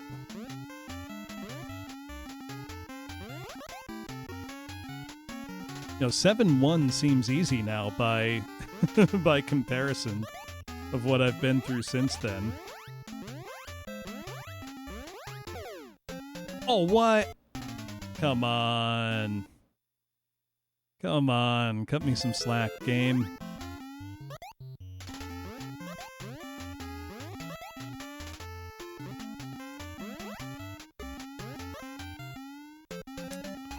I feel like I almost need to be more aggressive with it.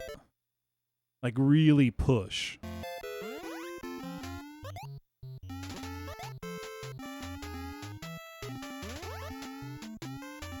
Start thinking with the Waller's jump cycle rather than against it. I don't know if that makes any sense. Like, wait less. Be a little more proactive with my jumps. Like that. But this one, I think waiting is my best option.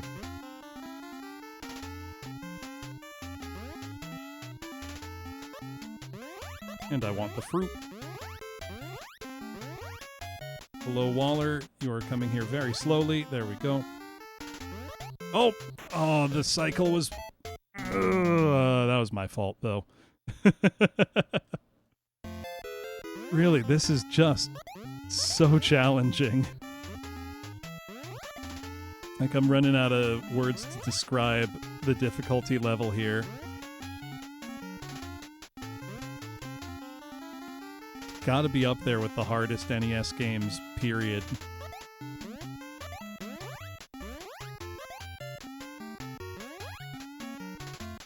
I'm just gonna wait.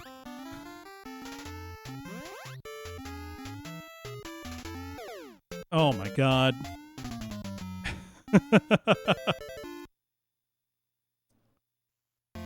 It's so good, Nekosune. Now I need to see the Korean remake, Handsome Guys. Though I doubt it'll be available to watch anytime soon anywhere.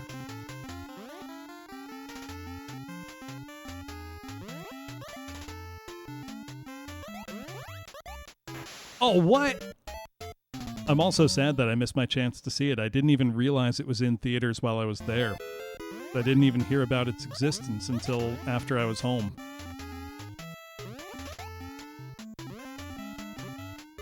The real unique kind of bummer to realize I had the chance to see something really cool and I missed it because I didn't know about it. Well, that was very close. Couple snails.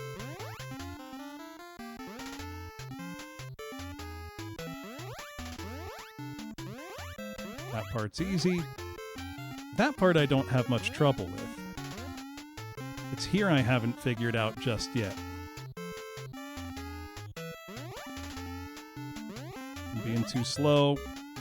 I gotta speed it up.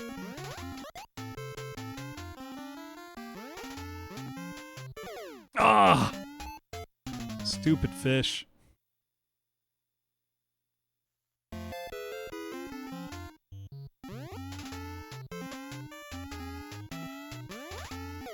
Oh, I thought I cleared it. Oh.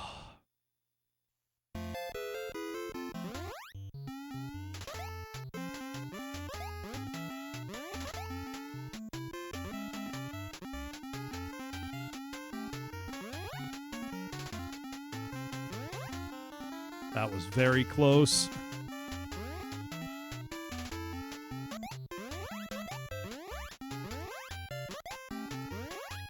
Waller, where are you?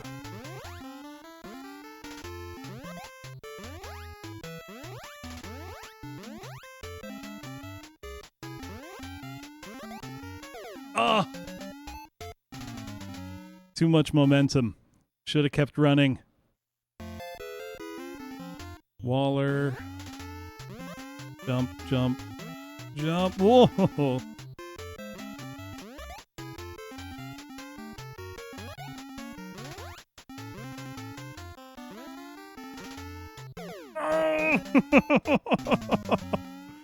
I keep forgetting about the stupid fish.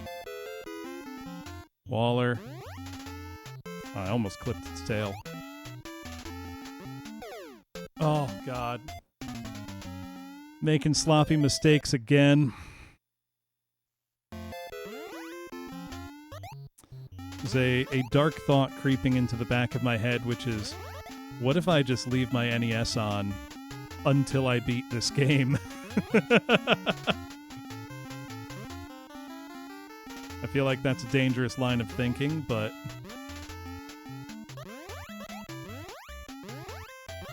there's no reason I can't. Oh! I shouldn't have made it past that alive, but I did. Why do I keep forgetting about the Waller?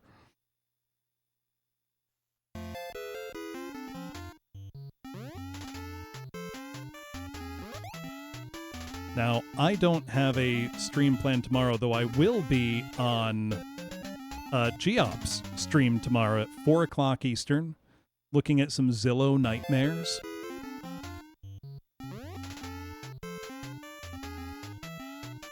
Play it till my NES turns itself off. I mean, I'm surprised it hasn't happened already.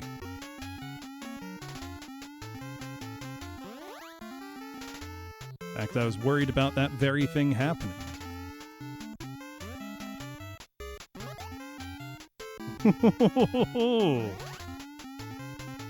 So we are indeed gaming, raw meat drinker. Gaming like you wouldn't believe. We're so close to the end. Damn it. Oh, absolutely, Procione. I am very excited for what horrors he may have to show me. It's going to be a good time guaranteed.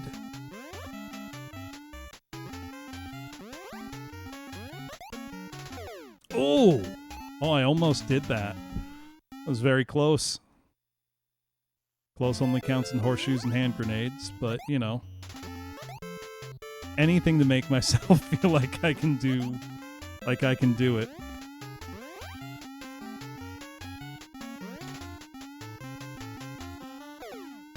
Nope, that wasn't the rhythm. That wasn't the rhythm.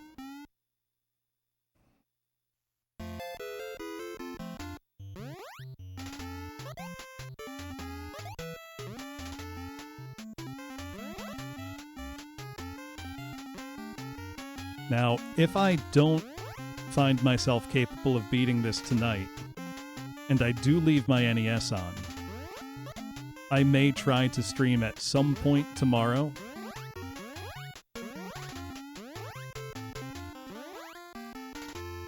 Oh, God. Momentum with the platforms is so tough. I don't know when it would be.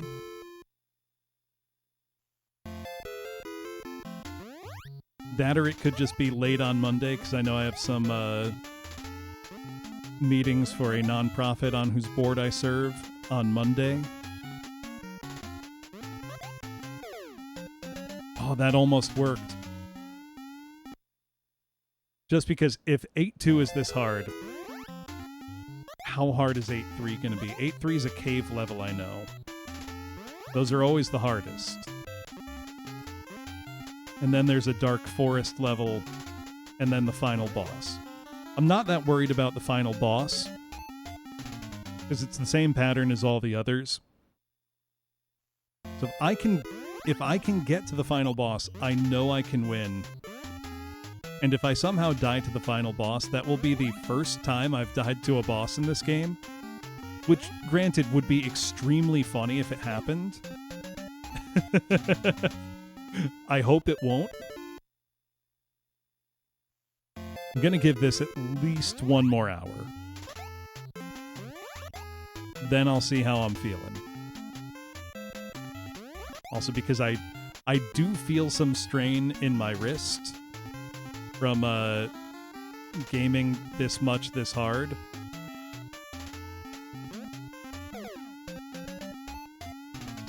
So in interests of not giving myself an RSI,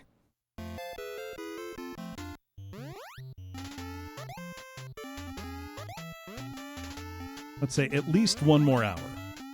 Then we'll see how I'm doing. If I'm on 8-4 in 1 hour, then there's no way I can stop. Like, that wouldn't even be possible. But somehow, I don't think I will be.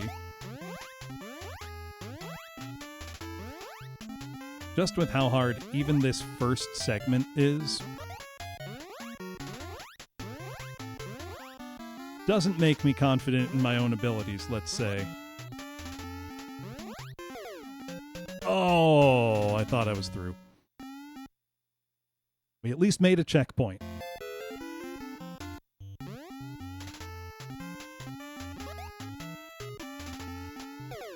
Whoops.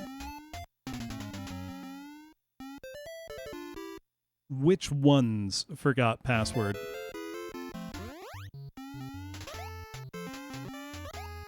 In the first segment or the second? Do you mean this one here?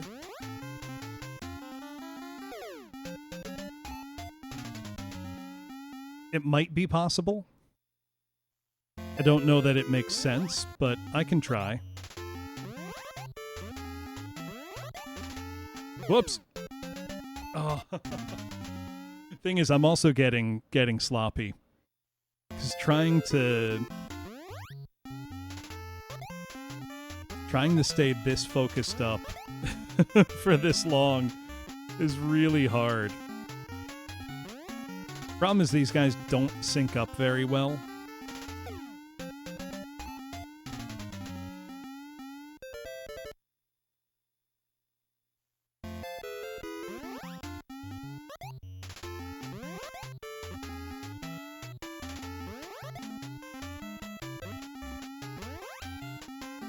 Got the Waller pass. Oh, I thought I had it there. thought I got to the other side of the blue.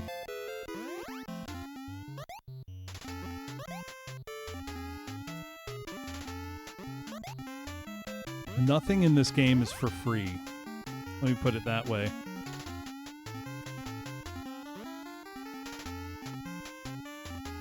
And I know you can do this a lot more fluidly than I am, but I don't think I'm good enough at the game for it. You know?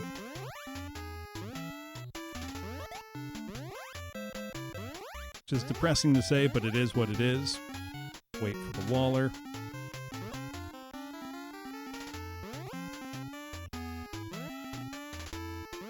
Should have gone under that guy, not not what I did. Ah! Oh, it's hard. At least we got the checkpoint. Wait for the waller.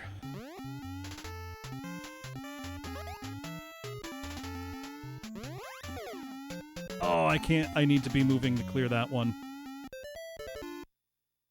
It's not just pattern recognition, it's execution too. You can recognize the pattern and then still fail because it's just hard to do. You have a lot of inertia, so you can't change direction quickly.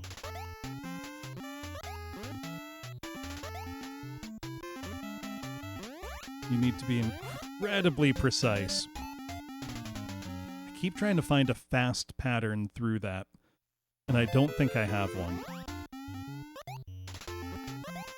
There might be one, but I don't have one.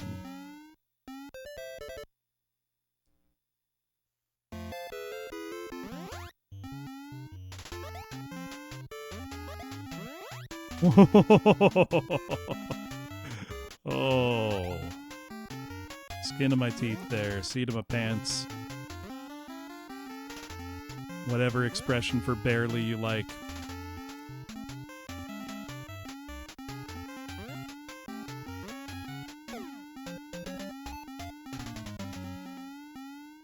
There's just so much going on.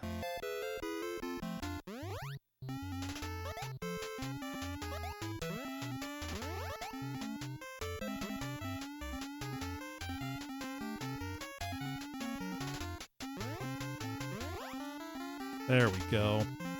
That's the way to do it. Money for nothing and your checks for free.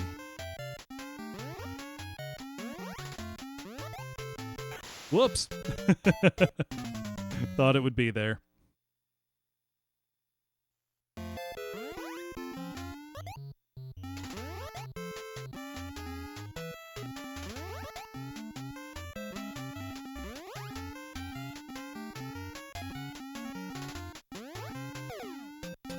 Thought I cleared it. I want to be starting that jump when they're both on their downward path. I don't know why that one spot is so hard for me. It just hasn't clicked yet. Thank you, Boniface.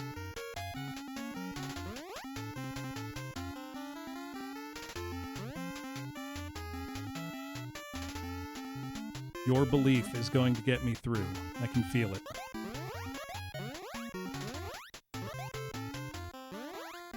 Baller. Oh, damn it. Oh.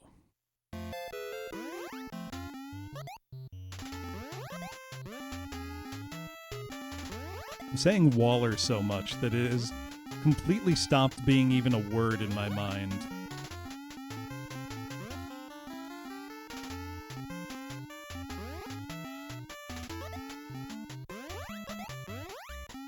It wasn't long ago that I felt like I had that part down pretty well, too.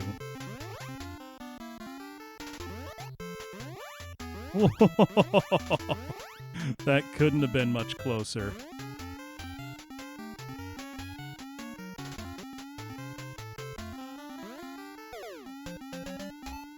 I got impatient, but I was getting low on energy. In the game, not out of the game.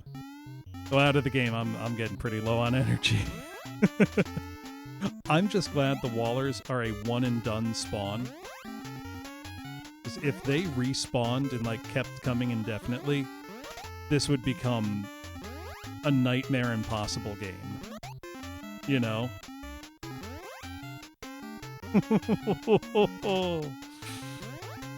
Skin of my teeth.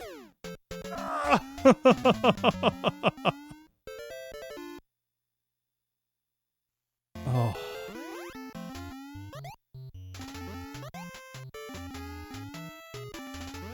I wonder, does a blue oct mean a Waller is coming? I think it might. I'm using my sense of pattern recognition here. Or I'm seeing a pattern where there isn't one.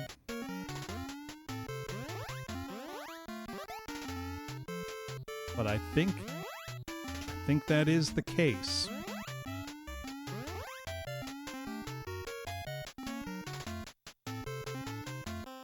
This part's so tough. There we go. Okay, no, it's not the case, because that was a red oct and there was a Waller. Looking for a pattern where there wasn't one. Woo! We're gonna run out of energy if we don't hurry it up. Can't hurry it up because of these damn fish. I'm dead. Oh, that's awful. Okay, but we're at the checkpoint. I'm gonna pray. I'm gonna pray that the spirit of the still very much alive Toshiyuki Takahashi possesses me and guides me to victory. Takahashi Meijin himself. May he see me safely through. Oh, ho, ho, ho, ho. Couldn't have been closer. Okay, that one's gonna fall. I knew it was gonna fall, but there's a fucking Waller. What do I do? I think I've got to quickly run, jump, go under the red, under the Waller, and then jump off. That's the only thing I can think of that might work there. Everything else seems impossible.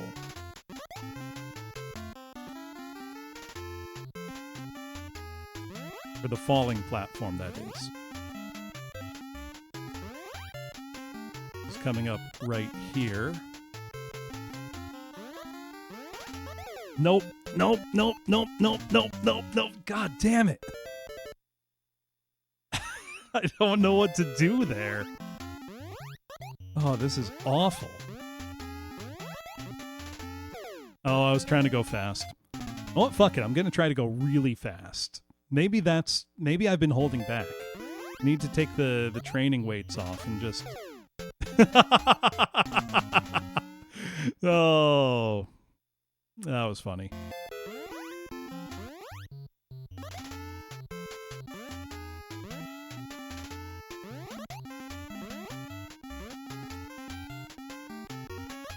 Actually, though, I do wonder if the amount I've been holding back and waiting is negatively affecting my progress because I'm too worried about...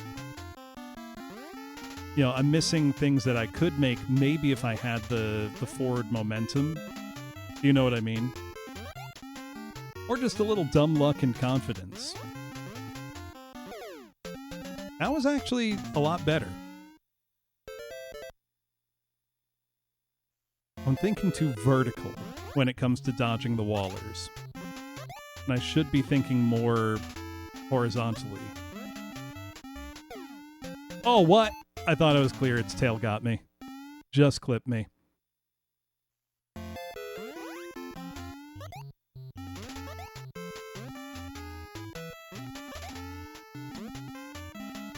But yeah, if I jump over a Waller straight up and down, I have a much smaller window of time to avoid it. Whereas if I jump over it in a broad arc, I have a lot more time to avoid it. Am I making any sense, or am I talking total nonsense here? Oh god. Momentum and platforms work really weirdly together in a way that I can't really describe unless you play it yourself. Whoops!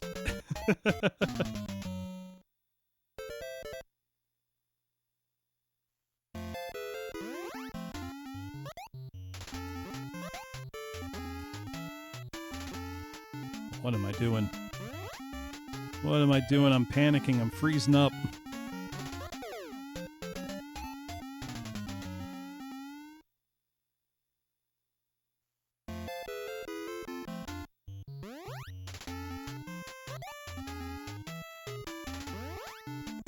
Might watch that video again and just see what he's doing for general tips. Because I'm not making progress. Might also just be I only have so many good hours of Adventure Island gaming in me a day. Ooh! Thought I had that one. Okay, let's watch the video together again. I want to see what he does.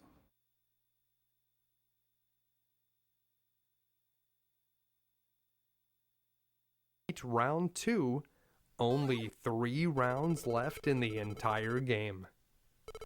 Area 8 Round 2 is the last beach level in the game, and it starts out with a big jump like Area 6 Round 1 did, but at least there's not an eggplant trap on the platform ahead of you this time. There is, however, just a ton of enemies in here.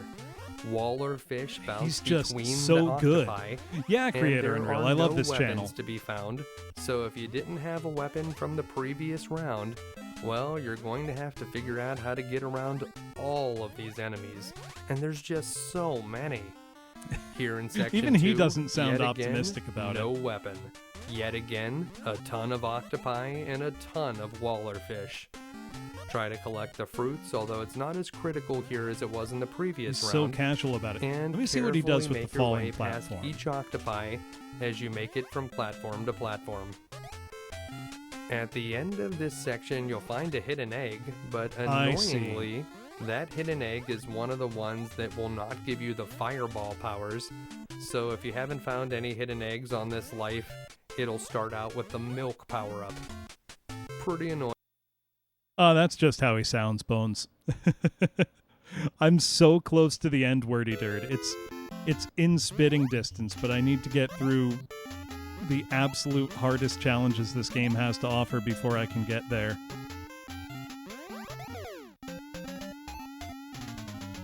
Whoops, I still have that in the way of my gameplay.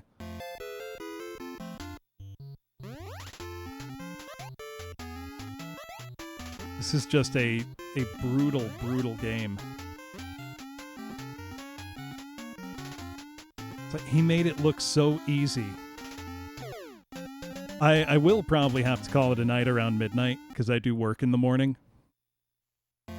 I might leave my NES on overnight again. I don't know when I'd get to play next, maybe Monday night. And just hope that it doesn't die. If it does, it probably wouldn't take me that long to get back this far into the game. Because I've built up the skill set now, you know? I didn't have it before, and now I do. Hopefully.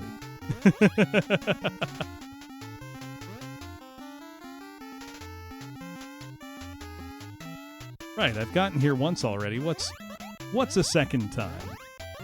Though, that said, I absolutely do not want to turn off my NES and lose my progress. There is no level select code for this game. So you just gotta do it. I've gotten these platforms out of sync and now I'm paralyzed. Oh, stupid fish.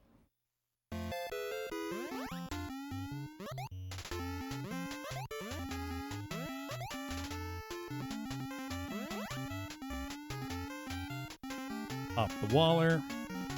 The thing is, the Waller are always in the same place. They are not random. Oh, I didn't have the momentum when I jumped. They are a known quantity, which is what fundamentally makes this game fair rather than unfair. And that's an important distinction. You know, There are some games that are hard because they are unfair. This game is hard because the levels are brilliantly designed to push you to your absolute limits.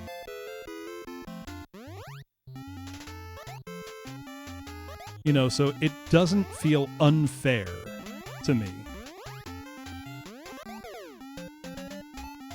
It just genuinely is that hard.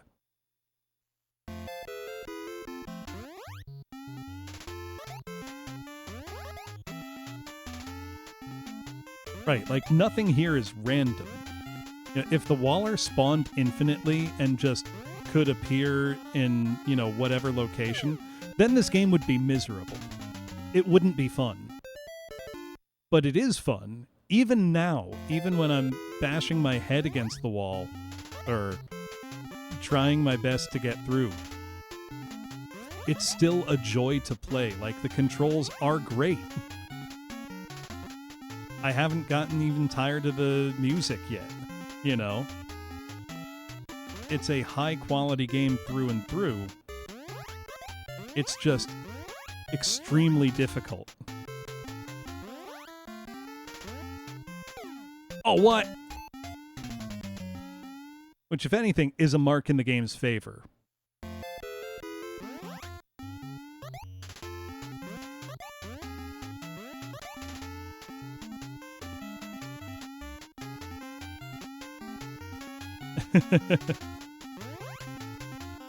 I don't think Flappy Bird's a good comparison. There's a lot more in this game in terms of, you know, mechanical depth.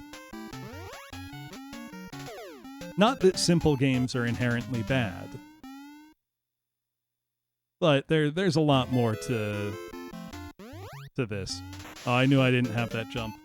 I was trying to change my grip because my right wrist is beginning to hurt, which is not great from the button pressing. That was 3 nights in a row I've played NES. 2 nights in a row with Adventure Island.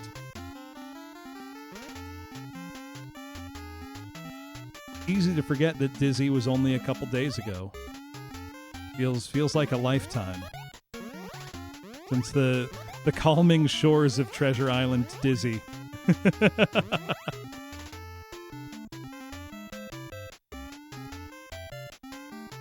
Right, I do have a wrist brace in case the pain bothers me.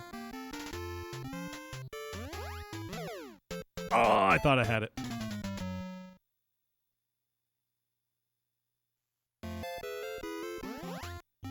Oh, I definitely am. Wordy dirt. It's a super fun game, Abby. It's just so hard. And I am on... Ooh, I get to use one of my favorite words right now. I am on the antepenultimate level. The one before the end. There are only 2 stages after this. But I've also been here for at least an hour now. I think the NES would survive being left on. And if it doesn't, I just start over again. I do also have a second NES. I have a backup system, so even if this one completely fried itself, which I hope it wouldn't, I would still have an NES.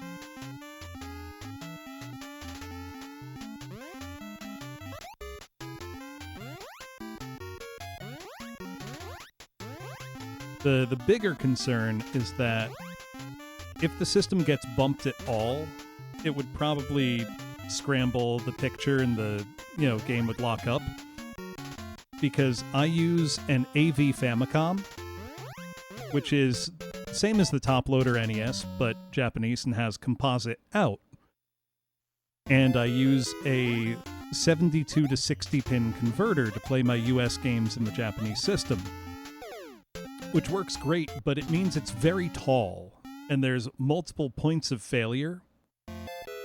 So it could, you know, very easily get bumped and, you know, scramble. So like if my cat just, you know, was messing around in the corner and knocked into the NES, it would probably lose the progress in the game. But you know what? Progress in a game comes and goes. I mean, I could mess up, just hitting the continue code. Because if you, don't hold right or left as you press start, you're back to stage 1. Like World 1, stage 1. So there's many ways this could go wrong. And if it did, you know what? That's fine. I just start over. Every now and then I'll hear my cat just I have a hardwood floor downstairs, and I'll hear him just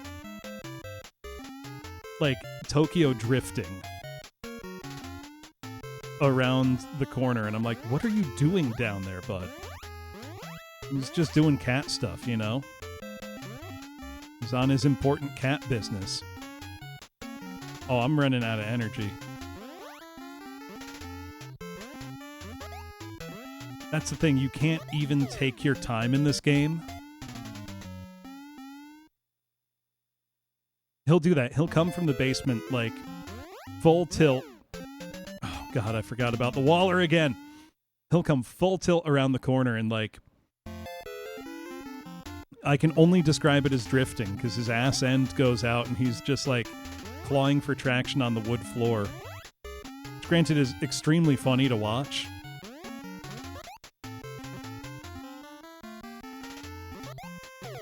Oh, I thought I was clear. Okay, couple more tries. I want to make it at least 15 more minutes. I want to make it to midnight. But I'm definitely I've started holding my hand slightly differently to not get not put too much strain on my wrist, but I'm tempting fate with an RSI for this game. That's how badly I want to win. Funny, it's my left wrist that gets stressed from too much Doom.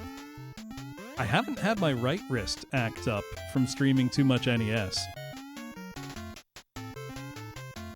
The thing is, though, Wordy, I've just been having fun the whole time. Believe it or not, this is still enjoyable to me. Oh, that's funny, Procione.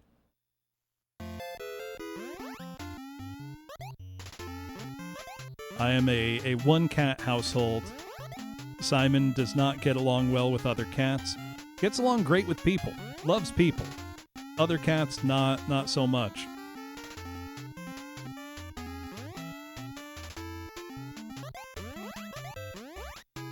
That's good. If I had a weapon, this would go a lot smoother. But I don't, so we work with what we've got. Oh, I thought I had it. I'm getting close. I promise, it's gonna click. Also, if I leave my NES on, I'd be tempted to, off-stream practice. Also, hold on. My cat, for anybody who hasn't seen him, I keep a picture of him that I can pull up at any time. Because he's very handsome. It's him with his realistic trout toy. He loves it.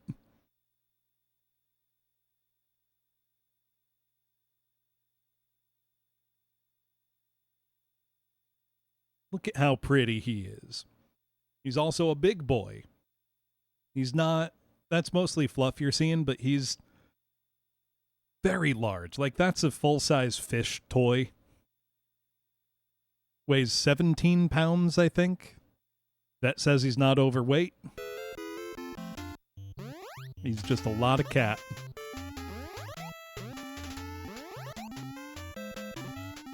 Loves getting into mischief. One very cute thing he does is every night when I go to bed, he comes upstairs, hops onto my bed, and usually sniffs my mouth, presumably to check that I'm still alive and he can't start eating me yet. I like to think he's just checking if I brushed my teeth. And then he'll do that weird cat thing and stick his face right into my armpit. And it's like, buddy, I don't think you want to go in there. You're not going to like it. But I think he does because, cats like stuff that smell like their owner. He loves shoes like that. He will just shove his head into my shoes sometimes, which is very cute. But it makes me joke to him that he's got a foot fetish. Oh, that's cute, Wordy. He'll do that when I have guests over, too. He'll just, stick his head right into their sneakers and get a big whiff. It's like, Simon, that's gross, man. That's company. You can't do that. I talk to him like he's people all the time, which I think most, pet owners do. He's not a very vocal cat, so he's not, meowing back to me much. But he will look at me. He'll make eye contact across the room.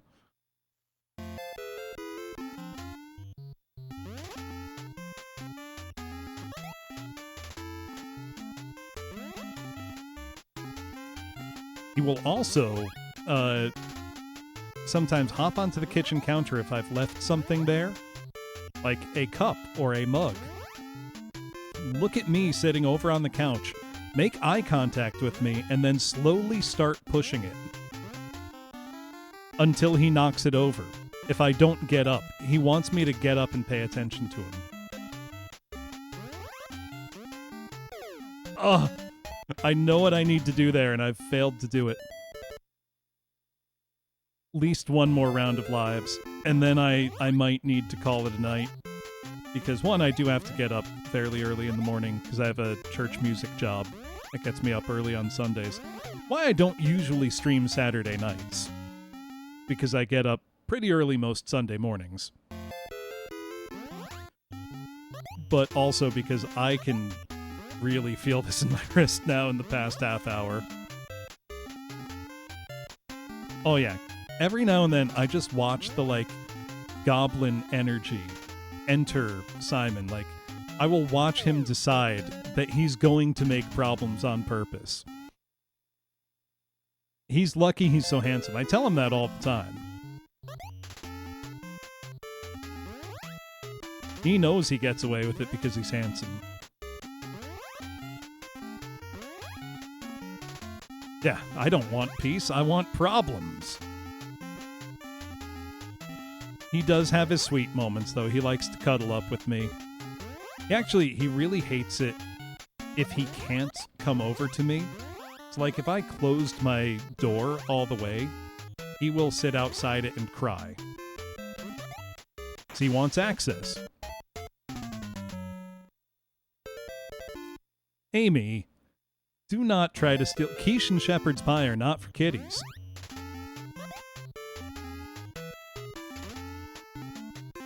Oh, I've had a lot of fun playing at Arseny.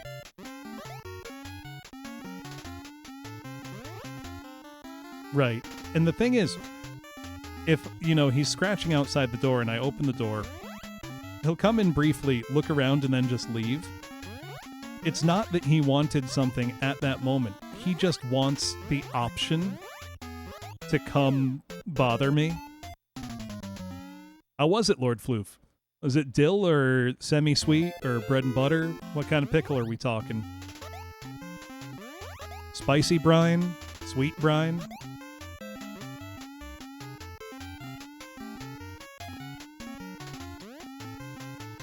Right. He wants whatever he's being denied. Whoops!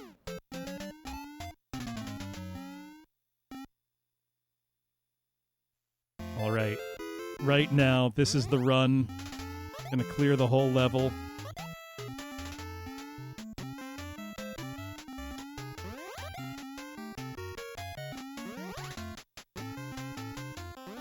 Including the parts of the level I haven't seen. No, we didn't. I'm gonna call it a night earlier than I planned on. I'm gonna leave my NES on.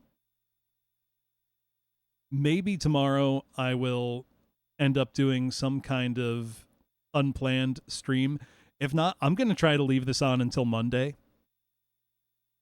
And if it doesn't die, I will continue playing this Monday night. Definitely Monday night. If it does die, I'm restarting the game. I'm gonna beat this. But anyway, thank you for coming. I know I didn't have this this stream on the schedule at all. So let us find somebody into whom we can retro raid. I think she should still be going. Yeah, and keep your eye on Twitter. If I do get a chance, I will stream. If not, we'll see. I might just try to keep my NES on until Monday or Tuesday or whenever I have a chance. Let me see. Is Voxandra still streaming? No, it looks like she is not. Because she was streaming Lagoon for Super Nintendo, and I like that game more than the normal amount, more than anybody should. Let me see. Who do I know playing retro right now? Oh, I'm glad you were able to come, Arseny.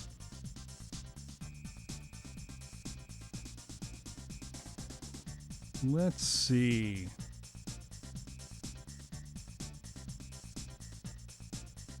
You know what? Nuna is playing Alundra for the PlayStation 1. This is a very cool kind of Zelda-style top-down action-adventure game made by Working Designs. Or, no, was it? No, it was Localized Working Designs made by Game Arts. Very pretty game. Absolutely gorgeous, with some deeply frustrating puzzles. So we're going to retro raid on over into Nuna. Thank you all for coming. I appreciate it very much, especially since this wasn't on the schedule. Oh, Cole, I'm sorry, Raiders. I was just about to head out. We're going to pass it right along to Nuna. What were you up to, Cole? Also, welcome on in, Lou. Welcome in, Wise. I have not beaten Adventure Island. Hey, Two-Fix, how you doing? Nope, I've got it started, locked, loaded, ready to go. My wrist hurts a lot, and I'm not giving myself an RSI over Adventure Island. I am, however, going to leave my NES on for potentially at least another 48 hours to keep it on level 8-2. Thank you all very much. What were you up to, Cole? I was going to say Raiders if you don't know me, but I think you all do. We're going to Nuna. Nuna's playing Alundra, which is a very cool game on PlayStation that I would also like to stream at some point. Jackbox, hell yeah. My hands hurt. I made progress in Adventure Island. In the course of 5 hours, I went from stage 7-1 to stage 8-2. And I'm going to leave my NES on until such a time as I can beat it. Have a great night, everybody. Go say hi to Nuna. Use the Retro Raid message if you have my emotes. If you don't, you can always sub. But use whatever you like. I will see you tomorrow at 4 o'clock on GOP stream, 4 p.m. Eastern. That's where I'm going to be. See you, everybody.